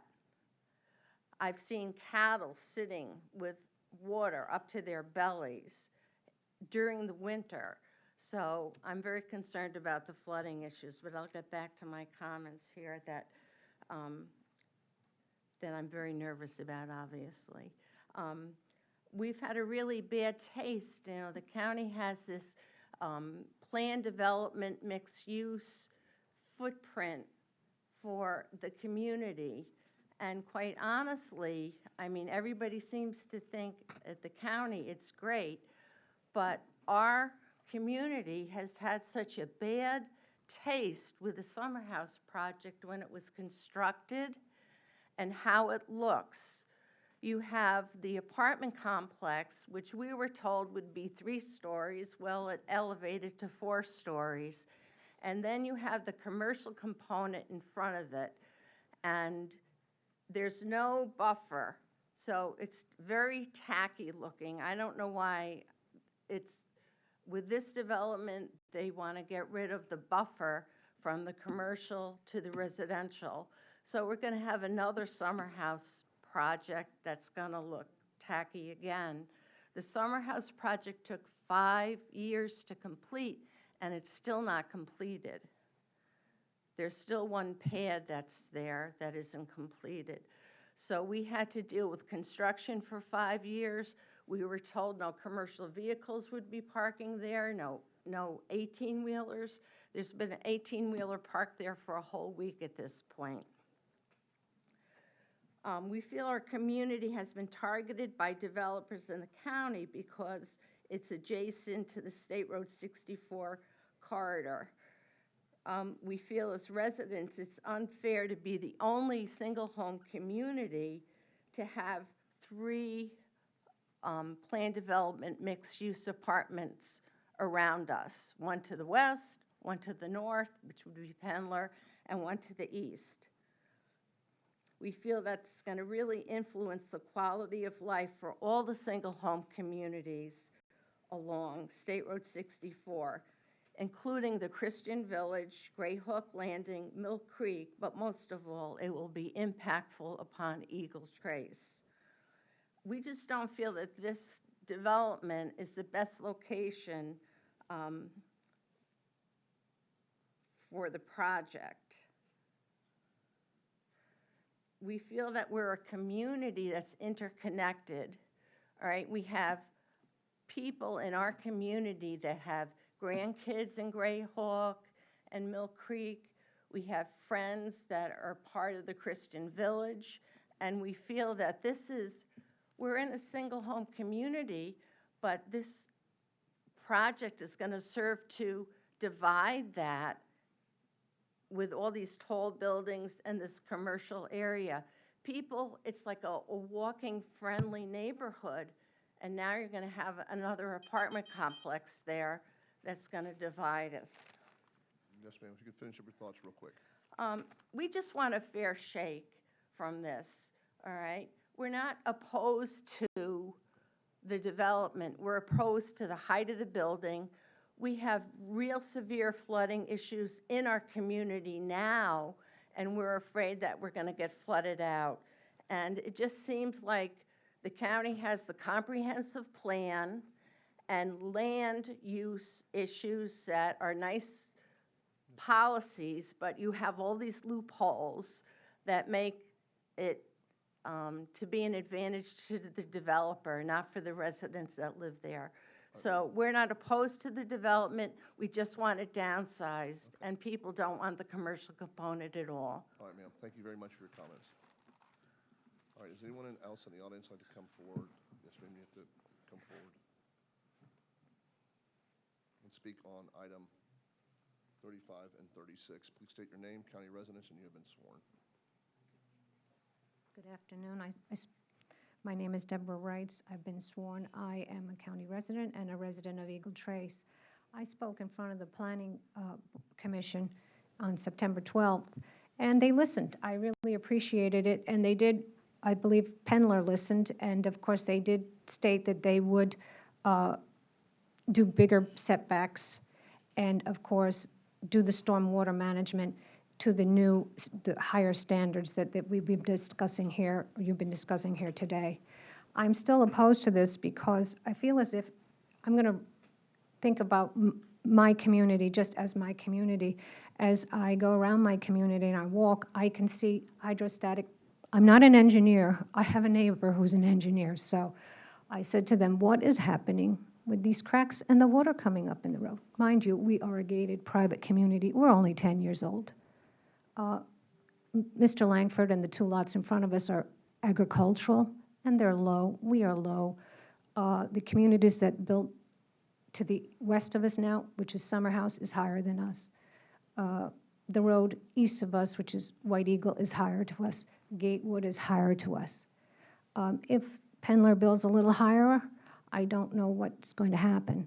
I asked my neighbor, what is that? And he said, that's hydrostatic pressure. That is the underground water that seeps up and cracks your roads. I don't know where that money is going to come from to fix that. We're gated. It's almost like, why don't we just get rid of these gates and make the county fix this? I mean, why am I paying to be gated? I also have a neighbor that I walk to her house in the days, and I ring her doorbell, and if I can see right through her glass windows in the front, and I can see right into Summer House. From her front door, through her back lanai, right on to a second-floor apartment. And I mean, if they're sitting out there on a Saturday morning on their phone, I can hear every word they say. There's no privacy anymore. I'd also like to say my conservation area that is to the west with Summer House once had trees, but now it's more like a swamp area. It doesn't drain properly. It's always filled with water. There is no privacy anymore because the trees are dead. Our landscaping is dying. We put up, I don't even know what they're called, some green shrubbery, and they all died. Too much water. Christian Brothers, they're higher than we are. So there's like a divot. So, I mean, just things like this that affect our quality of life.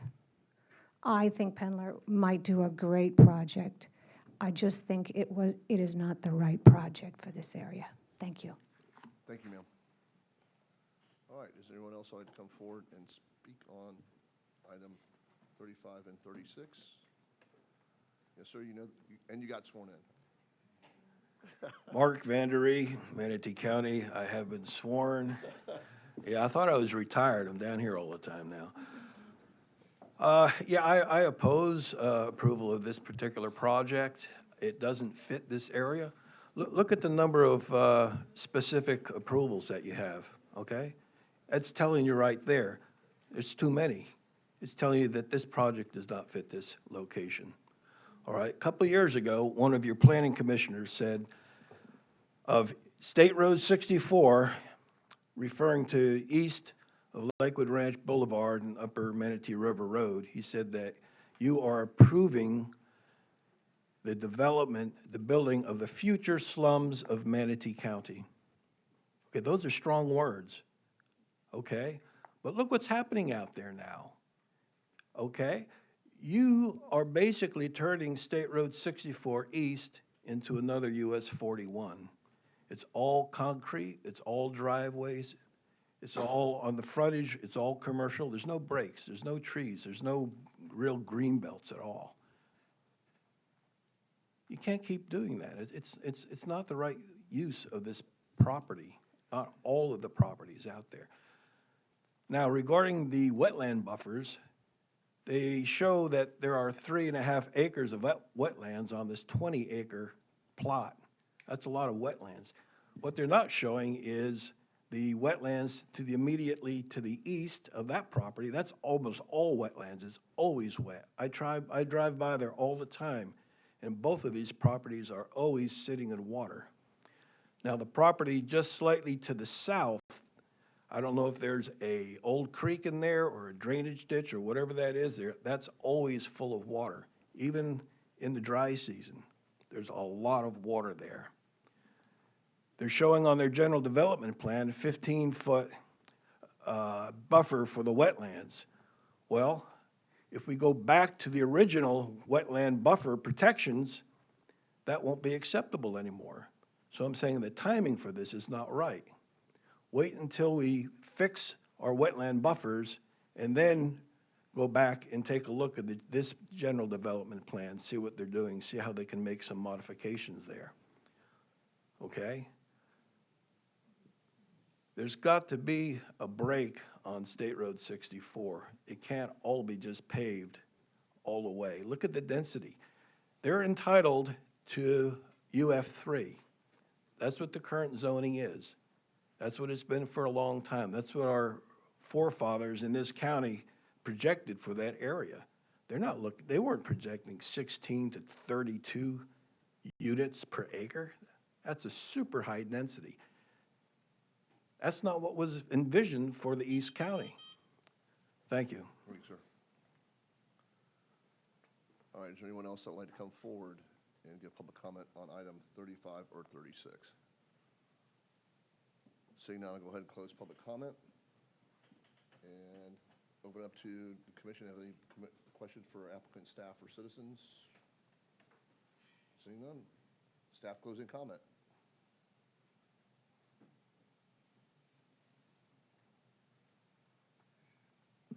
Laura Gonzalez with Development Services. This is a property that is south of State Road 64.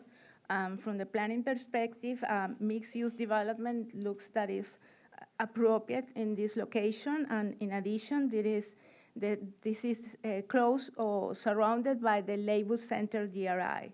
The current future land use category won't allow this type of development, and there is a D5 limitation that also limits the impact of the ROR that effectively is one of the most intense future land use category. But they are proposing an intensity that is considerably below the maximum for mixed-use developments. Thank you. Rebuttal, applicant.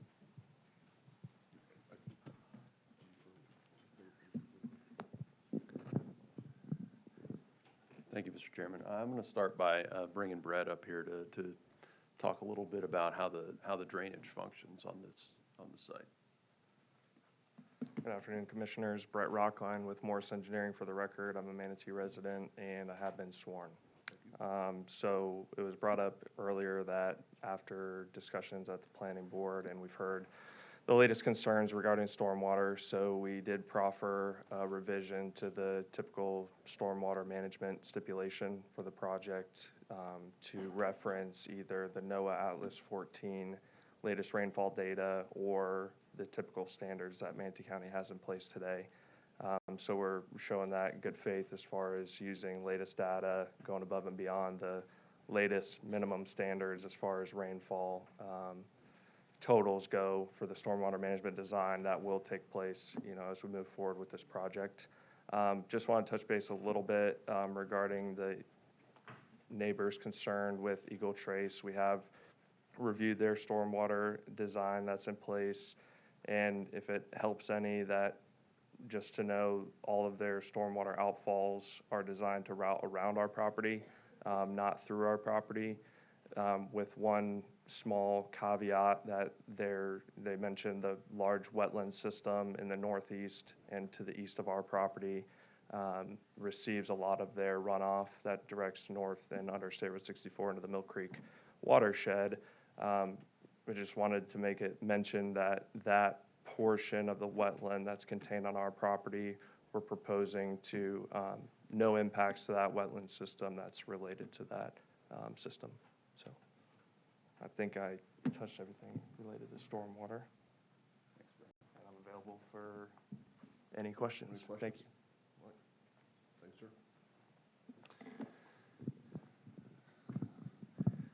Again, I'm going to be fairly brief here. I have to disagree with Mr. Vandry on State Road 64. I don't think it looks anything like US 41. You've got landscaping and roundabouts and mixed-use projects and limited access. I think it looks really nice, actually, and it's been developed very nicely over the last several years. This project is a donut hole on State Road 64, and there are other ones like it, and we deal with these types of issues on a regular basis. But this is a good use for the site. It fits in with it's between two activity centers. It fits right in with what those sites are doing. This developer, again, has done a lot of work to try to make this site compatible. Again, increase setbacks above and beyond the code requirements for height.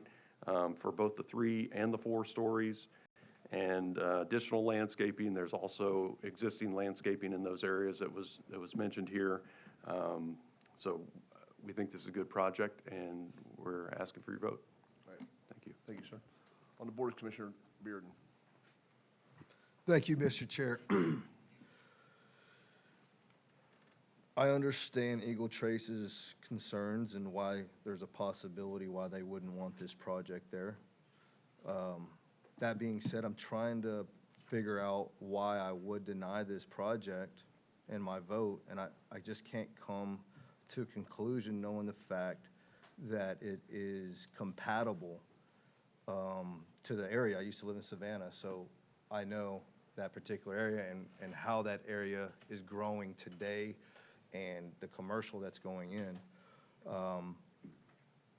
And knowing that Lakewood Ranch's infrastructure was stormwater, and when the big storms hit, we only had really 2 communities flood. One was Star Farms.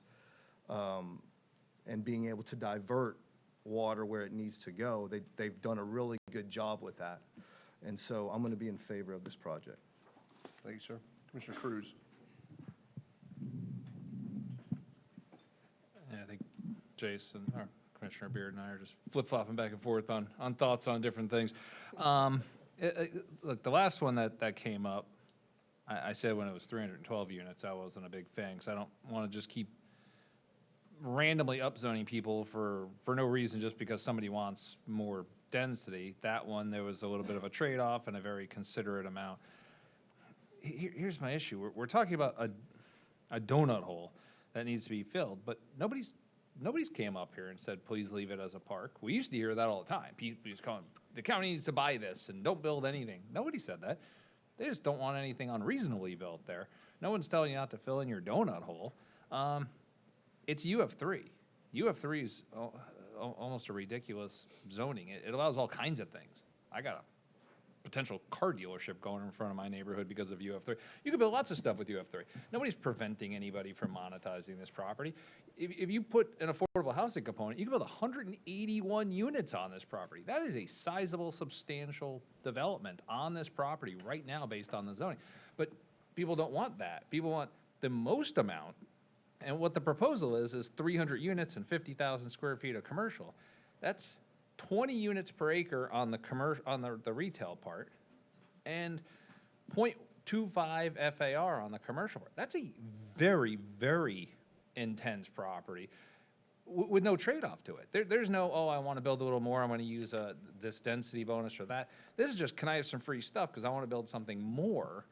And then it's under the guise of walkability. Well, we know what Summer House is. Summer House proposed itself as a walkable mixed use. You can walk to a car repair shop, you can walk to a gas station, and you can walk to a liquor store.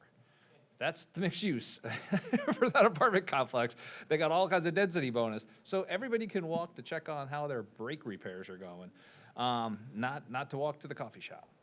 So I don't like the fact that we're just giving out free density just because somebody wants to make a few extra bucks on something. I mean, this is not 3 acres of wetland, as Mr. Vannery said. This is 6.8 acres of wetland. It's over a third of this parcel is wetland. The 3 acres is what's being paved over to cram this much density onto this property.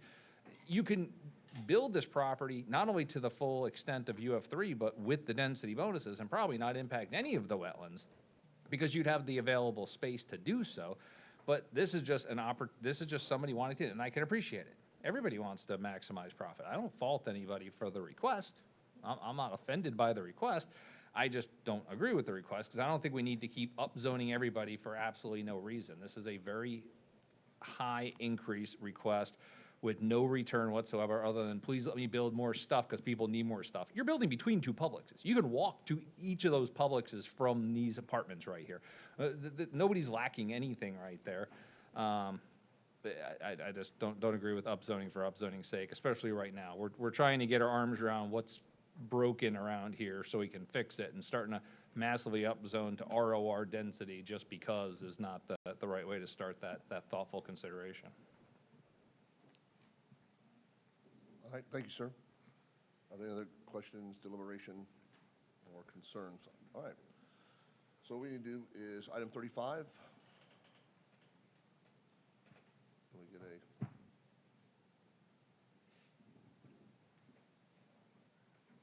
Getting there?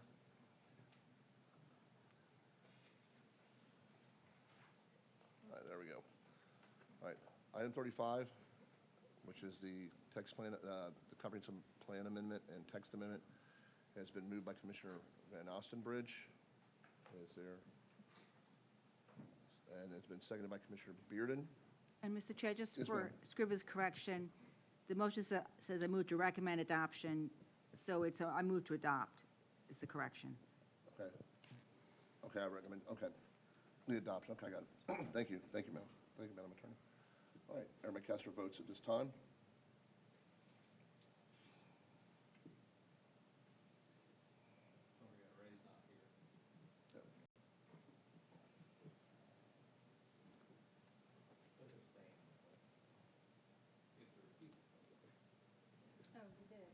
He didn't recuse himself.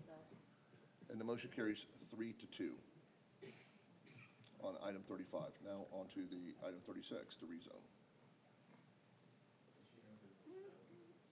It's on the board.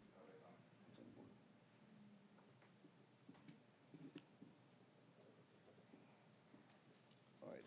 Motion's been moved by Commissioner Van Ostenbridge, second by Commissioner Bearden. All those in favor? Or cast your votes now. The motion carries 3-2 with Commissioner Turner had to abstain. All right, moving on. Item 48.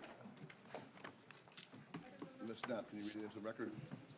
Item number 48 is PDMU 2355ZG, The Vibe at UMR, Moore's Dairy Farm, Inc. This is a rezone of approximately 52.86 acres, generally located on the east side of Upper Manatee River Road Northeast, approximately 1,000 feet south of 3rd Avenue Northeast, and 150 feet north of 2nd Avenue East, from agricultural suburban and A1 agricultural suburban coastal planning area overlay district to planned development mixed use and planned development mixed use coastal planning area, approving a general development plan for up to 232 multifamily residential units and up to 100,000 square feet of low and medium intensity recreational uses. All right, thank you, ma'am. Has there been any ex parte communication on item 48? Seeing none, this is a quasi-judicial item and no call-ins are allowed. And applicant, you're up. Good afternoon. Good afternoon, everyone. My name is Lynn Burnett, engineer of record for the project, and I am a resident of Manatee County, and I have been sworn. And last but not least, I believe in presentations, thought we were going to be here until the cows came home. You're not last. Oh, not last? Never mind, you'll be here till the cows come home. So just a couple of quick things. I don't know if it's possible to have the site plan, or the GDP rather, if we can put that up from the presentation from staff. Just from the staff report, just the GDP. It's just easier. I think I'm a visual, so a little bit easier. A little bit of history. I won't take very long. Would rather just leave the time for questions and just responding to any concerns or clarification that's needed. This property is 52 acres, as was mentioned, has been the longtime home for the cows, for Moore's Dairy. For decades, it's been part of that family operation. And with me today is both Mr. Dwayne Moore and Ryan Moore that have operated and maintained that property. A couple of important things that I just want to bring to light in this part of kind of introducing you to the property. One is it is on Upper Manatee River Road, and the county does have a capital improvement project that is planned for Upper Manatee River Road. They've gone through the process of meeting with the different property owners, trying to acquire the lands necessary for stormwater and drainage features, compensating storage areas as well. And the Moores have met with them and are working with them. I believe, if the information I have is correct, the only property owner that didn't go to like eminent domain or third-party attorneys. They're actually working with the county to help facilitate. And so as we've worked on the GDP for this project, it has been with that in mind and have spent a considerable amount of effort to make sure that the county's needs were taken care of in terms of being able to provide those capital improvement projects, water utilities, drainage, widening of the roadway capacity, et cetera. The intensities right now currently, yes, it is home to the cows, but also has an existing sand volleyball complex on it, as well as existing pickleball facilities and some batting cages, low recreational type uses. The proposed development basically takes watercolor apartments and just directly across right at that same activity node at that corner proposes 232 units of apartments, clustered what you see on that GDP as the yellow highlighted area. The areas that are orange would be the low recreation, and then the only medium recreation is just a little mini golf facility that's like right in the center part of it. The areas that are highlighted in blue are the proposed stormwater features, one for the county and then the rest for the development of the parcel. The green highlighted area at the bottom of your screen under the GDP is an existing ditch that's maintained, that's not being impacted in any way. The creek to the east and the floodway, all of the development has been contemplated outside of that, so there would be no impact to that floodway. And really just proposing an area that has more than what the required setbacks are, giving sufficient and adequate buffer away from the adjacent neighborhoods that are to the south with Great Gates Creek, as well as to the north, and interconnected roads that run internal to that. All of those roads are kind of in the gray highlighted pattern there that you see. Those are internal, privately owned and maintained, but they also do provide interconnectivity to all the pieces and parts. There are two means of access to Upper Manatee River Road. There currently are two driveway access points. One would stay. The other one would be shifted and upgraded for the secondary means for the apartment complex. And I think that's kind of like the big highlight points. So I will answer any questions that you may have. I know staff's presentation and report is very thorough, so I'll let them get into all the weeds of that. We also obviously have the owners here as well to answer any questions, should you have any. Any questions of the applicant? Right. Seeing none, thank you, ma'am. Thank you. Staff, you're up. Good afternoon, Chris Klepek with Development Services. An unpopular statement, but I have not been sworn yet. Oh, goodness. And your staff. Thank you. Oh. You have to sing it. Do you swear or affirm that the factual statements and representations you will present to the board are truthful and accurate? I do. Thank you. Chris Klepek with Development Services. I have been sworn.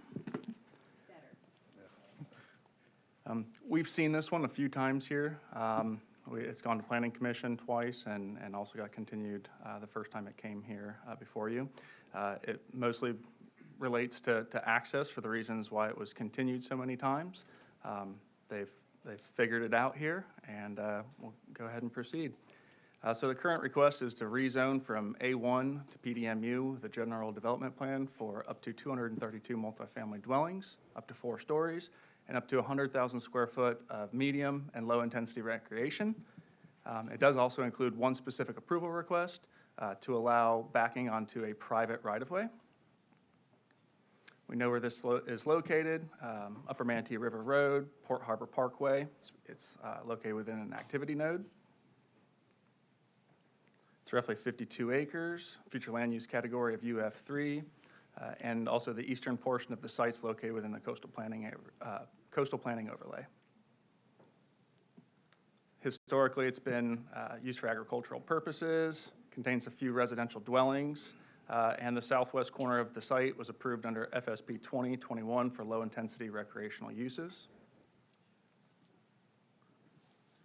We've got PDC to the north, mostly surrounded by A1 and PDR, and to the west across the street is the Heritage Harbor DRI, it's PDMU. We're in a sea of UF3 here.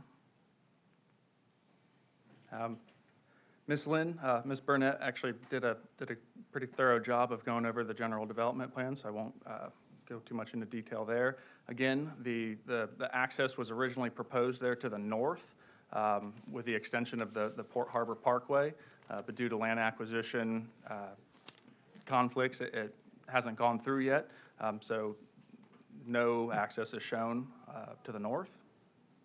And it still does meet the intent for the two accesses required for over 100 dwelling units.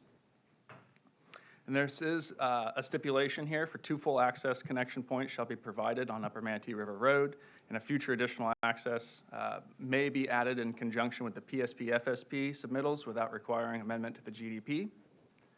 Such connections shall meet all county access and public works standards for transportation and stormwater. All the setbacks are exceeded from the minimums. This is just the definitions from the Land Development Code, which kind of go into detail of what low and medium recreational uses are. And as I mentioned, there is one specific approval request to allow for backing onto private right-of-way, and the applicants to implement adequate safety measures, including traffic directors, clear signage, speed restrictions within the recreational facilities. This will be reviewed at time of final site plan. Some positive aspects: there are no wetland impacts on site. It's increased density within an activity node of Port Harbor Parkway and Upper Manatee River Road, as well as providing additional recreational opportunities to the nearby residents. And as I said, increased setbacks proposed. Some negatives is that we do have 3- and 4-story maximum building height for the multifamily and recreational facilities, as well as with that comes additional traffic, noise, lighting associated with these types of uses. For mitigating, the project will be further reviewed at time of final site plan for the impacts to the surrounding properties and infrastructure regarding traffic, noise, site lighting. So at time of final site plan, the site will be reviewed for Section 806 of the Land Development Code as it relates to lighting impacts to off-site areas, as well as we have open space and recreational facilities are the main uses adjacent to the single-family residence. We have increased setbacks. We've got the applicant will provide all of the required open space requirements in terms of for plan development residential and the commercial. All of the roadway buffers and screening buffers meet or exceed the requirements. The density is fine within the maximum allowed of 9 dwelling units per gross acre within an activity node. This comes under at 8.47 dwelling units per gross acre at that activity node at Port Harbor Parkway and Upper Manatee River Road, as well as the floor area ratio within the activity node is far below the 0.5 that's maximum within the comprehensive plan. And it is the opinion of staff that the rezone to PDMU with general development plan can be found to be consistent with the comprehensive plan and in compliance with the applicable provisions of the Land Development Code. I'm here for any questions. All right, any questions of staff? Seeing none on the board. All right, thank you, Chris. All right. At this point, we'll ask for if there's any public comment regarding item 48 and 49, well, 48 and 49. No, just 48. Just 48, sorry. 48. Sorry. Seeing no public comment. We'll go to any other questions for board for applicant, staff, or citizens, or anything like that? Nope. All right. Staff closing comments? None?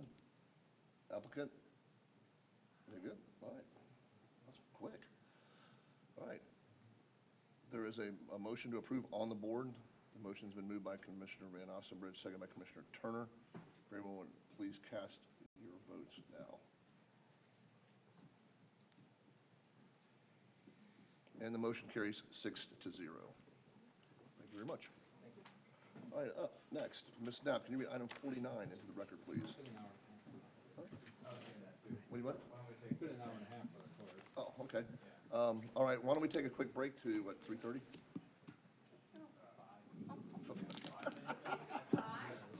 No, Commissioner Cruz is being funny. We'll take a quick break to 3:30. We'll be back at 3:30. We're in recess.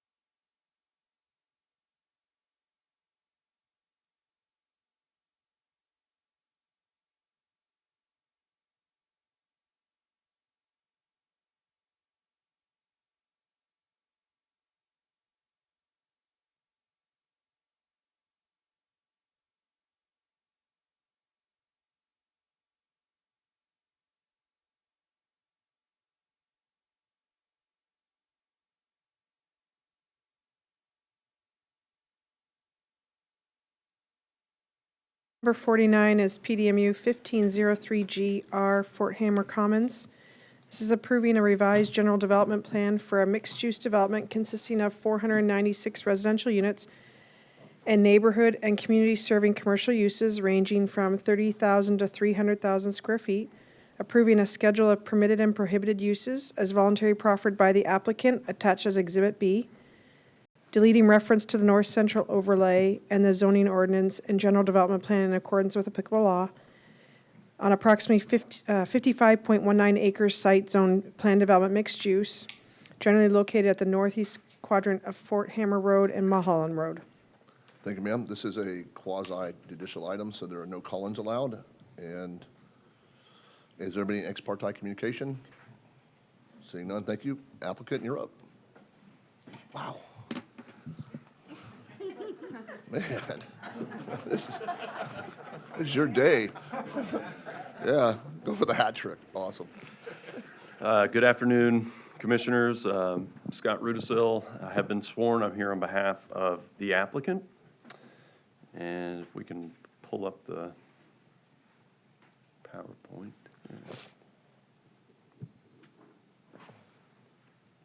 Okay, here we go.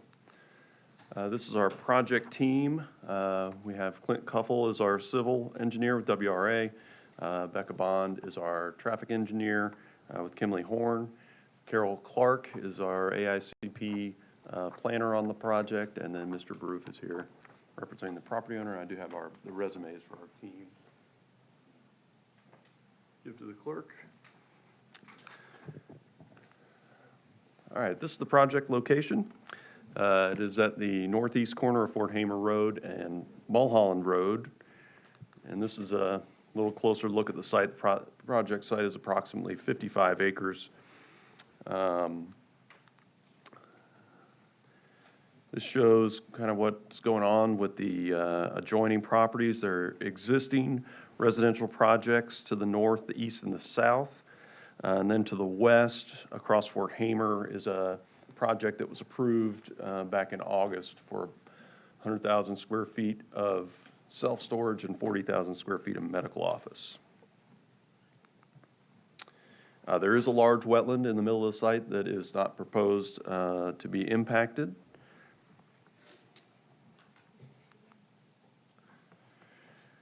And so this is a summary of the request that's before you. Important to note, this is not a comp plan amendment. We're not asking for a change to the future land use map. We're not asking for a rezone on this site. The site is already zoned PDMU. It is already a mixed-use project that is approved here. What we're asking for today is an amended GDP approval, maintaining a mixed-use project, but with additional uses that are authorized under the existing UF3 future land use designation. So we're asking for the flexibility to have up to 496 units, which could be single-family, multifamily, or a combination of the two. And that density is just under 9 units to the acre, which is what's permitted in the UF3. Commercial portion of the site is proposed to be between 30,000 and 300,000 square feet of neighborhood commercial uses, with the ability to vary those acreages some depending on what the ultimate mix is. And then one important change from what was presented at Planning Commission that I'd like to point out, the applicant has limited commercial uses over 150,000 square feet to self-storage only. So anything over 150,000 square feet would have to be self-storage, which significantly reduces the potential traffic impacts of the project.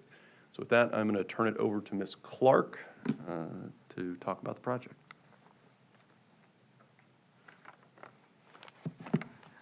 Thank you, Scott. I'm Carol Clark, a certified planner, and I have been sworn. I get to talk about the comprehensive plan, which is where a planner likes to be. The property is designated Urban Fringe 3 and has that designation since 1989, although what that designation means has changed, and I'll talk about that a little bit later in the presentation. But as you can see here, everything around it is Urban Fringe 3. The property is zoned PDMU. And most of the properties around it also have a planned development zoning. It was known initially as Travis 55, a mixed-use project with commercial and residential. So one of the things that folks have said is, well, what's changed and why are you bringing something back? And there are a couple things. We're going to talk about the bridge, development in the area, and also the county's policy changes. So the most obvious and the physical one is the bridge. This is an aerial from 2015 when the property was zoned to PDMU. The bridge was in the works, but it was not constructed and was not there yet. And this is a view this year. And you can see that. This is an aerial of the site in 2013 when the property was acquired by the current owner. And this is a very big scale, but when I compare that to this slide, which is this year's aerial, you can see a significant increase in the amount of development in this portion of the county. And I want to talk about specifically the Fort Hamer Upper Manatee River Road corridor, because that has been part of what's been in the thinking of Manatee County since the 60s, and it is now coming to fruition. So I have the Chartreuse Star located on the property. Across the street is the North River self-storage. I apologize, I did not catch that error. It's North River self-storage, which has 100,000 square feet of self-storage and 40,000 square feet of medical office. To the north of that, on Fort Hamer Road in Cross Creek, there is what we call Cross Creek South. It is approved for 250 multifamily units. And then across Cross Creek Parkway is another site approved for 300 multifamily units. And Windwater, which is up at Golf Course Road and Fort Hamer, there is Windwater, previously known as Wildcat, that has an approval now for 242 single-family homes and approximately 50,000 square feet of commercial. The south end of the corridor, we start at 64 and Upper Manatee River Road, and there is Brixley. It is immediately north of the Wawa on the west side of Upper Manatee River Road. We have Hugh at Watercolor Place that has 380 multifamily units. Across the street, the Vibe, which you just approved, with 232 multifamily units and 100,000 square feet of recreational facilities.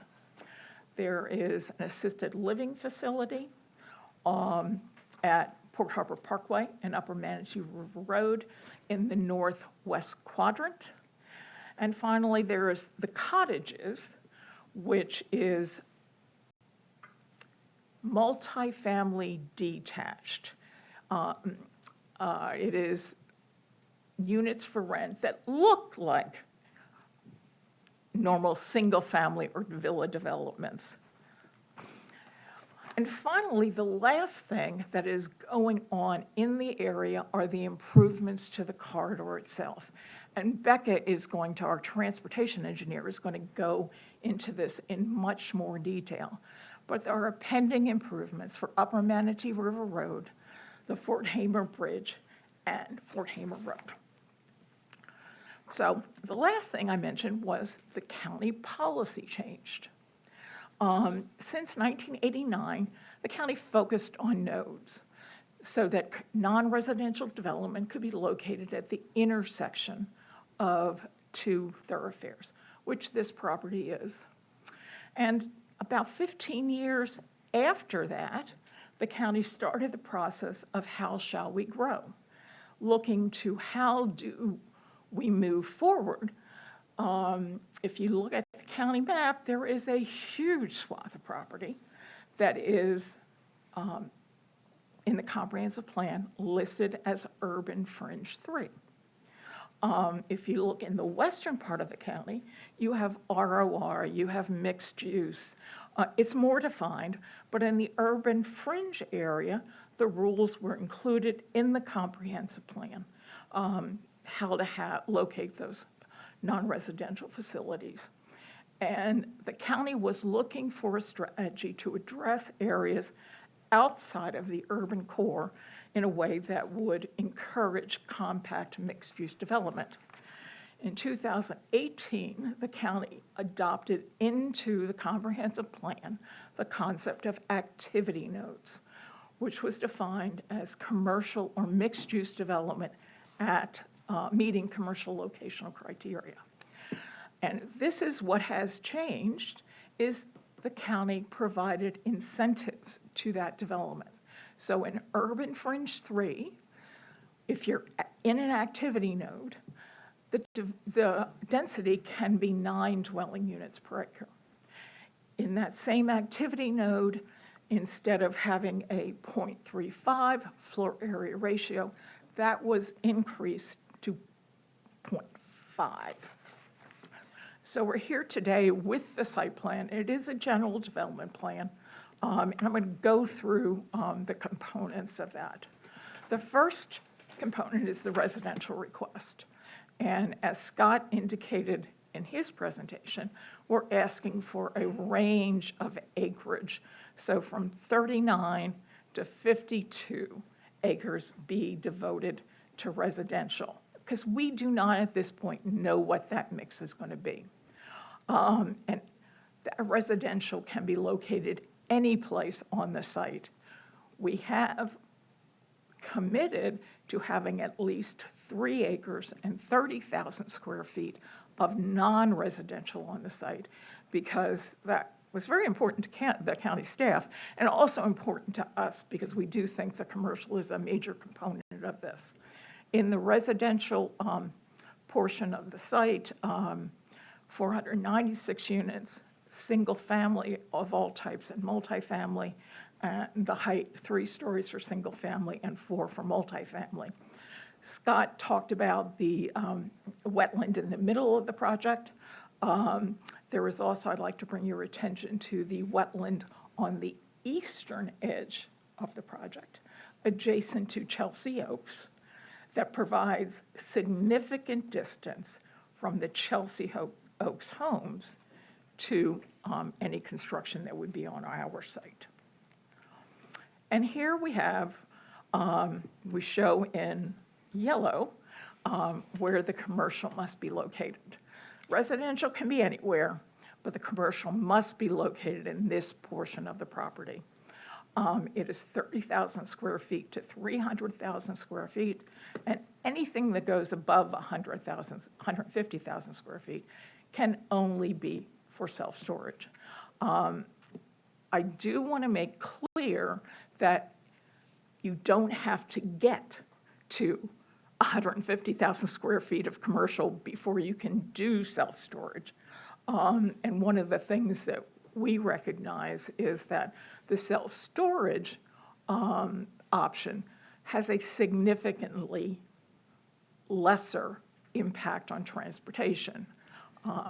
Folks take stuff there, they pull it out, come back at Christmas time a lot, but it has a much lower transportation impact on the neighborhood. And that's one of the things that we heard very loudly at the Planning Commission meeting. So that is the whole site, and you can see surrounding the property, we are proposing a 20-foot perimeter buffer, and that is more than would be required adjacent to Chelsea Oaks. We are asking for some specific approvals, and I know sometimes when folks request a number of them, there's, well, why can't you fit it in? And I will own up to the fact that I did a very deep dive into the land development code, looking at what regulations might come into play. And many of these specific approvals that we're asking for today, I actually think should be code amendments, and was surprised at a few of the things that I found. One is open space. Commercial has a requirement for open space of 20% of the commercial property, 25% for residential. We're asking that total, which will be from 13 to 13.65 acres in our estimation, be able to be located anywhere on the property so that we can design a better project and we can use it to be more compatible with our neighbors rather than confining it to one portion of the site or not. And I think that has been done in certain circumstances, but I wanted to make very clear that it was permitted here. Also, screening buffers. If there is a case that there is an internal buffer required between a commercial use, for example, and a residential use, we're asking that if there is a required buffer there, that buffer be able to be located on one side or the other or shared. And I think you're seeing more of those requests. We are asking for some modifications on the commercial setbacks. What we're asking for are the front and rear setbacks that are used in your general commercial, neighborhood commercial, and professional zoning districts. And we will be providing 30 square feet of foundation landscaping per 1,000 instead of the required 20. For self-storage, there's a provision in the code that says if you have a rear wall in your rear yard, you can use that wall to provide screening. And that makes perfect sense. But in looking at it, I'm going, well, shouldn't it make as much sense if it's in a side yard? So if you have the wall that meets the same intent of what a screen would, that it should be able to be used. And this is the one that really surprised me. We're asking for specific approval that any neighborhood commercial be able to orient itself, not internally, but probably to the thoroughfares. I never knew that was in the code, and so we're asking for that. We're asking for the ability to have a secondary front yard of 10 feet, and something that we have been before you before is the code requires in projects such as ours that the main entrance be located directly from a sidewalk. This had been first in the code under the urban design standards. It was moved during a revision to apply if you have circumstances where a building is over 3 stories. And I can tell you, I think I have been up here requesting this at least 4 times. It is one of those things that needs to be modified. As identified in your staff report, it is my opinion as a certified planner that this project is consistent with your comprehensive plan. It is well west of the future development area boundary. It is served by facilities. It meets the standards for the urban fringe 3 category. It qualifies for large commercial development.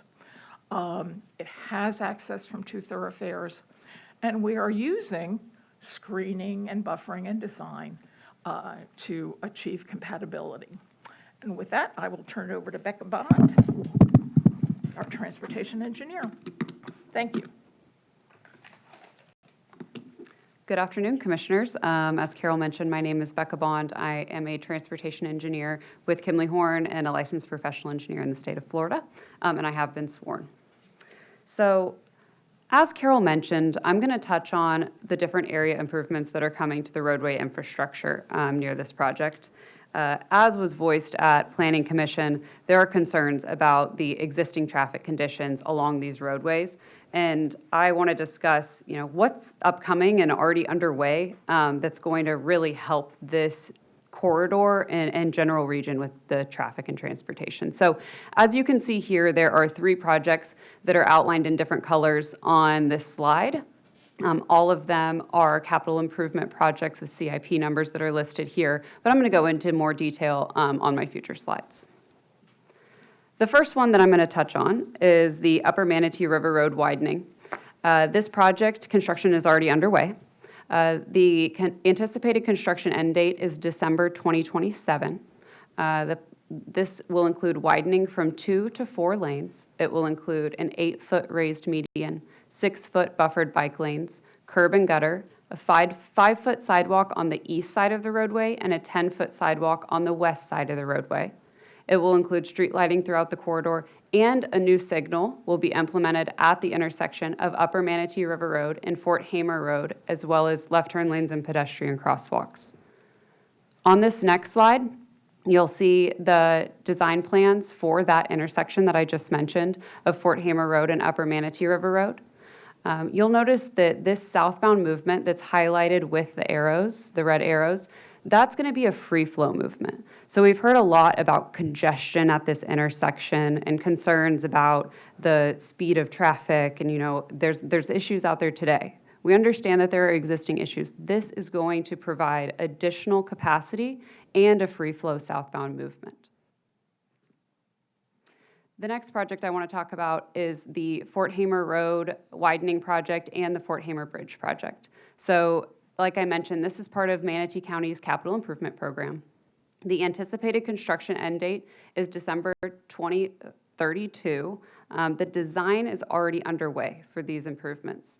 The widening, as mentioned, will be from 2 to 4 lanes and will include shared use paths along the corridor for bikes and pedestrians. This is another intersection design schematic for this portion of the widening projects along Fort Hamer Road. This is north of the bridge at Mulholland Road and Fort Hamer Road. At Planning Commission and in some of the citizen emails for comments that were sent in, it was mentioned that there's significant delay while sitting on Mulholland turning onto Fort Hamer Road.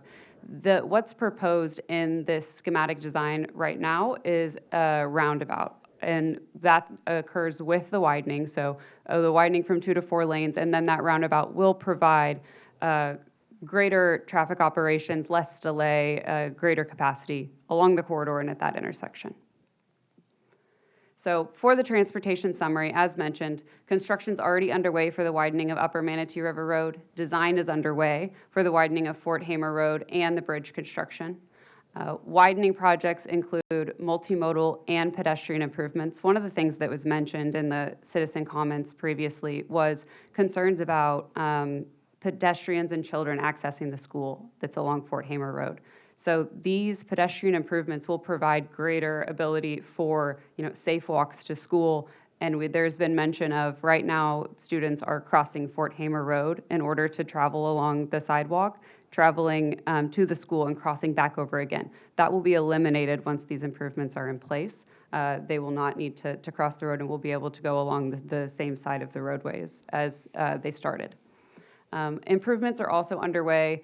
They will provide adequate capacity for the roadways here. If you look at the existing traffic counts, I will admit, right now it is under capacity. That's why these are in the capital improvement program, and that's why these are prioritized projects for the county. There will be adequate capacity for this project and the existing and planned developments once these improvements are in place. And these intersection improvements that are proposed, the signalization at Upper Manatee River Road and Fort Hamer Road, and then the intersection improvements that will come, the schematic design shows a roundabout at Mulholland, those will resolve the operational issues present in the existing conditions. I'm going to pass it back over to Mr. Rudisil to finish up the presentation.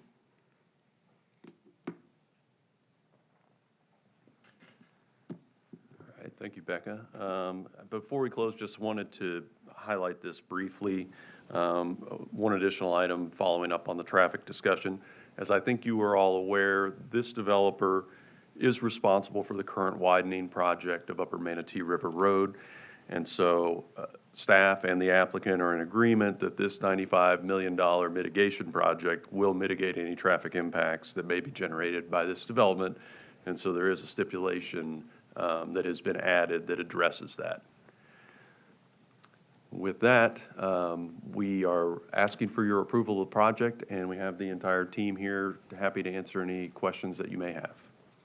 Are there questions of the applicant? Seeing none, thank you, sir. Staff, you're up.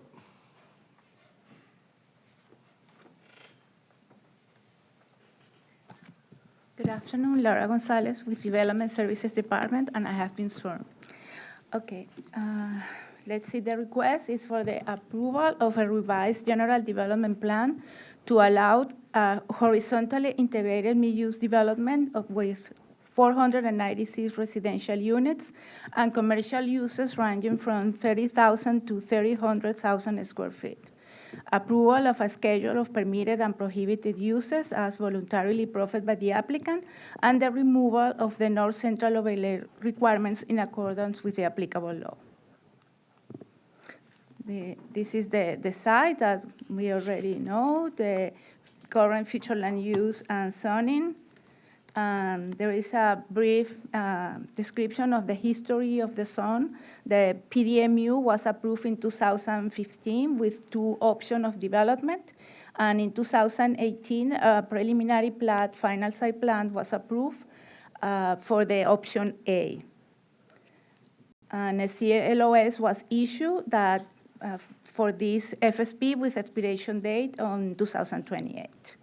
This is the general development plan. And I am not going into details of the development plan since Carol already explained the proposal. This is a comparison with the previous GDP.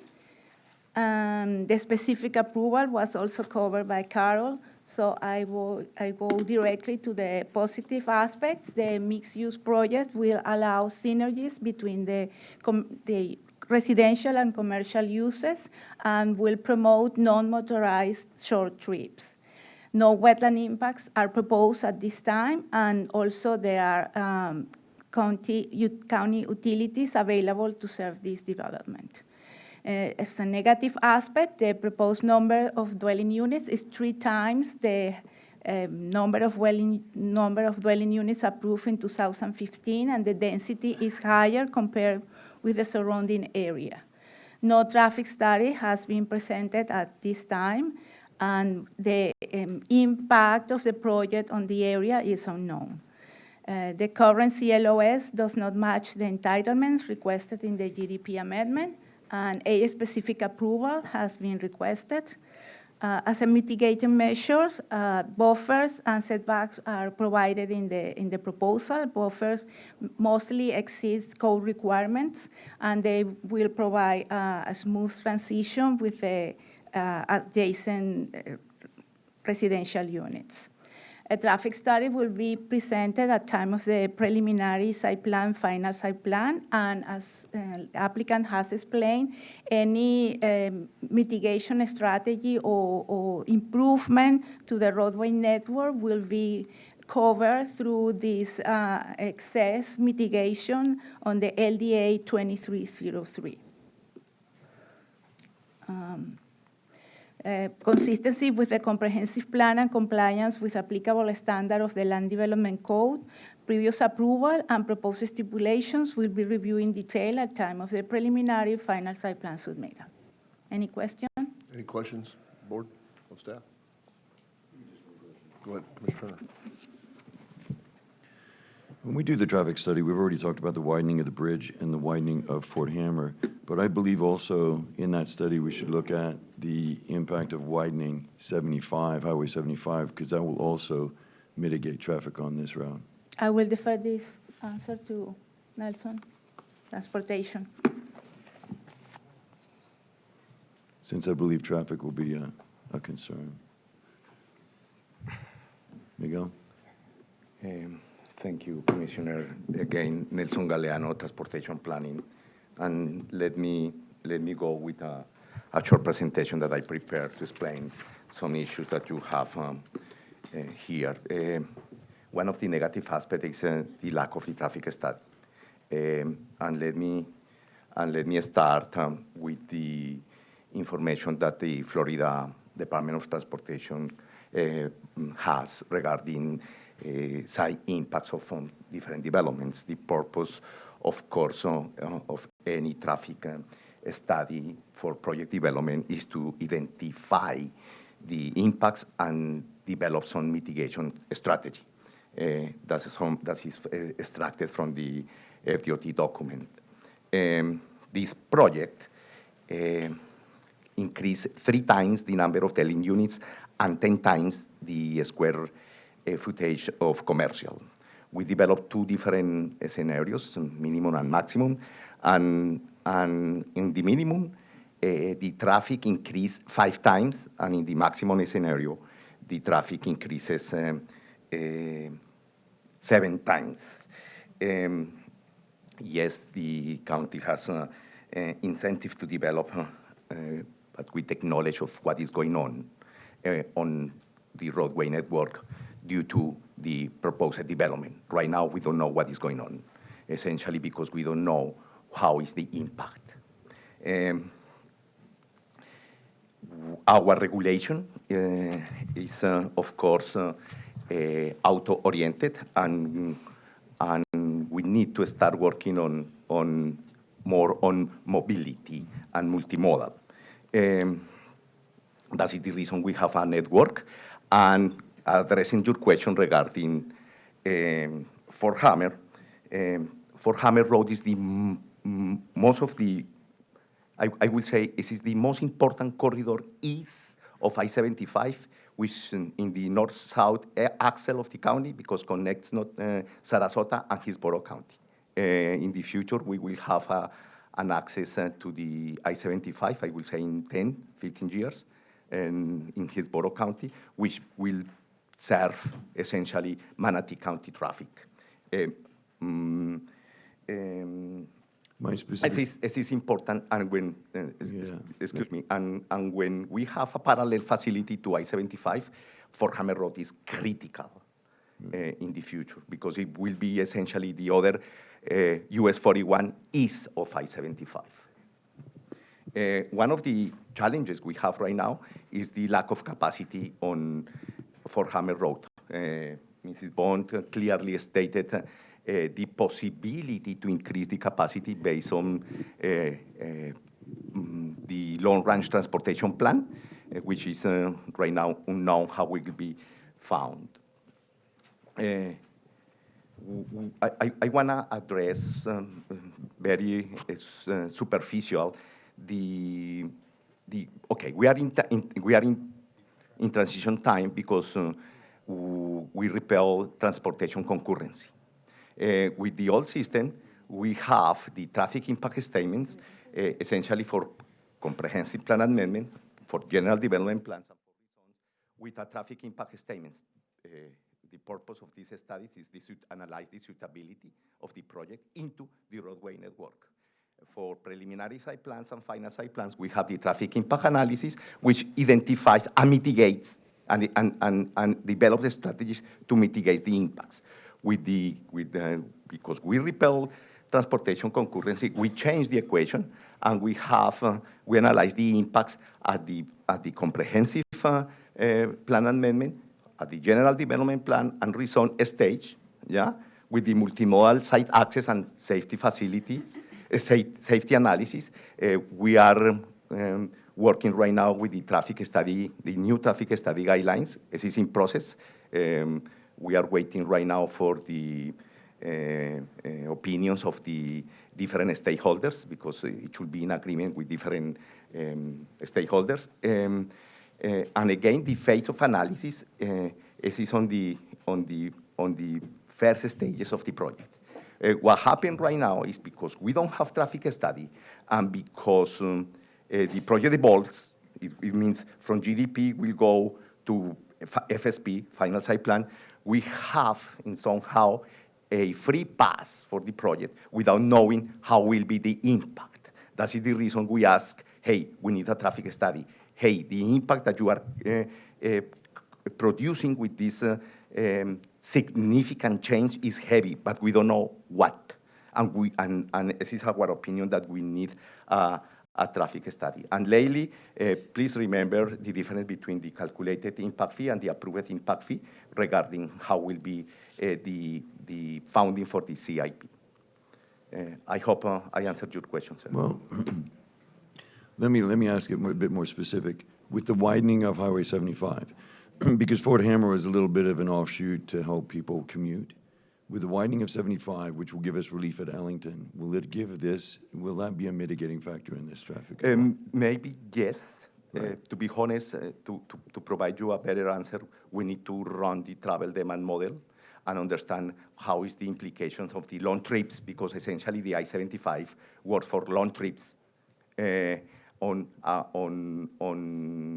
the impact on Fort Hammer Road. Of course, it plays an important role, the new configuration of Mocansin-Wallow and the interchange, it will change.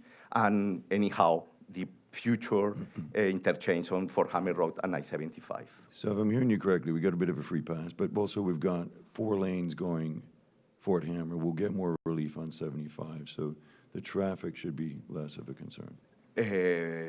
I am not, how can I say, I don't have any knowledge to say how will be the impact. Right. We need numbers, and as an engineer, I need numbers. Okay. Any question? Mr. Cruz looks like he's got one. Yeah, no, it's for Nelson while he was here, that's why I threw myself on there. Mulholland, Okay, we, Mulholland. okay, so years ago, we decided to scrap a bridge that was going to create a connector between Fort Hammer and Rye Road. Mulholland on this side, well, on the other side is basically just a road in Twin Rivers now. Mulholland on this side is just essentially a side road with a couple of subdivisions on it. What qualifies that as a defined thoroughfare in any definition of the term thoroughfare? Okay, the issue with Mulholland is essentially connectivity. We have a lot of development right now along Railroad, Rutland, County Road 675. This corridor requires a corridor analysis, and one of the issues with this area, with the development of this area, is the connectivity north side of the river. And Mulholland is the first one, is the first corridor parallel to the river that connects Fort Hammer with the other area of the county. Which one does it connect to? Mulholland. Okay, what Mulholland connects us to what? With the future developments that we are working with on the east side of the county. But it doesn't, though. It stops at a river. Excuse me, sir? It stops at a river. No, but this is the first, Mulholland is the first parallel facility to the river.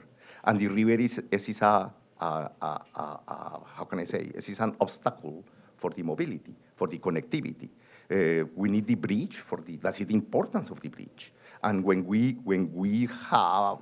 cannot cross the bridge in a easy way, only in 2 points, is when we start getting problems of connectivity. When we don't have north-south connections, east-west connections will be important to satisfy the other. Okay, I'll cut you there. I agree. Things like golf course. Yes, sir. Are great examples of east-west connectors that could be classified as a thoroughfare for the creation of an activity node, correct? Because it connects 2 major roads and people can cut through and there's lots of different. I'm asking you, based on your expert definitions, because you understand everything from arterial to connector to thoroughfare, part of the argument being made here is this is allowed this level of development because it's at an activity node. The only reason this discussion's even here is because this intersection has been classified as an activity node in the mind of the applicant.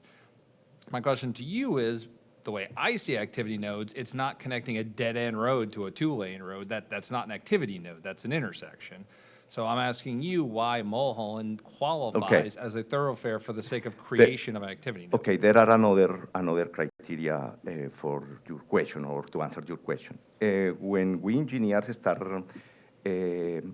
designing roadway networks, we have a condition regarding the spacing of the thoroughfares. And again, the next one, I don't recall exactly, the next one thoroughfare north of Mulholland, it will be far away in the east-west direction of the county. We need, because of spacing, we need every mile, every 2 miles, depend on the type of, if it is collector, if it is arterial, we need thoroughfares in order to satisfy connectivity and accessibility. So you're saying this isn't that it qualifies as a thoroughfare or connects anything. You're saying we're classifying as a thoroughfare just out of proximity of, if Mulholland didn't exist, we would have just classified somebody's driveway as a thoroughfare because we needed to be somewhat equidistant between the river and golf course? What happened is that Mulholland has been included into the long-term plans. But we changed that. If we don't have... We changed that by taking the bridge out. I mean, if the argument is going to be made that things change, if the argument is a bridge came up, so things changed, or we can approve things because in the future there's going to be more lanes on certain roads, then by the same definition, things do change. And one of the things that changed in the past 2 to 3 years is we removed a bridge which effectively declassified a roadway. Sir, yes, there are no bridge, but we have the link. And we are, as engineers, we think in terms of the future. I don't know exactly the reason why the bridge has been removed, but we continue having the link. And we engineers, in terms of connectivity and accessibility, we expect that in somehow, in some future, the bridge can be in place and solve connectivity and accessibility problems that we're facing right now. So you, I know this is going around circular, but it's important because this is the crux of the discussion is this needs to be changed because of an activity node. This is the heart of the whole discussion. So I want to make sure we understand the heart of the discussion, even if it takes a few extra seconds. You're saying this is not really a thoroughfare, but it is a thoroughfare because we want to have thoroughfares in this area, but we removed a bridge. We voted as a board to remove this bridge. It is nowhere to be found on that CIP. It is gone. We are not funding that bridge. But now you're saying, hopefully, maybe some other board will recreate the concept of this bridge to create a link that currently doesn't exist with funds we don't have, and therefore we can approve things now under the assumption that sometime down the road, some board will be obligated to build that bridge now because we've created the capacity that requires them to fund that bridge. You're putting the cart before the horse here. You're basically saying, build this now, and then somebody will come up and build that bridge because they have no choice down the road. As far as I understand, the bridge has been removed, but the link.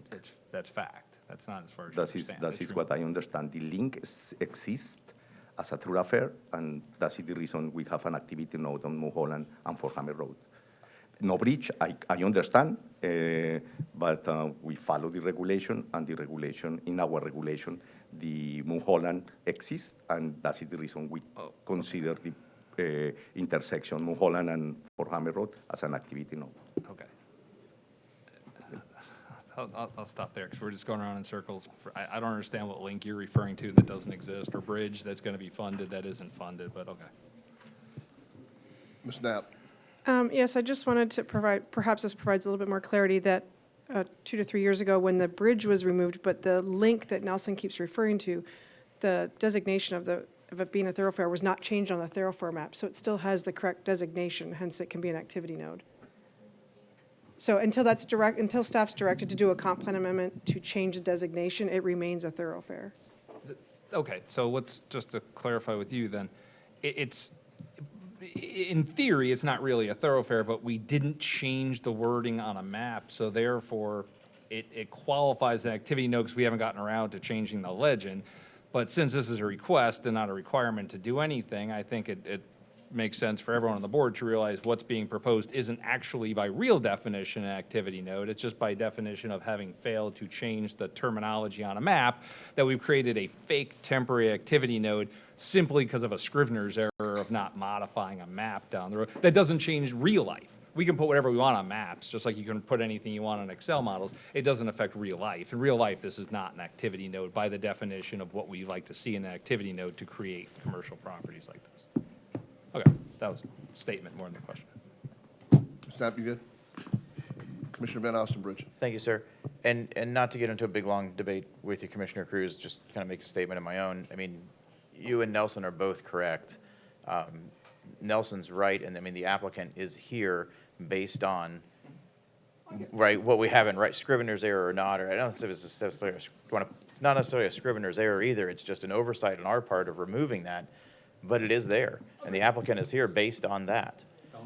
Yeah, and Nelson also isn't really wrong in acknowledging that, yes, this board, well, previous board did remove the bridge, but in reality, eventually, you know, no one has a crystal ball, no one knows when, but that bridge is coming back one day, and we all know that. So, thank you, Mr. Chair. Thank you, sir. All right, is that any questions for staff? Thank you very much. Thank you. Thank you. All right, what we're going to go to now is public comment, and I have 5 individuals on the board. First up is Donna Paisala. I was right? Awesome. God, good stab in the dark. Ma'am, please state your name, county residence. You've been sworn, and you have 3 minutes, ma'am. Thank you. You are exactly correct. That was a tough one. My name is Donna Paisala. I have been sworn. I'm a resident of Manatee County, and I live in River Plantation, so I am directly affected by this. I would like to ask you to postpone this decision on this project until we have a commissioner in District 1. The developer has apparently now leased the property to a farmer, and the property has been fenced in, so there's no sense of urgency to approve or deny this right now. It will only be 1 month until the commissioner for District 1 is seated, so I think it only makes sense to postpone all discussion and decisions as we have no representation right now. I also have a few other things I'd like to mention. Harvey and Mills Elementary Schools are completely full. And so therefore, they are sending their new students over to Williams Elementary, which is the elementary school involved in this project. Williams is overcrowded with about 1,000 students, and it should be at 800. So with more new students coming in from the other 2 schools and the new children zoned to Williams, where are all these new kids going to go to school? To put things into kind of perspective, River Plantation has 457 homes. If you see the size of River Plantation, we are at 457. They are asking for 496 units in this little area. We can only hope that you will work in the best interest of the residents of the area and respect the decisions of the Planning Commission, who has denied this request. They were very thorough and found that some issues need to be addressed by the county's traffic engineer before this project can go forward. But there's also the need for safety for the children that walk to school, because our children are all zoned to walk. There's also a flooding issue that shut down Fort Hamer Road during Tropical Storm Debbie. The Planning Commission is your right hand, and they check all the requirements for approving and denying development in this county, and I would ask that you support their decision and deny this amendment. A project of this magnitude is not compatible with the area. It belongs in an area with other commercial development and infrastructure that supports it, and I am opposed to the amendment of the Fort Hamer Commons project. Thank you. Thank you, ma'am. All right, next up is Kevin Jones. That was a tough last name. You got it right, too. Thank you, Nailed sir. that one. So you have, state your name, county residence, and you have 3 minutes, and please state that you've been sworn. Kevin Jones, Manatee County. I've been sworn. I live off of Mulholland Road in McKinley Oaks. As Mrs. Clark pointed out, or tried to lead you to believe that there's a lot of development along the corridor that meets the same requirements, and this is just a continuation of that. Far from that. All of those other developments are at actual nodes, traffic nodes, that meet the requirements. So in opposition to this project, the issue with my concern with this particular project is the fact that the functional classification of Mulholland Road. Mulholland Road is currently classified as an urban collector and is a 2-lane dead-end road that dead ends into Gamble Creek. It will never be a bridge. I don't care what anybody thinks. It'll never be paid for. According to the comprehensive plan, Commercial development shall be located within a commercial node at the intersection of at least 2 roadways functionally classified as a collector, even though it's just functionally classified that as on just a map, whether it meets those physical requirements or not. Fort Hamer Road clearly meets these requirements, but I argue that Mulholland Road does not. It does not meet the requirements of a collector. Mulholland Road is a farm road. It is a dead-end road. It will never be anything more than that. It is my belief that the designation of Mulholland has not been corrected since the plans for the future have changed. And this project has been submitted under outdated and inaccurate information. Policy 2.10.4.1 of the comprehensive plan states limit the location of all new commercial development to well-defined nodes. The intersection of Fort Hamer and Mulholland is far from a well-defined node. The same policy states that the development should increase safety and maintain a vehicular capacity. We have already been told that Fort Hamer is way beyond capacity. Although Fort Hamer Road has plans of expansion 8 years in the future, that expansion is long way away. Fort Hamer is currently only 2 lanes where commercial development access would do everything but increase safety and maintain vehicular capacity. Policy 2.10.3.1 states access to roadway operating or better than the adopted level of service. As stated, that this is going to do nothing but do anything but maintain that level of service. Policy 2.10.4.3 states any proposed commercial site must be configured and sized to allow orientation of structures so that it doesn't impede the adjacent residential use. Not even close, can't even come close to that. We're not necessarily opposed to development of the corner, we're opposed to this development. This type of development is not what belongs there. Mulholland Road is the concern. Mulholland Road cannot maintain currently what it has with cows in that field. The traffic is insane. We cannot leave our houses. This poses nothing but a safety, security concern, and drastically reduces the quality of life and property values in the area. Thank you, sir. Thank you. All right, next up is Marjorie Dawson.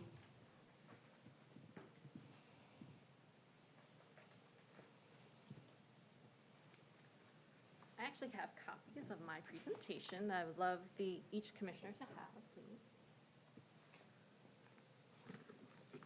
And hello, I'm Margie Dawson, and I have been sworn in, and I have been a Chelsea Oaks resident for the past 17 years. I'm presenting to you a petition signed by nearly 800 residents to reject this reckless and dangerous revision. This is in addition to all those public comments that were emailed to you. So we are an unrepresented district since April. We have no representation. Mulholland Road is misclassified. It's a dead-end road with no secondary exit. Flood risks have not been adequately assessed. The flood studies used are outdated. Our neighborhoods got flooded during Debbie. We were an island. We couldn't leave to get anywhere. There's dangerous conditions for children. You've heard 200 children walk to school in our area, to Williams Elementary. This really causes a serious risk to their safety. Fort Hamer Road cannot handle any more added traffic. This will add at least 1,000 additional cars. And it's even more, we have daily gridlock. Our property values will plummet with a 300 square foot commercial space that will bring constant light and noise pollution. Our neighborhoods will be less safe when you have a massive commercial complex bringing in people that don't live in our community. It increases potential for crime. And then something that was snuck into the plan was some kind of emergency exit into Chelsea Oaks. We firmly reject any of that. And I will expand on the traffic. A comprehensive traffic study needs to be completed before any changes can be made. Because again, the road improvements we've heard, they're not going to be done until 2032. So I travel back and forth from Bradenton to Parrish, Lakewood Ranch daily. So I sit in that traffic daily. So here, I'll put a little thing right here. If you could see this little map. From 301 all the way down to actually State Road 64, bumper to bumper traffic from 7 o'clock in the morning till 10 o'clock, and then it starts again from 2 to 7. Sometimes if there's a problem on I-75, you might have daily gridlock. And I travel, my house is right here, and just to go 1.5 miles over the Fort Hamer Bridge sometimes takes 20 minutes.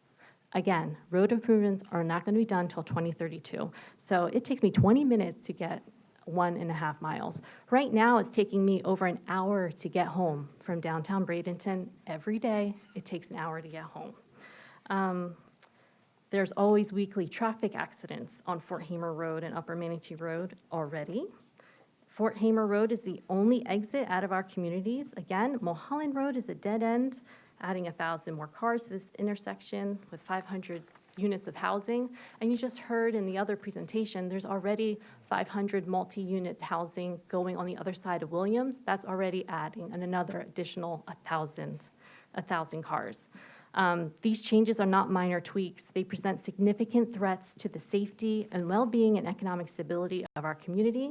We urge you to reject the proposed revisions of Fort Hamer Commons. Today, when you leave, go down State Road 64, make a left on Upper Manatee River Road. Thank you, ma'am. See how long it takes you, so you can see what we're going through. Thank you, ma'am. Thank you so much. Thank you. Next up is Linda Miller. She's left or not here? Okay. Then it will be Teresa Lorente.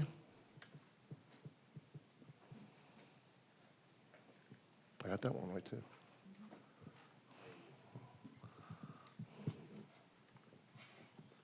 Ma'am, can you state your name, county residence, and you've been sworn. You have 3 minutes. My name is Teresa Lorente, and I'm a resident of Manatee County. I live in Chelsea Oaks. And you've been sworn. Yes, I All right, was. thank you, ma'am. Thank you for the opportunity to speak today. I stand before you to express my strong opposition to the proposed revisions for the Fort Hamer Commons development. This proposal poses a significant threat to our children. First and foremost, the anticipated increase of an additional 1,000 cars in the intersection of Fort Hamer and Mulholland Roads will only exacerbate traffic congestion in an already busy road. The massive increase of cars going in and out of this intersection endangers the pedestrians, especially the almost 200 children who are designated to walk and ride their bikes to nearby Williams Elementary School. This urgency of this matter is underscored by alarming statistics regarding the traffic and pedestrian safety in our state and county. According to the American Academy of Pediatrics, our state ranks 5th in pediatric pedestrian fatalities. On top of that, a recent article in the Herald Tribune highlighted that Manatee County is ranked as the 7th most dangerous county for pedestrians in all of Florida. This is not a title we should be proud of. The Florida Highway Safety and Motor Vehicles reported that in 2022, Manatee County had 6,836 crashes, 126 pedestrian injuries, 15 pedestrian fatalities, 155 bicyclist crashes, 142 bicyclist injuries, and 9 bicyclist fatalities. These are sobering facts. Funny thing, when I did the research for data for this speech or comment, most of the articles that came up with my search were from personal injury law firms, which echoed the same concerns, citing the same statistics and calling for greater awareness and action to protect pedestrians and bicyclists. As county commissioners, you must consider the implications of approving these proposed revisions without a traffic study. The traffic gridlock and the continued misclassification of Mulholland Road as an urban collector will surely increase the county's liability. As county commissioners, you have the responsibility to prioritize your constituents' safety. The Planning Commission denied these proposals because of that. In conclusion, I urge you to deny this proposed revision because of the potential dangers they create and impact it will have on our children and our community. Thank you for your time. Thank you, ma'am. Great timing, too. Thank you. All right, is there anyone else in the audience that'd like to come forward and give public comment on this matter? Please step forward, state your name, county residence. You have been sworn, and you have 3 minutes. I'm Joe Moon, and I'm a resident of the county, and I've been sworn. I live in River Plantation, and I've been here for 3 years, and from about 7 o'clock in the morning till 10 o'clock in the morning, I feel like I'm a prisoner in my home because I can't leave because of the traffic. Yesterday, I had to go help my elderly father, and it took me 33 minutes to drive 6 miles. There's apparently 10 new projects that have been approved in this area, and with those 10 new projects, it's gonna create more problems. I would encourage you guys to deny this at least until 2032, when all the road construction can be completed. Thank you, sir. Yes, sir, please state your name, county resident, you've been sworn, and you have 3 minutes, sir. Yes, I have been sworn. My name's Lyle Martin, and I'm a Manatee resident. And I was sitting and listening to my neighbors, and I was going to, that was a lot of the things that I was going to say to you, so it doesn't there's no reason for me to repeat it. The one thing I would say that I didn't hear is I don't think this project is compatible with the community. It's all single house, residential, all around it. The other side of the road is to me, an open field. I know I heard him say that it's zoned, zoned for storage or something like that. So I just asked you to reject this request, and thank you for your time. Thank you, sir. Good afternoon, ma'am. Can you please state your name, county residence? And Good you have been afternoon. sworn, and you have 3 minutes. Okay. My name is Stacy Beck. I'm a resident of Manatee County, and I live in Chelsea Oaks, and I have for 6 years. And you've been sworn. And I have been sworn. Thank you, ma'am. And I want to let you know, I am not a naive person. I know that that's a lot of green space, and I'm sure that something good can be done with it. I come from a construction family. My father was actually the construction superintendent for Plaza del Rio. So I understand that when you build, and you build well, and you build with some foresight, that you can actually improve your environment. And I grew up that way.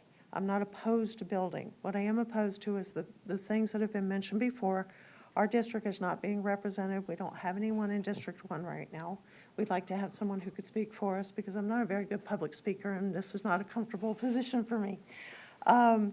Number 2 is, yes, traffic studies have been done. Yes, there's going to be improvement to the roads. But as long as Williams Elementary School is there is going to be gridlock, because parents do drop off and parents do pick up. And that speed limit of 45 miles an hour drops down to 25 miles an hour during a crucial time when people are trying to get up to 75 and drive to work in Tampa, or down to 75 so they can get to Sarasota. And that's not going to change unless you move the elementary school, which may be in a future plan that we're not aware of. But as of right now, it's where it is. It's overcrowded, and it's going to continue to make more gridlock with more people. The other thing is that we have noticed, even in our own development, when development's gone on around us, they have built up that area. And then when brains do come, like Debbie or Milton just gave us, we do have a problem with runoff into our development. So we are concerned about that, and we hope that there would be an independent traffic study, as I stated before, or an independent flood study. And I'm asking for at least postponement of a decision until those studies are run, because the school is not going to move. Thank you for your time. Thank you, ma'am. Yes, sir. Come on down.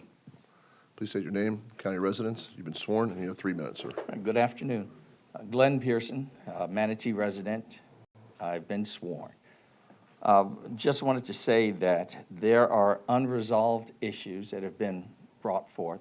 You've heard them all. That's why the Planning Commission put this thing on ice for the time being. We are 19 days away from an election. There will be at least 3 new members of the board following the election. District 1 has no commissioner to represent them right now. They need to have that. And that's, and whoever winds up being the representative, that's going to be a good thing for District 1, no matter who that is. but they need someone to advocate for them. Unresolved issue, the traffic study, impact unknown. How can we make a decision without knowing what the impact is going to be? Designation of Mulholland Road, having the proper designation for that road will help us in making the decision.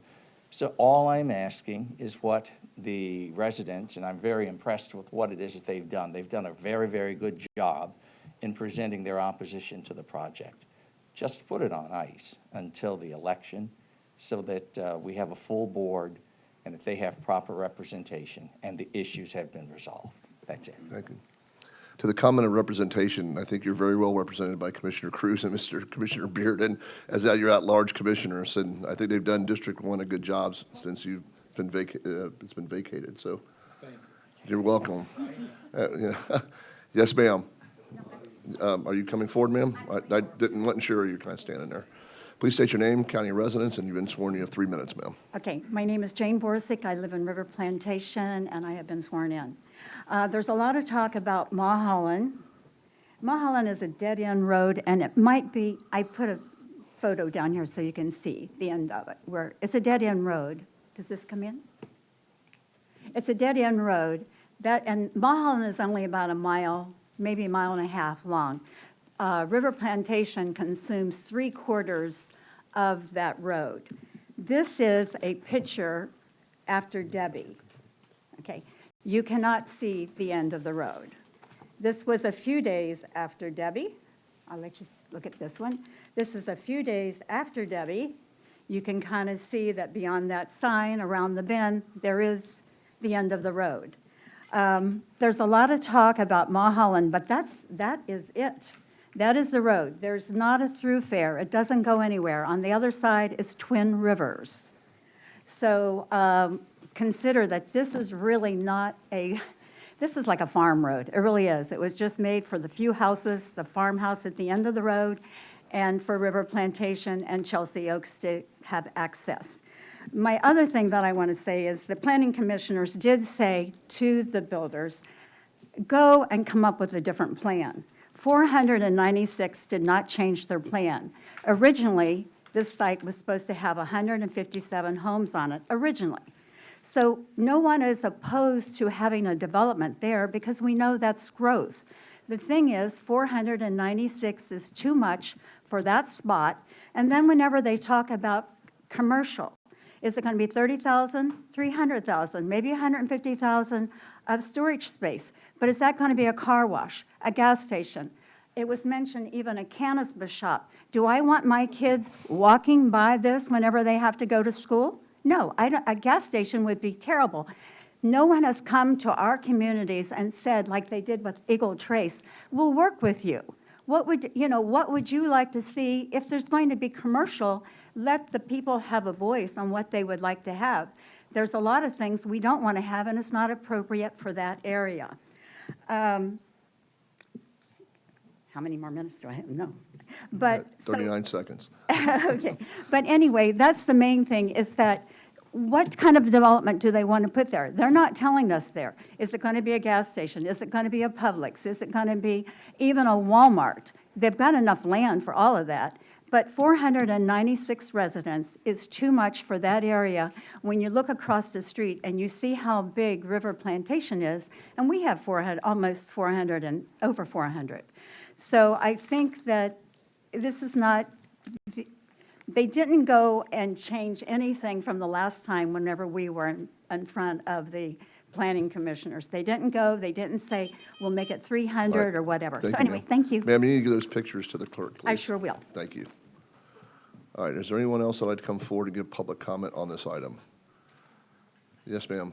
By now, you should know the rules. State your name, county residence, and you've been sworn. My name is You get Becky 3 Moon. I minutes. live in River Plantation, and I've been sworn in.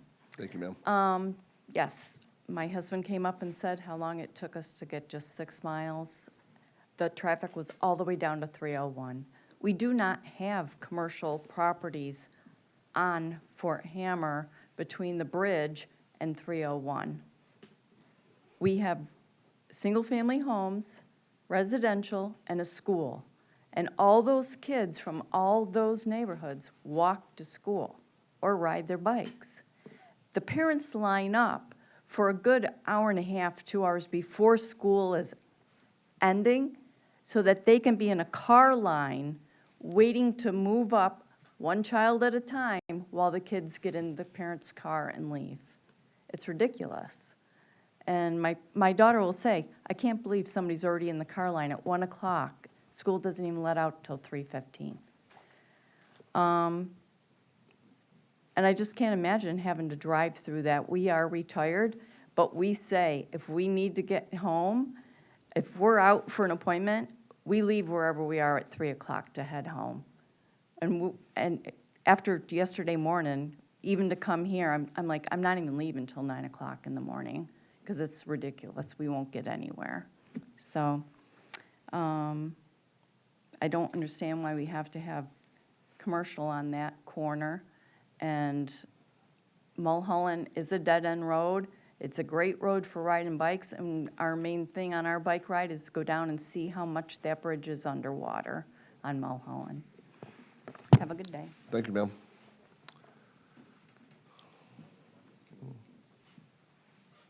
Yes, sir.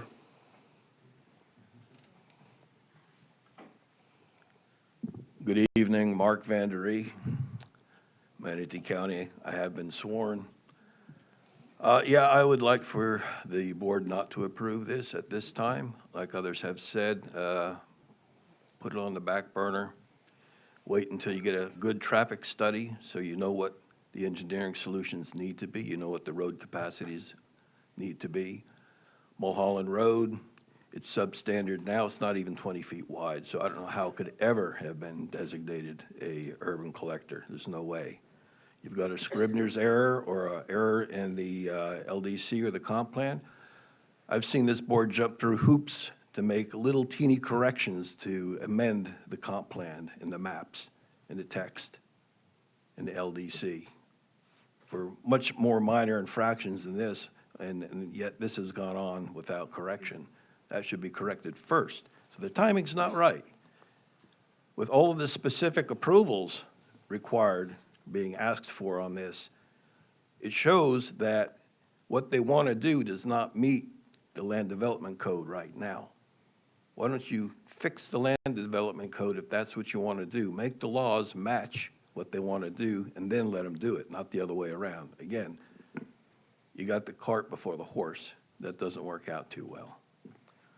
All right, I see wetlands on here. They don't have the required wetland buffers that will be needed for this type of development. It's not there. You've seen the flooding occur. Mulholland Road is basically paralleling Manatee River, crosses Manatee River, the upper branch at one point. It's closer to the dam down there. If this ever does become a through road, which I seriously doubt it will because it's cost prohibitive, the type of bridge that would be needed for Mulholland to cross the Manatee River will be twice the size of the Fort Hamer Bridge, the present Fort Hamer Bridge, as far as its elevation. And the width will be whatever the traffic is required for it.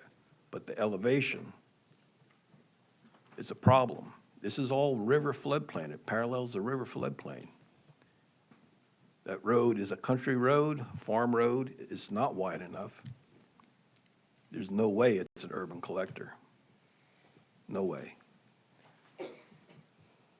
Again, go back and do a more comprehensive study of your hydrology in the area so you can make an informed decision on what's needed for the type of development that's being requested in this area. Get that traffic study done. Get that traffic study done, because I tell you what, there's a lot of developments that have been approved that the future traffic has not yet been accounted for. And it needs to be done before you make a bigger mess out of that area. Thank you.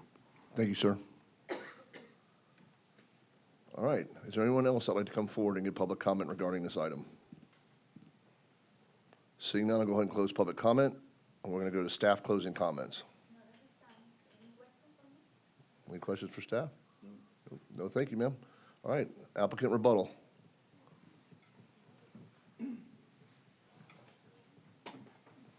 Oh, we're having technical difficulty.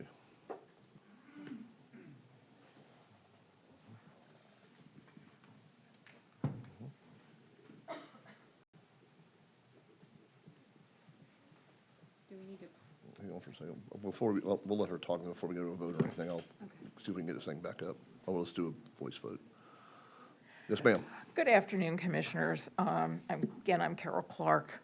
A couple of items, and Scott and Carlos are going to talk a bit more about these, but I want to focus on the specific approvals. As I indicated in my presentation, the code requires neighborhood commercial in PDMU to be internally oriented. Now, neighborhood commercial in PDC doesn't have to meet that requirement. So this is one of those things that I was surprised was even in there. And I'm not sure if we brought a site plan through, that would be a problem, but I just wanted to make sure that we took care of those things. And there are workarounds for some of these, but wanted to be straight up and make sure that as this moves forward, we address that. The school report we received indicates that there is adequate capacity, and I know that what the public said was that folks are now coming to Williams that didn't come to Williams before, but the school board is beginning a major push to construct more schools. We are adding commercial, and one of the things that the commercial will do, and of course Becca can address this more eloquently than I, is create for shorter trips. Right now, somebody in those in the existing neighborhoods have to go 2.5 miles to the Publix on Chin Road and 301, and I believe it's 4 miles down to SR 64, the Publix south of SR 64. If you have commercial in the actual neighborhood, that reduces that. And actually, Nelson's slide, where we had the beaker with all kinds of uses, illustrated that. You know, the area has a school. This will be adding some commercial. No medical marijuana distribution. We have a list of requested uses, and that's one that we did not request. And with that, I will answer any questions. But Any questions, Clark? All right. Nope.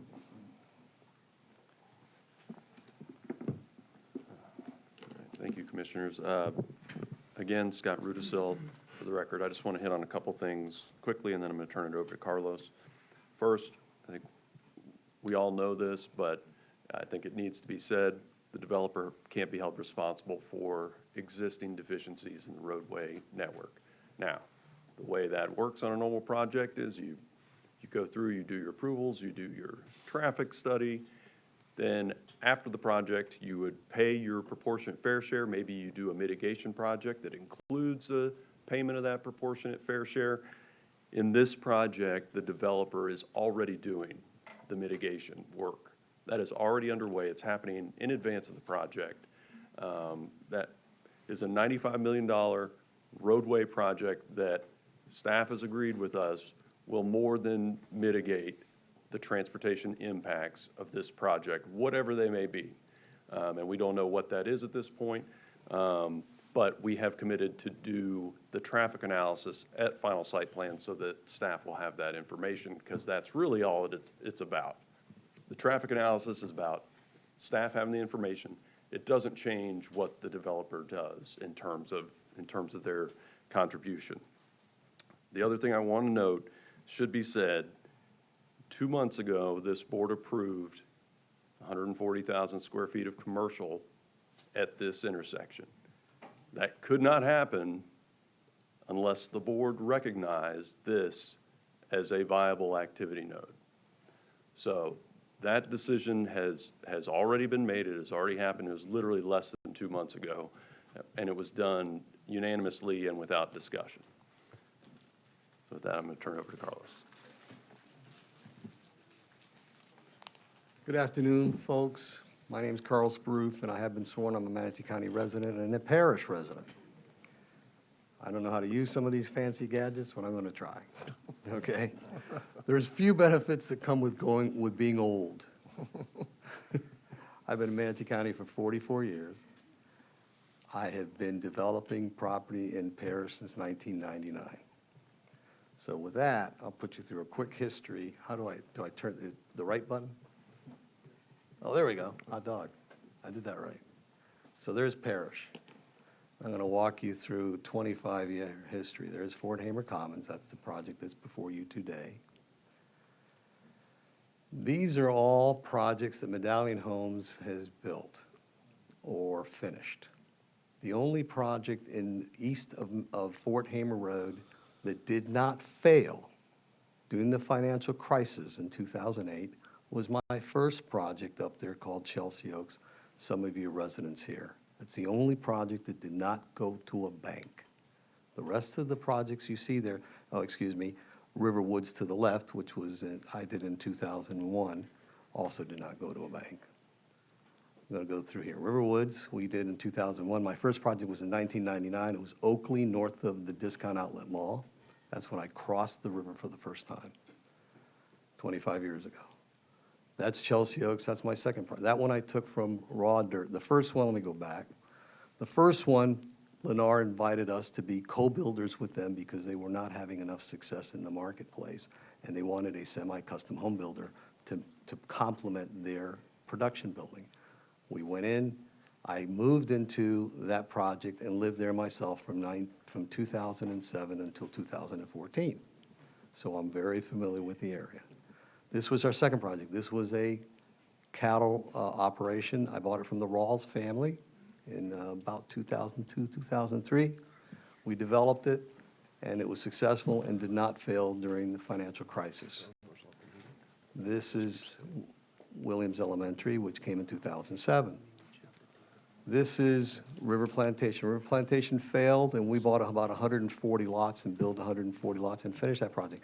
River Plantations had the unfortunate distinction during the Great Recession of, for either 3 or 4 years in a row, having the largest amount of foreclosures in Manatee County in a subdivision. Okay? We fixed it. We built beautiful houses and created a lot of value for a lot of residents that now live there. This is Gamble Creek. It failed. I bought 162 lots from the bank on that one, Regions Bank, in 2009, 161 lots. There was 163 there, so I bought but 2 of them. Cross Creek, we bought that as a failed bond issue, as a failed CDD in 2011, and specifically did not restructure the bond debt until 2015 and started until 2016. Why? Why did I wait 5 years? Because I'm lazy? No. Because the Fort Hamer Bridge didn't exist. I restructured the deal when I knew the Fort Hamer Bridge was going to be fixed, was going to be built, which, quite frankly, I have history here. Some of you know this history, some of you don't. But Pat Neal and I were the impetus for building the Fort Hamer Bridge in 2008 and 2009. We came before a board sitting up here in this dais in May of 2009 with a plan to build the bridge tax-free, no money from taxes. We were going to toll it. Because at the time it was in your budget, it was, and I have this, I'll turn it in for, you can show you the presentation. By the way, the Fort Hamer Bridge has been on your plans since 1968, and the thoroughfare has been there since 1968. I was 10 years old when it was put on your plan. But we came forward to build that bridge because it was in your budget for $127 million. We drove the price down and worked hand in hand with the county to reduce that number to $30 million. When the county realized that because of our efforts that they could build it for $30 million, all of a sudden a project that was not feasible at $110 or $120 million is now feasible at $30 million for obvious reasons. So we came before the board. The county decided to build that bridge themselves in May of 2009. We came forward, bought Cross Creek, restructured the bond debt, fixed that project, and it is now a very successful project with very high values that has been additive to the project, to the community. Then Watercolor Place, which is south of the bridge, we bought that from a bank in December 2011. One of the reasons Watercolor Place is important is because you come up, the residents somehow think that you can't put apartments and single-family homes next to each other. There's detrimental values, it destroys their value, it hurts their land values, it hurts their house values. It simply just isn't correct, and I'll show you that in a minute. This is Windwater. We used to be called Wildcat Preserve. We bought that. And in 2012, we finally bought 120 lots in Twin Rivers, and then we built that project with another 108 lots. So we have been working in this area, in this region for 25 years successfully. There's the bridge, and then there's the totality of the projects. Now, that's the entrance to River Woods.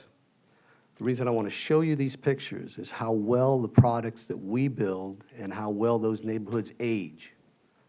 Okay, we build neighborhoods that make the test of time, and the values continue to go up.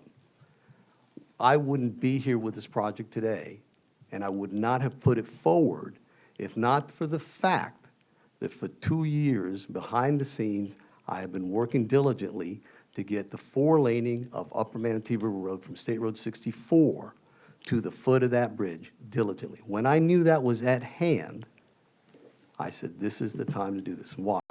The project that's before you today will take anywhere from 18 to 24 months to engineer and design, and then it'll take another 18 to 24 months to get the permits. So we're 3 to 4 years out before we can put a spade in the ground and actually turn dirt. Why is that important for this board to consider? It's important to consider for one particular reason. Upper Manatee River Road has a contract to complete in 36 months. So we will not be having anything that impacts this area until 1 to 2 years after the 4-laning of Upper Manatee River Road is complete.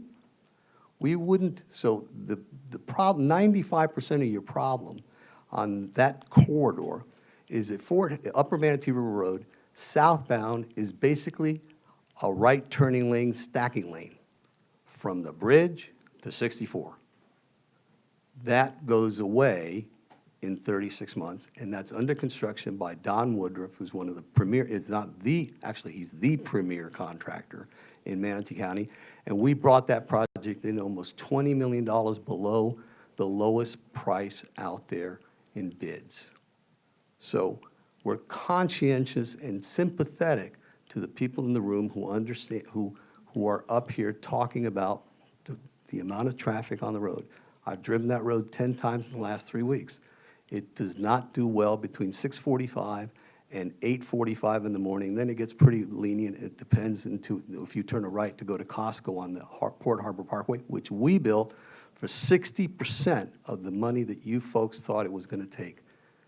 And we built it successfully and connected that road so that people could go to Costco in 2020. So we're very conscious of timing. Our project will have 0 impacts on this corridor until after Upper Manatee River Road is finished. Which if you've driven on it recently, you've seen the signs, you've seen the pavement, you've seen the clearing.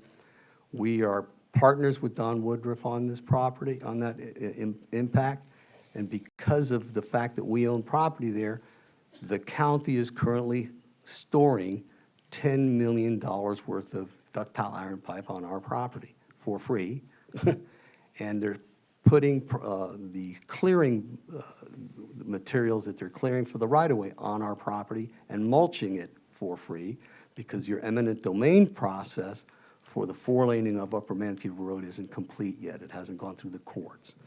So they have no place to put that. So instead of stopping the project, we said, no, put it on our project. We're not going to use this for 12 months, and they'll be done in 6. So we're very, very conscientious of what we're doing. We've been conscientious in the parish market since 1999, and I wanted to just give you a little bit of flavor of the history of the area by showing you pictorially why we know what we're doing, and when we bring projects forward, when they're mature and when they're right. And yes, you would have to approve it today, but there will be no finished product on my property for 4 to 5 years from today. Thank you very much. I am happy to answer any questions, and thank you for your consideration this afternoon. Are there any questions for Mr. Baroof? Commissioner Beard, I'm sorry. Thank you, we're having Mr. some Chair. technical difficulties up here. So. Thank you, Mr. Baroof, for your presentation. And just to get this clear, Mr. Baroof, yeah. Please. I'm not against this project, first off. And another thing is, we don't have the right to dictate what people can do with their land, okay? If they want to build whatever they want to build, you know, we don't have that right. And now me, Carlos, myself, and you have had our disagreements. Yes, we have. And we've had our agreements. But on this particular project, I'm going to have to say that the timing is wrong for me. Okay. Okay? And when I see traffic at 700% increase and knowing the fact that it's not going to be a guarantee that those roads are built at that particular time. There's no guarantee in that I don't see, because I know things can change. Can I speak to? Yes, sir. To one aspect of it? Yes, sir. The problem goes away with Upper Manatee River Road 4-laning. And that is a contract that's been let and signed by this board for $90+ million. So it is currently, that problem does, you don't have to worry about whether it's coming. It's physically under construction as I stand before you today. So yes, could things go really wrong and Mr. Woodruff, who's been doing projects in Manatee County for 50 years, not complete a project? I guess you could do that, but I've never seen Mr. Woodruff not complete a project. But I just want to be clear on that. The project that you're talking about that's in the future, which is Upper Manatee River Road and the 4-laning of the bridge for completion in 32, I agree with you there. There are things that could be delayed, and those, but the big problem is really south of the bridge. That's where the stacking up goes back, and that's where it occurs, and that's what our traffic engineers tell us. But, Yeah, but you are absolutely, appreciate your comments, of course. Yeah, Thank you. and so my responsibility as a county commissioner is the safety and well-being of our constituents. That's my, from a constitutional standpoint, that's my responsibility. That's not your responsibility as Well, a sure it developer. is. It's my No, but it's responsibility. not I'm a your resident of responsibility. Manatee County. No, I understand that, but at the end of the day, it's not your responsibility. And so, you know, when I see these numbers and I see it's not that I'm against this project, I'm against the timing of this project. And with that being said, you know, because I have that responsibility, my instinct is telling me no on this, Okay. okay? And it has nothing to do with the project, it has everything to do with the timing of this project. So that's where I'm going to stand on this project, guys. Thanks, sir.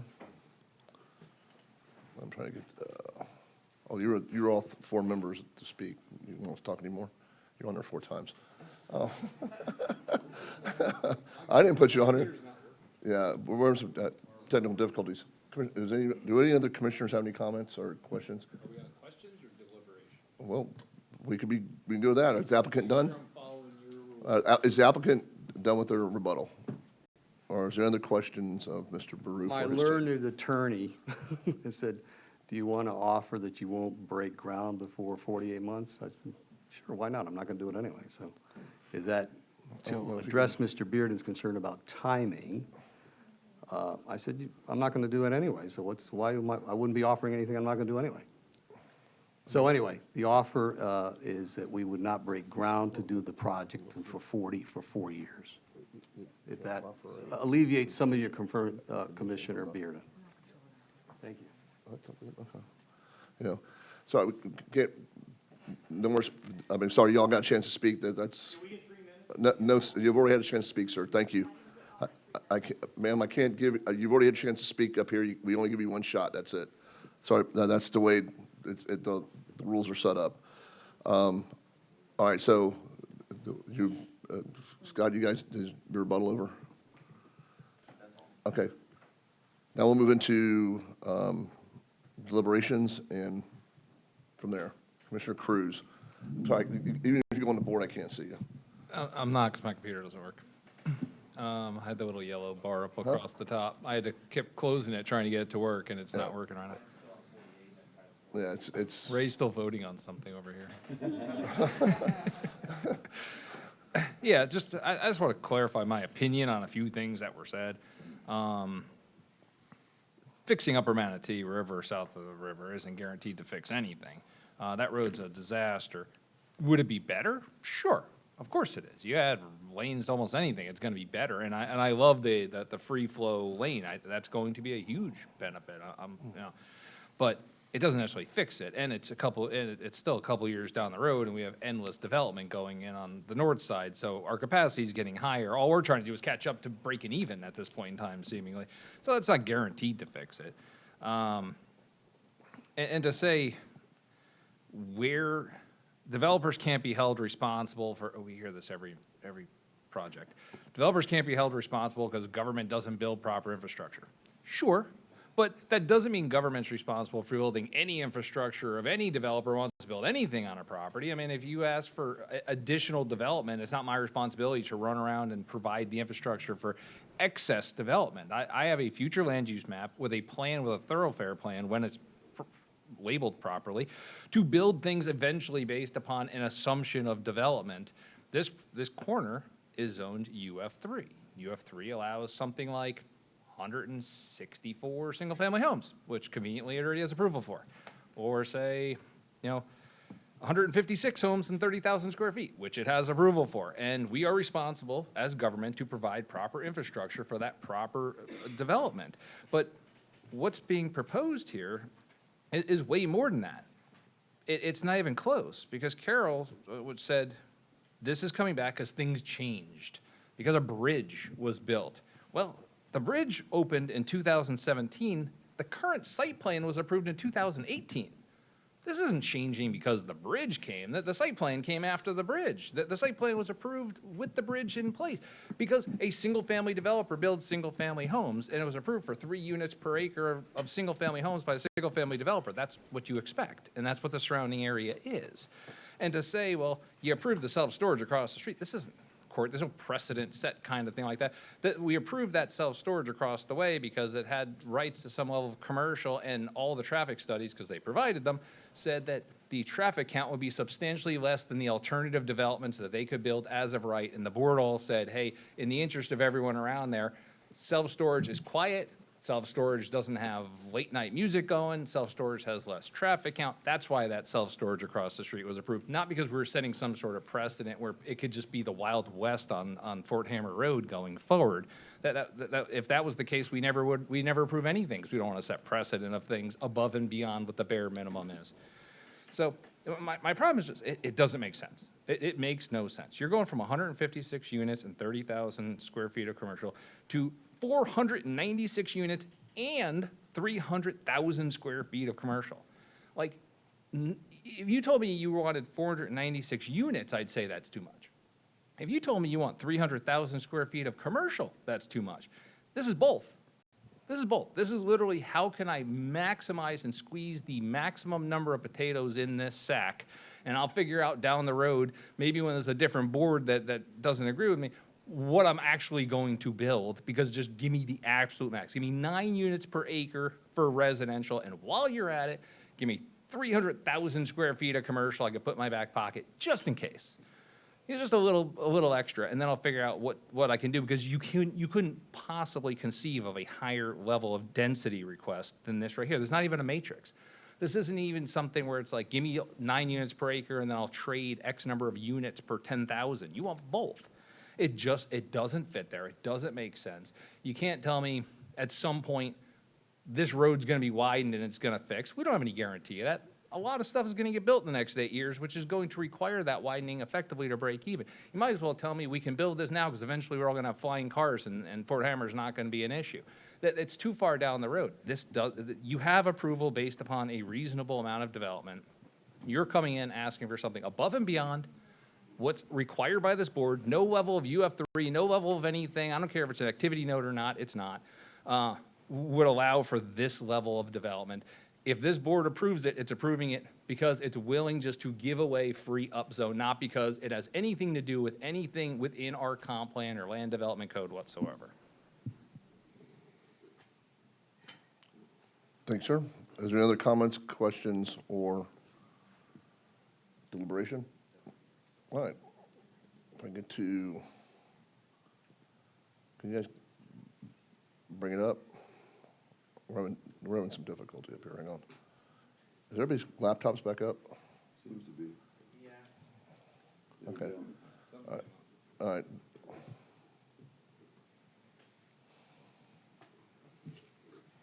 All right, there's been a motion moved by Commissioner Van Ostenbridge, second by Commissioner Turner. If everyone cast their votes at this time.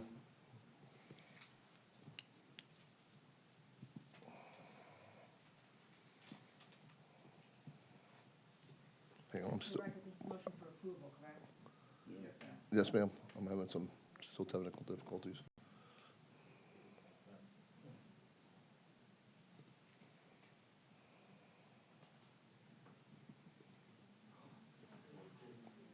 Motion carries 4-2.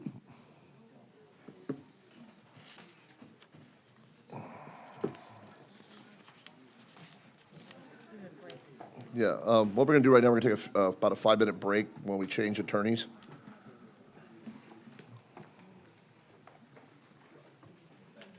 Oh.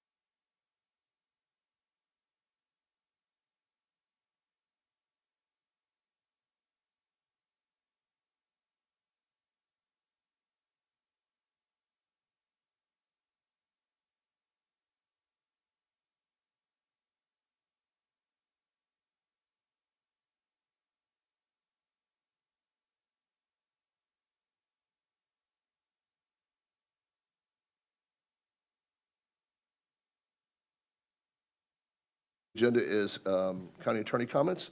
Madam Attorney? Thank you very much, Mr. Chair and Commissioners. The first item on the agenda, and I apologize to all of you for having to add these so late, but they kind of came to me at late notice. The first item is the emergency pay for the county administrator during emergency operations. It was brought to my attention on Saturday by the payroll clerk that there was an issue regarding payment of the county administrator pursuant to his contract and his eligibility for emergency pay. Because his contract made no specific mention of additional compensation during a state of emergency for emergency pay, they were seeking guidance from the county attorney's office on that issue. His contract, I did review it, as well as the contract of past county administrators, just to get a history of how emergency pay and the contracts for county administrators have been, throughout the years.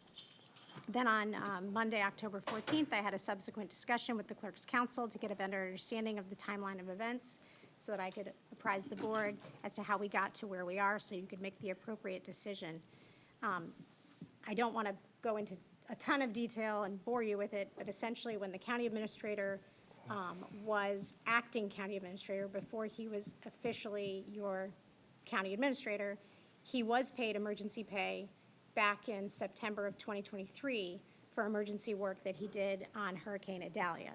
And then when this board entered into his contract in September of 26, that contract was retroactive back to the date that he was appointed acting county administrator. So, and his contract didn't include any language specifically regarding his eligibility for emergency pay. So from the clerk's perspective, having analyzed that issue, they were of the opinion that because of the backdating of the contract, that the emergency pay he was given shouldn't have been given because the contract that's in place today doesn't actually support it. So if the board wants him to be eligible for emergency pay, we just need to do a very simple amendment to the county administrator's contract, which I understand he's amenable to doing. And I have a draft motion that I can give to the board. I just need to know whether you want it to go actually retroactive back to August 8th, 2023, or some other date. I have a couple commissioners on board. Commissioner Van Ossenbridge. Thank you, Mr. Chair. The county administrator they're putting in the same, if not more hours as every other county employee during these situations. They're essentially living for days on end at the EOC or out in the field, making oftentimes life or death decisions during the course of this, and potentially putting themselves, obviously they're putting themselves at risk, making potentially career-ending decisions as they're making these decisions as well. I have never I've never been of the impression that they were volunteering their time when they were doing that. I always assumed they were being compensated, administrators were being compensated for this. So I'm happy to make the motion whenever the county attorney feels it's appropriate to read the motion, or whenever the chair feels it's appropriate to read the motion. I'm happy to say I'm so moved. I see Commissioner Cruz is next on the board. We've been here the longest. I don't know if you feel the same way or not, if you thought they were volunteering or whatever. Commissioner Cruz. Well, I do feel the same way, but what did other contracts for county administrators say? Were they silent on this? Were they specific on this? I went back and I looked at Administrator Hunsaker's contract, Administrator Corrier's contract, Administrator Hopes' contract, and then Administrator Bishop's contract. Administrator Hunsaker's contract had a clause in there that said annually he was awarded 120 hours of comp leave, compensatory leave, and that was in consideration for the fact that he is going to be working more hours than a typical 40-hour-a-week employee. Okay. So he got that annually every year, and it rolled over in his contract. He could continue to roll it over, and at termination of his contract, he was entitled to be paid out a maximum of 240 hours of comprehensive leave. So 120 hours is 15 days. County Administrator Corrier, her contract was almost identical to Hunsaker's contract. There was absolutely no mention of any comprehensive leave in in Administrator Hopes' contract, forgive me. And there was also no reference to emergency pay or anything like that. In the current contract for the current administrator, he is receiving the 120 hours of comprehensive leave each calendar year, prorated over 26 pay periods, but there's no reference into his contract as to whether he can roll that over, whether he's paid out any amount at the end of his time. So what's your proposal then?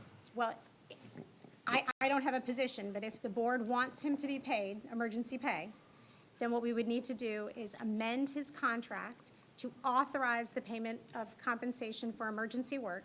You can either make it from now and forward, you can make it retroactive back to August 8th, 2023 to deal with what happened with Hurricane Idalia, Hurricane Idalia, or anywhere in between. It's up to you. Or do nothing. But if you do, I will tell you, if you do nothing, and you don't change the contract in some way, then technically Mr. Bishop has to refund about $2,100. Commissioner Bearden? Thank you, Mr. Chair. No, I think that we need to go ahead and move forward with the changes in the contract. I mean, we've had 3 storms.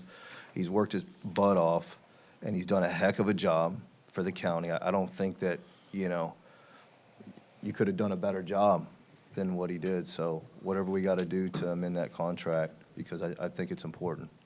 And we He need to showed make it up. He right. showed up and he showed out, so. And retro, right? I'd like it to In be retro. retroactive as well. Do you want it retroactive to August 8th, 2023? Yes. I think that's the will of the board. Then this is the motion that I would recommend.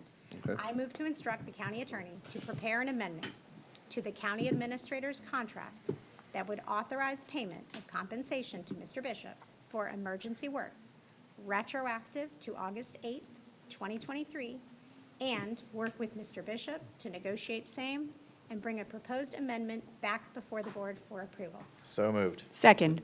And for the clerk's benefit, I have it typed out, so I'll give it to you when we're done, so you don't have to worry about word for word.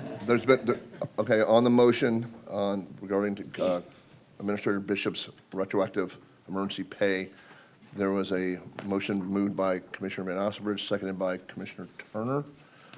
We're just going to do a voice vote because it's not up here. So all those in favor, say aye. Aye. Aye. Any opposed? No.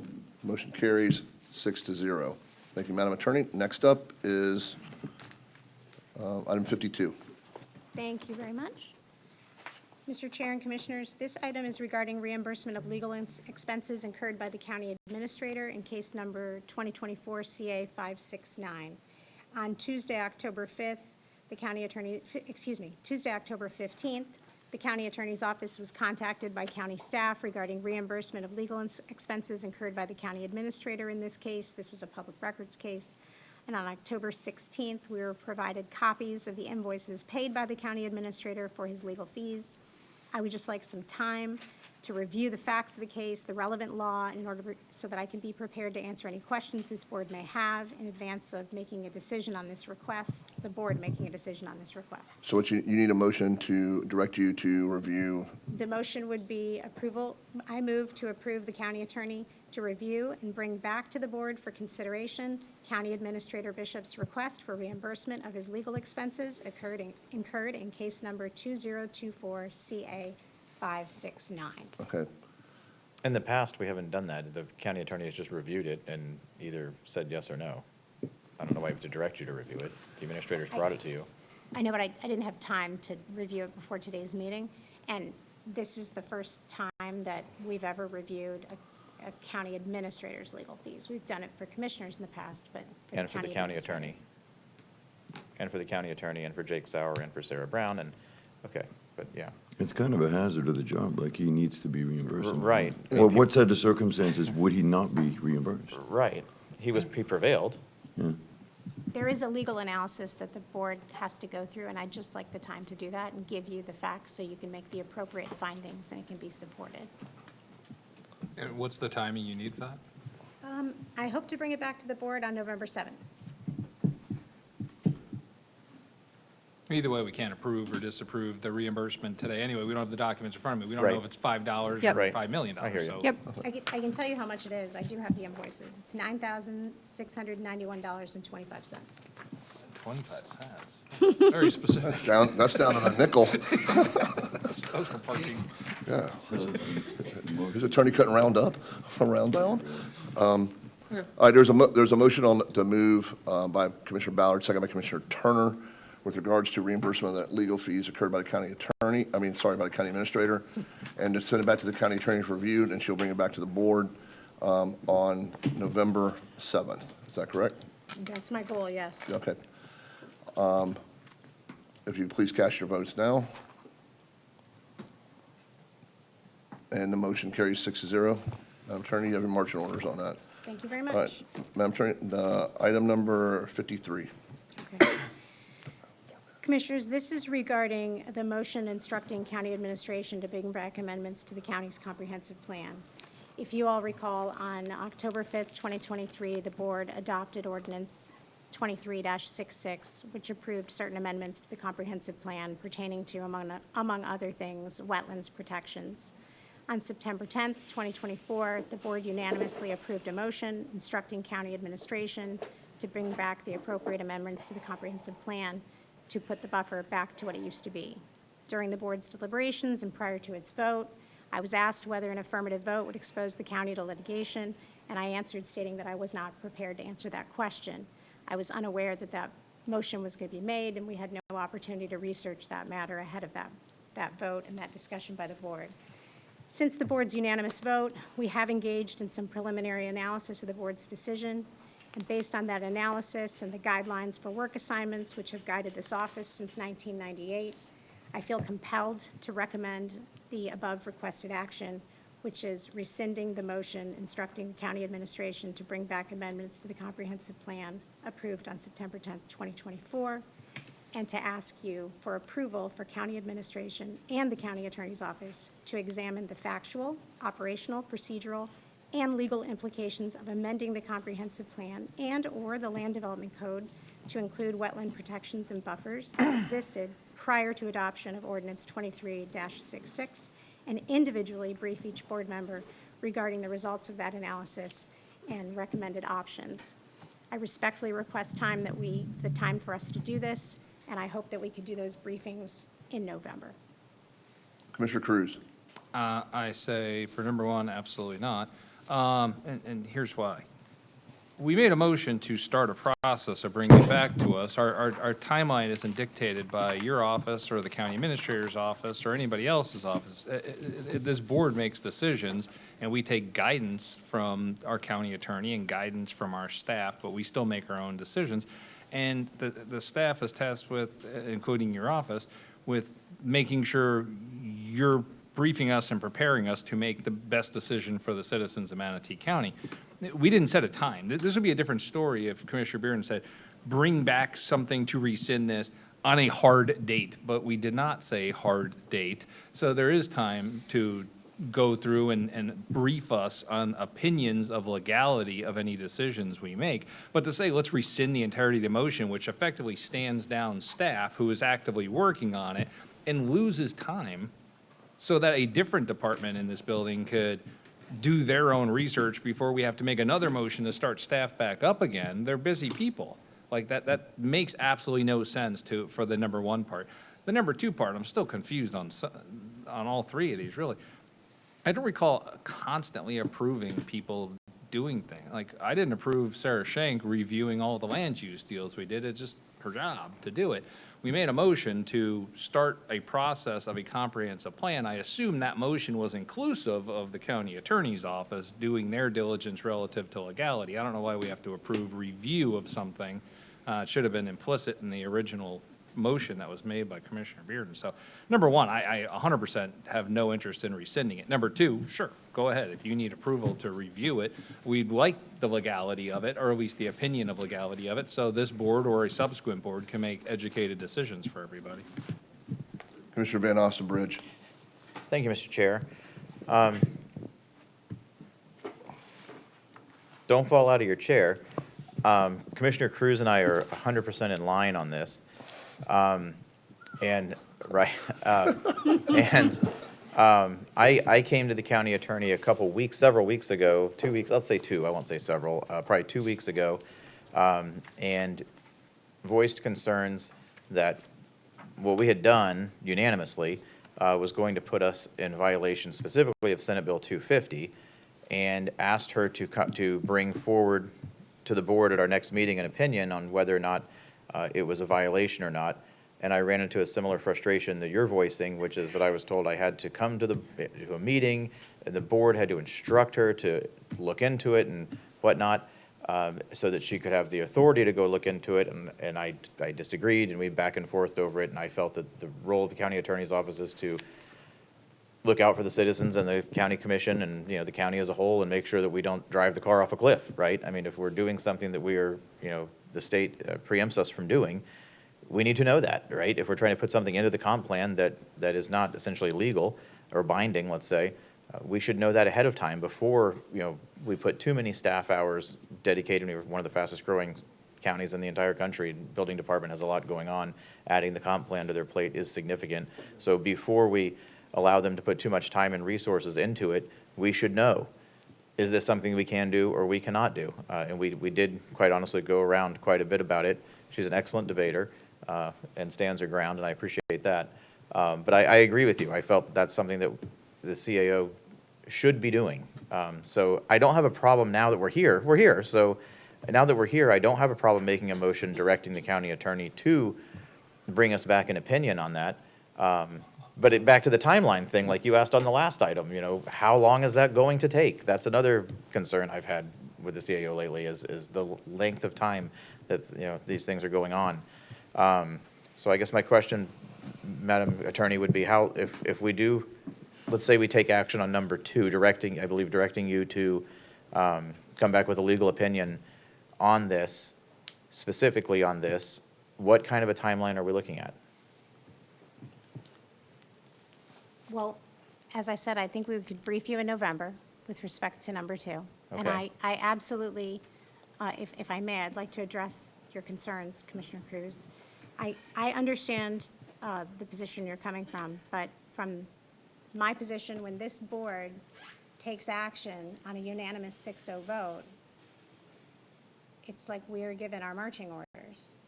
And I'm going to do everything I can to look out for the interests of the county, but also be respectful of the policy decision that the board has made.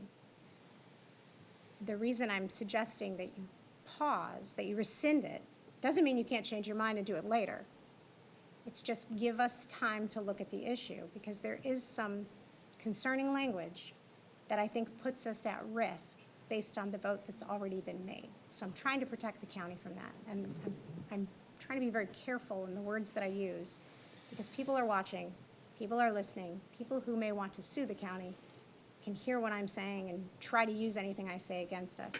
And those are the same reasons why I'm always resistant to put things in writing either about what that could become Exhibit 1 in a case against us. So I didn't want to have to bring this to the board. But like I said, I felt compelled to do it based on the guidelines for work assignments, because it specifically says that the county attorney's office will not review past decisions of the board for legality in the absence of a majority request, unless there is reason to believe that the past decision could result in a serious future loss or damage. So for me to look at the policy decision you all have made and to try to bring to your attention that there is some issue with that would almost be insubordinate and undermining you as my supervisors and as the bosses and the legislators and the policy decision makers for this county. So that's why it was very difficult for me, and we took a lot of time thinking about whether or not to even bring this to you. But I feel an obligation to do it. I feel like I would be derelict in my duty as the county attorney if I didn't at least alert you to my concerns. You have every right to vote no on either one of these. I hope you at least direct me to, or you approve the second motion, because that gives me the authority to review a past decision of this board and the legality of that decision, which I otherwise wouldn't have. Commissioner Cruz. Sure. All right. And I'm fine with that. I'm voting no on number 1. I'll vote yes to allow you to do your job on number 2. I'm fine with that. I guess my confusion a little is if there was, you're referring to past votes. If you believe there was an issue with a past vote that puts us in a problem, I used to have monthly briefings with the county attorney. You should have been like, hey, we should have briefings so I can update you on my concerns about a vote that already happened. I don't believe, unless that's the case, in which case I should have been notified of that in the year since that vote. I thought you were reviewing a future vote, because this is a vote to put back 50-foot buffers, which is a new vote that's going to happen in the future, which does not require any kind of like insubordination, looking back and questioning what we've done. That by the nature of the rescission motion, we're basically implying that last vote in our mind was legal, even if I disagreed with it. And now we're going to make a subsequent future vote, and that's where you would come in. If you believe the past vote had issue, then that should have been a briefing, like the minute you said, oh crap, we screwed something up here, and run out and spoke it to us, because I like to know if the county has liability. But I'm okay with approving number 2 if that's what it takes to keep moving forward, but I'm not rescinding it because I do not want to start this process over. They can slow roll it a little bit while you finish your stuff or whatever, but at least it's continuing to move forward and it's on everybody's plate and on everyone's project list. Whether that happens before a new board comes on or after a new board comes on, I want to be prepared for it. So when we finish having discussion about your opinion from a legal standpoint, we can make the vote of our opinion as the Board of County Commissioners who sets the final policy. Thanks, sir. Commissioner Turner. My interpretation of what? You gotta be on them. There you go. You're on. My interpretation of what the county attorney is saying is this is the past vote that she's concerned about. So rescinding this protects us. That's my interpretation on it. Secondly, yeah, give her time. Originally, when we were looking at this, I thought it was going to get punted to the new board anyway, so I'm not sure why there's a whole lot of resistance on number 1. Certainly, there should be no resistance on number 2. But as far as I can tell, you're trying to protect us because that vote could put us in some hot water, is your opinion. Am I correct? Yes. Okay. So I just don't really see a big problem in rescinding that, and then and we're protected. And the new board can, because this is going to happen for the new board anyways. Let them decide. Commissioner Van Ostenbridge. I think it's all been said. I'm okay, sir. Thank you. So based on our attorney's advice, I will move to rescind the motion instructing county administration to bring back amendments to the comprehensive plan. I'll second that. The way that she has presented this to me, it lets me know, or to us, to this board in general, lets me know that this is, that she has really significant concerns, or else it would not have been brought to us.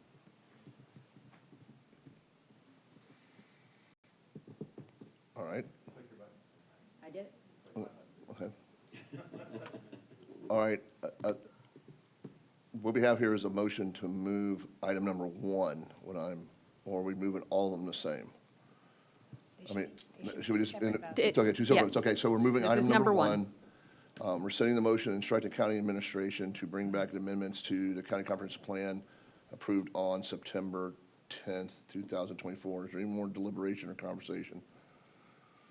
All right, it's on the board. Cast your votes as you see fit.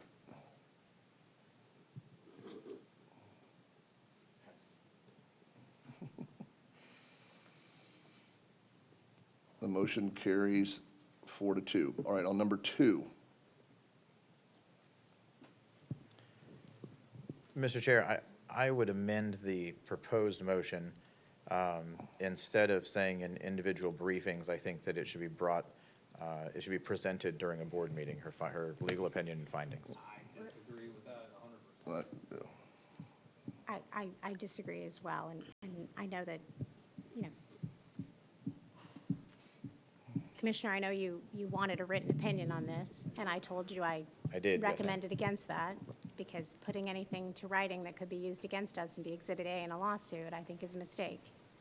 And I continue to say that. I do feel that individual briefings with each commissioner is the appropriate thing to do, but if this board wants a written opinion, we will do it. No. No. No, I definitely want to, in fact, I want a preliminary briefing as soon as humanly possible, just to get a sense of what the concerns are, so I'm aware of what we're voting on, because right now I'm voting blind. And maybe it's a big concern, like Commissioner Ballard said, maybe it's not, like I'm saying, I don't know, because I don't even know what we're talking about, honestly. And I apologize to you for that. The storm made it very difficult. Understood, I'm just saying, sooner rather than later, I'd like to at least sit down even if it's for 15 minutes, and understand where we're coming from. Can you guys bring up number 2? Yeah, and I'll make the motion You can. as it's written then.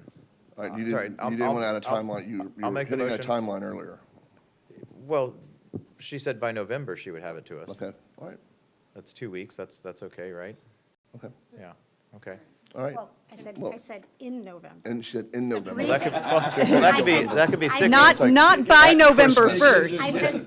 I mean, that would be what I Briefings are said- scheduled for November I 20th. don't want to hide from the timeline. Okay. What I said was that I anticipate that the individual briefings would occur in November. Can you give me a because day, please? I cannot, because I don't know your This is schedule. part of my frustrations that I I'm don't know you- constantly having. I don't Why think is it that I cannot get a day? I mean, how many people in life have timelines? Only before November 30th. There you go. No, that's 6 weeks, that's absurd. Pick a date then. I mean, how about in the next 14 days? Individual briefings in the next 14 days. For, 2 weeks? You don't think 2 weeks is reasonable? I don't know the amount of research. Go live, please. I don't know the amount of research that needs to be done. I don't know everyone's schedule here. I don't, How about this? In 2 weeks, we all have briefings, and wherever this, whatever status it is, then that's the status. If it's incomplete, that's fine. We have briefings so that we're at least updated as to where she is at that point. I want to say something. I I want to get on the board. Commissioner Bearden. Thank you, Mr. Chair. Madam Attorney, what would keep you from getting this done in 14 days? I mean, if this is the priority of the board, why would you not set this as the priority to get this done and completed in 14 days? This week's done. I'm not the one personally that would be doing the research on this. This would be Ms. Schenk. She, in cooperation with Mr. DiCarlo, we have to look at the litigation issues. We have to look at the land use issues. There are several important statutes that need to be analyzed, and we need to research the case law. And we typically, on issues this important, we may reach out to other attorneys and experts who are skilled in these areas and get their insights as well. We have done some preliminary research already, which got us to this point, but I am not comfortable committing all the folks who we need to consult, including staff and experts, that we can get that done in 14 days. Well, then we have a I'm very management sorry. problem, Madam Attorney. We have a management problem that's not designating how to get this stuff done in a fast manner. Hang on for a second. We're pressing when we don't know the issues, Commissioner Bearden. We do not know the scope of this at all, and you want to just pressure, this is not the only priority that they have, so let's give a realistic time frame. That's all. So how about a catch-up in 14 days? Would that work then, a status in 14 days? Look, this is going off the rails fast. Yep. Can I just ask the county attorney sometime in the next few days to reach out to all of us on our cell phones and just give us a general one-on-one conversation about what the concern is, what the steps are going to be taken to get to a briefing, and the timeline of the briefing? Because again, I still can't have this conversation because I don't know what we're talking about. If I have a conversation with Pam and she says, here's the issues, this is a big major thing, and we got to research Supreme Court cases, okay, that's going to take time. And she goes, we're kind of tied up looking at code enforcement stuff. I'm like, okay, to put that aside and get this to us in 14 days. But I don't know. And nobody knows. So can we just pause this? We have another meeting Tuesday. We have a meeting coming up literally in a couple of days. Between now and Tuesday, I'm sure we can have 10-minute conversations via cell phone to get a better handle on the significance of this so we can make a better informed decision on the reasonable timeline to get information back. Is that so hard to wait till Tuesday and just have quick informal conversations about this? No, so how about I just include the verbiage in the motion on an expedited timeline? Excellent. Okay, Are you going to define that? I'm not. Nope. I'm going to get Let's see what the frustrated dictionary after a does. month, and, Okay. there you So go. Commissioner Van Bridge is, are you moving number 2, correct? Yes, sir. With the I'll additional move- language on an expedited timeline. Yes, sir. And I'll second. Okay. So the item's been moved by Commissioner Van Ossenbridge, seconded by Commissioner Ballard and only caveat that's been added is on an expedited timeline. All right, all those in favor? Just voice it. Voice vote? Aye. Aye. Any opposed? All right, bye, guys. None. All right, so Madam Attorney, you have your marching orders again. Thank you. All right, so Ms. Knapp, do you have anything for us? No, Mr. Chair. All right, you got to ask. It's on the agenda. There's no agenda items. Any commissioner comments? We stand adjourned.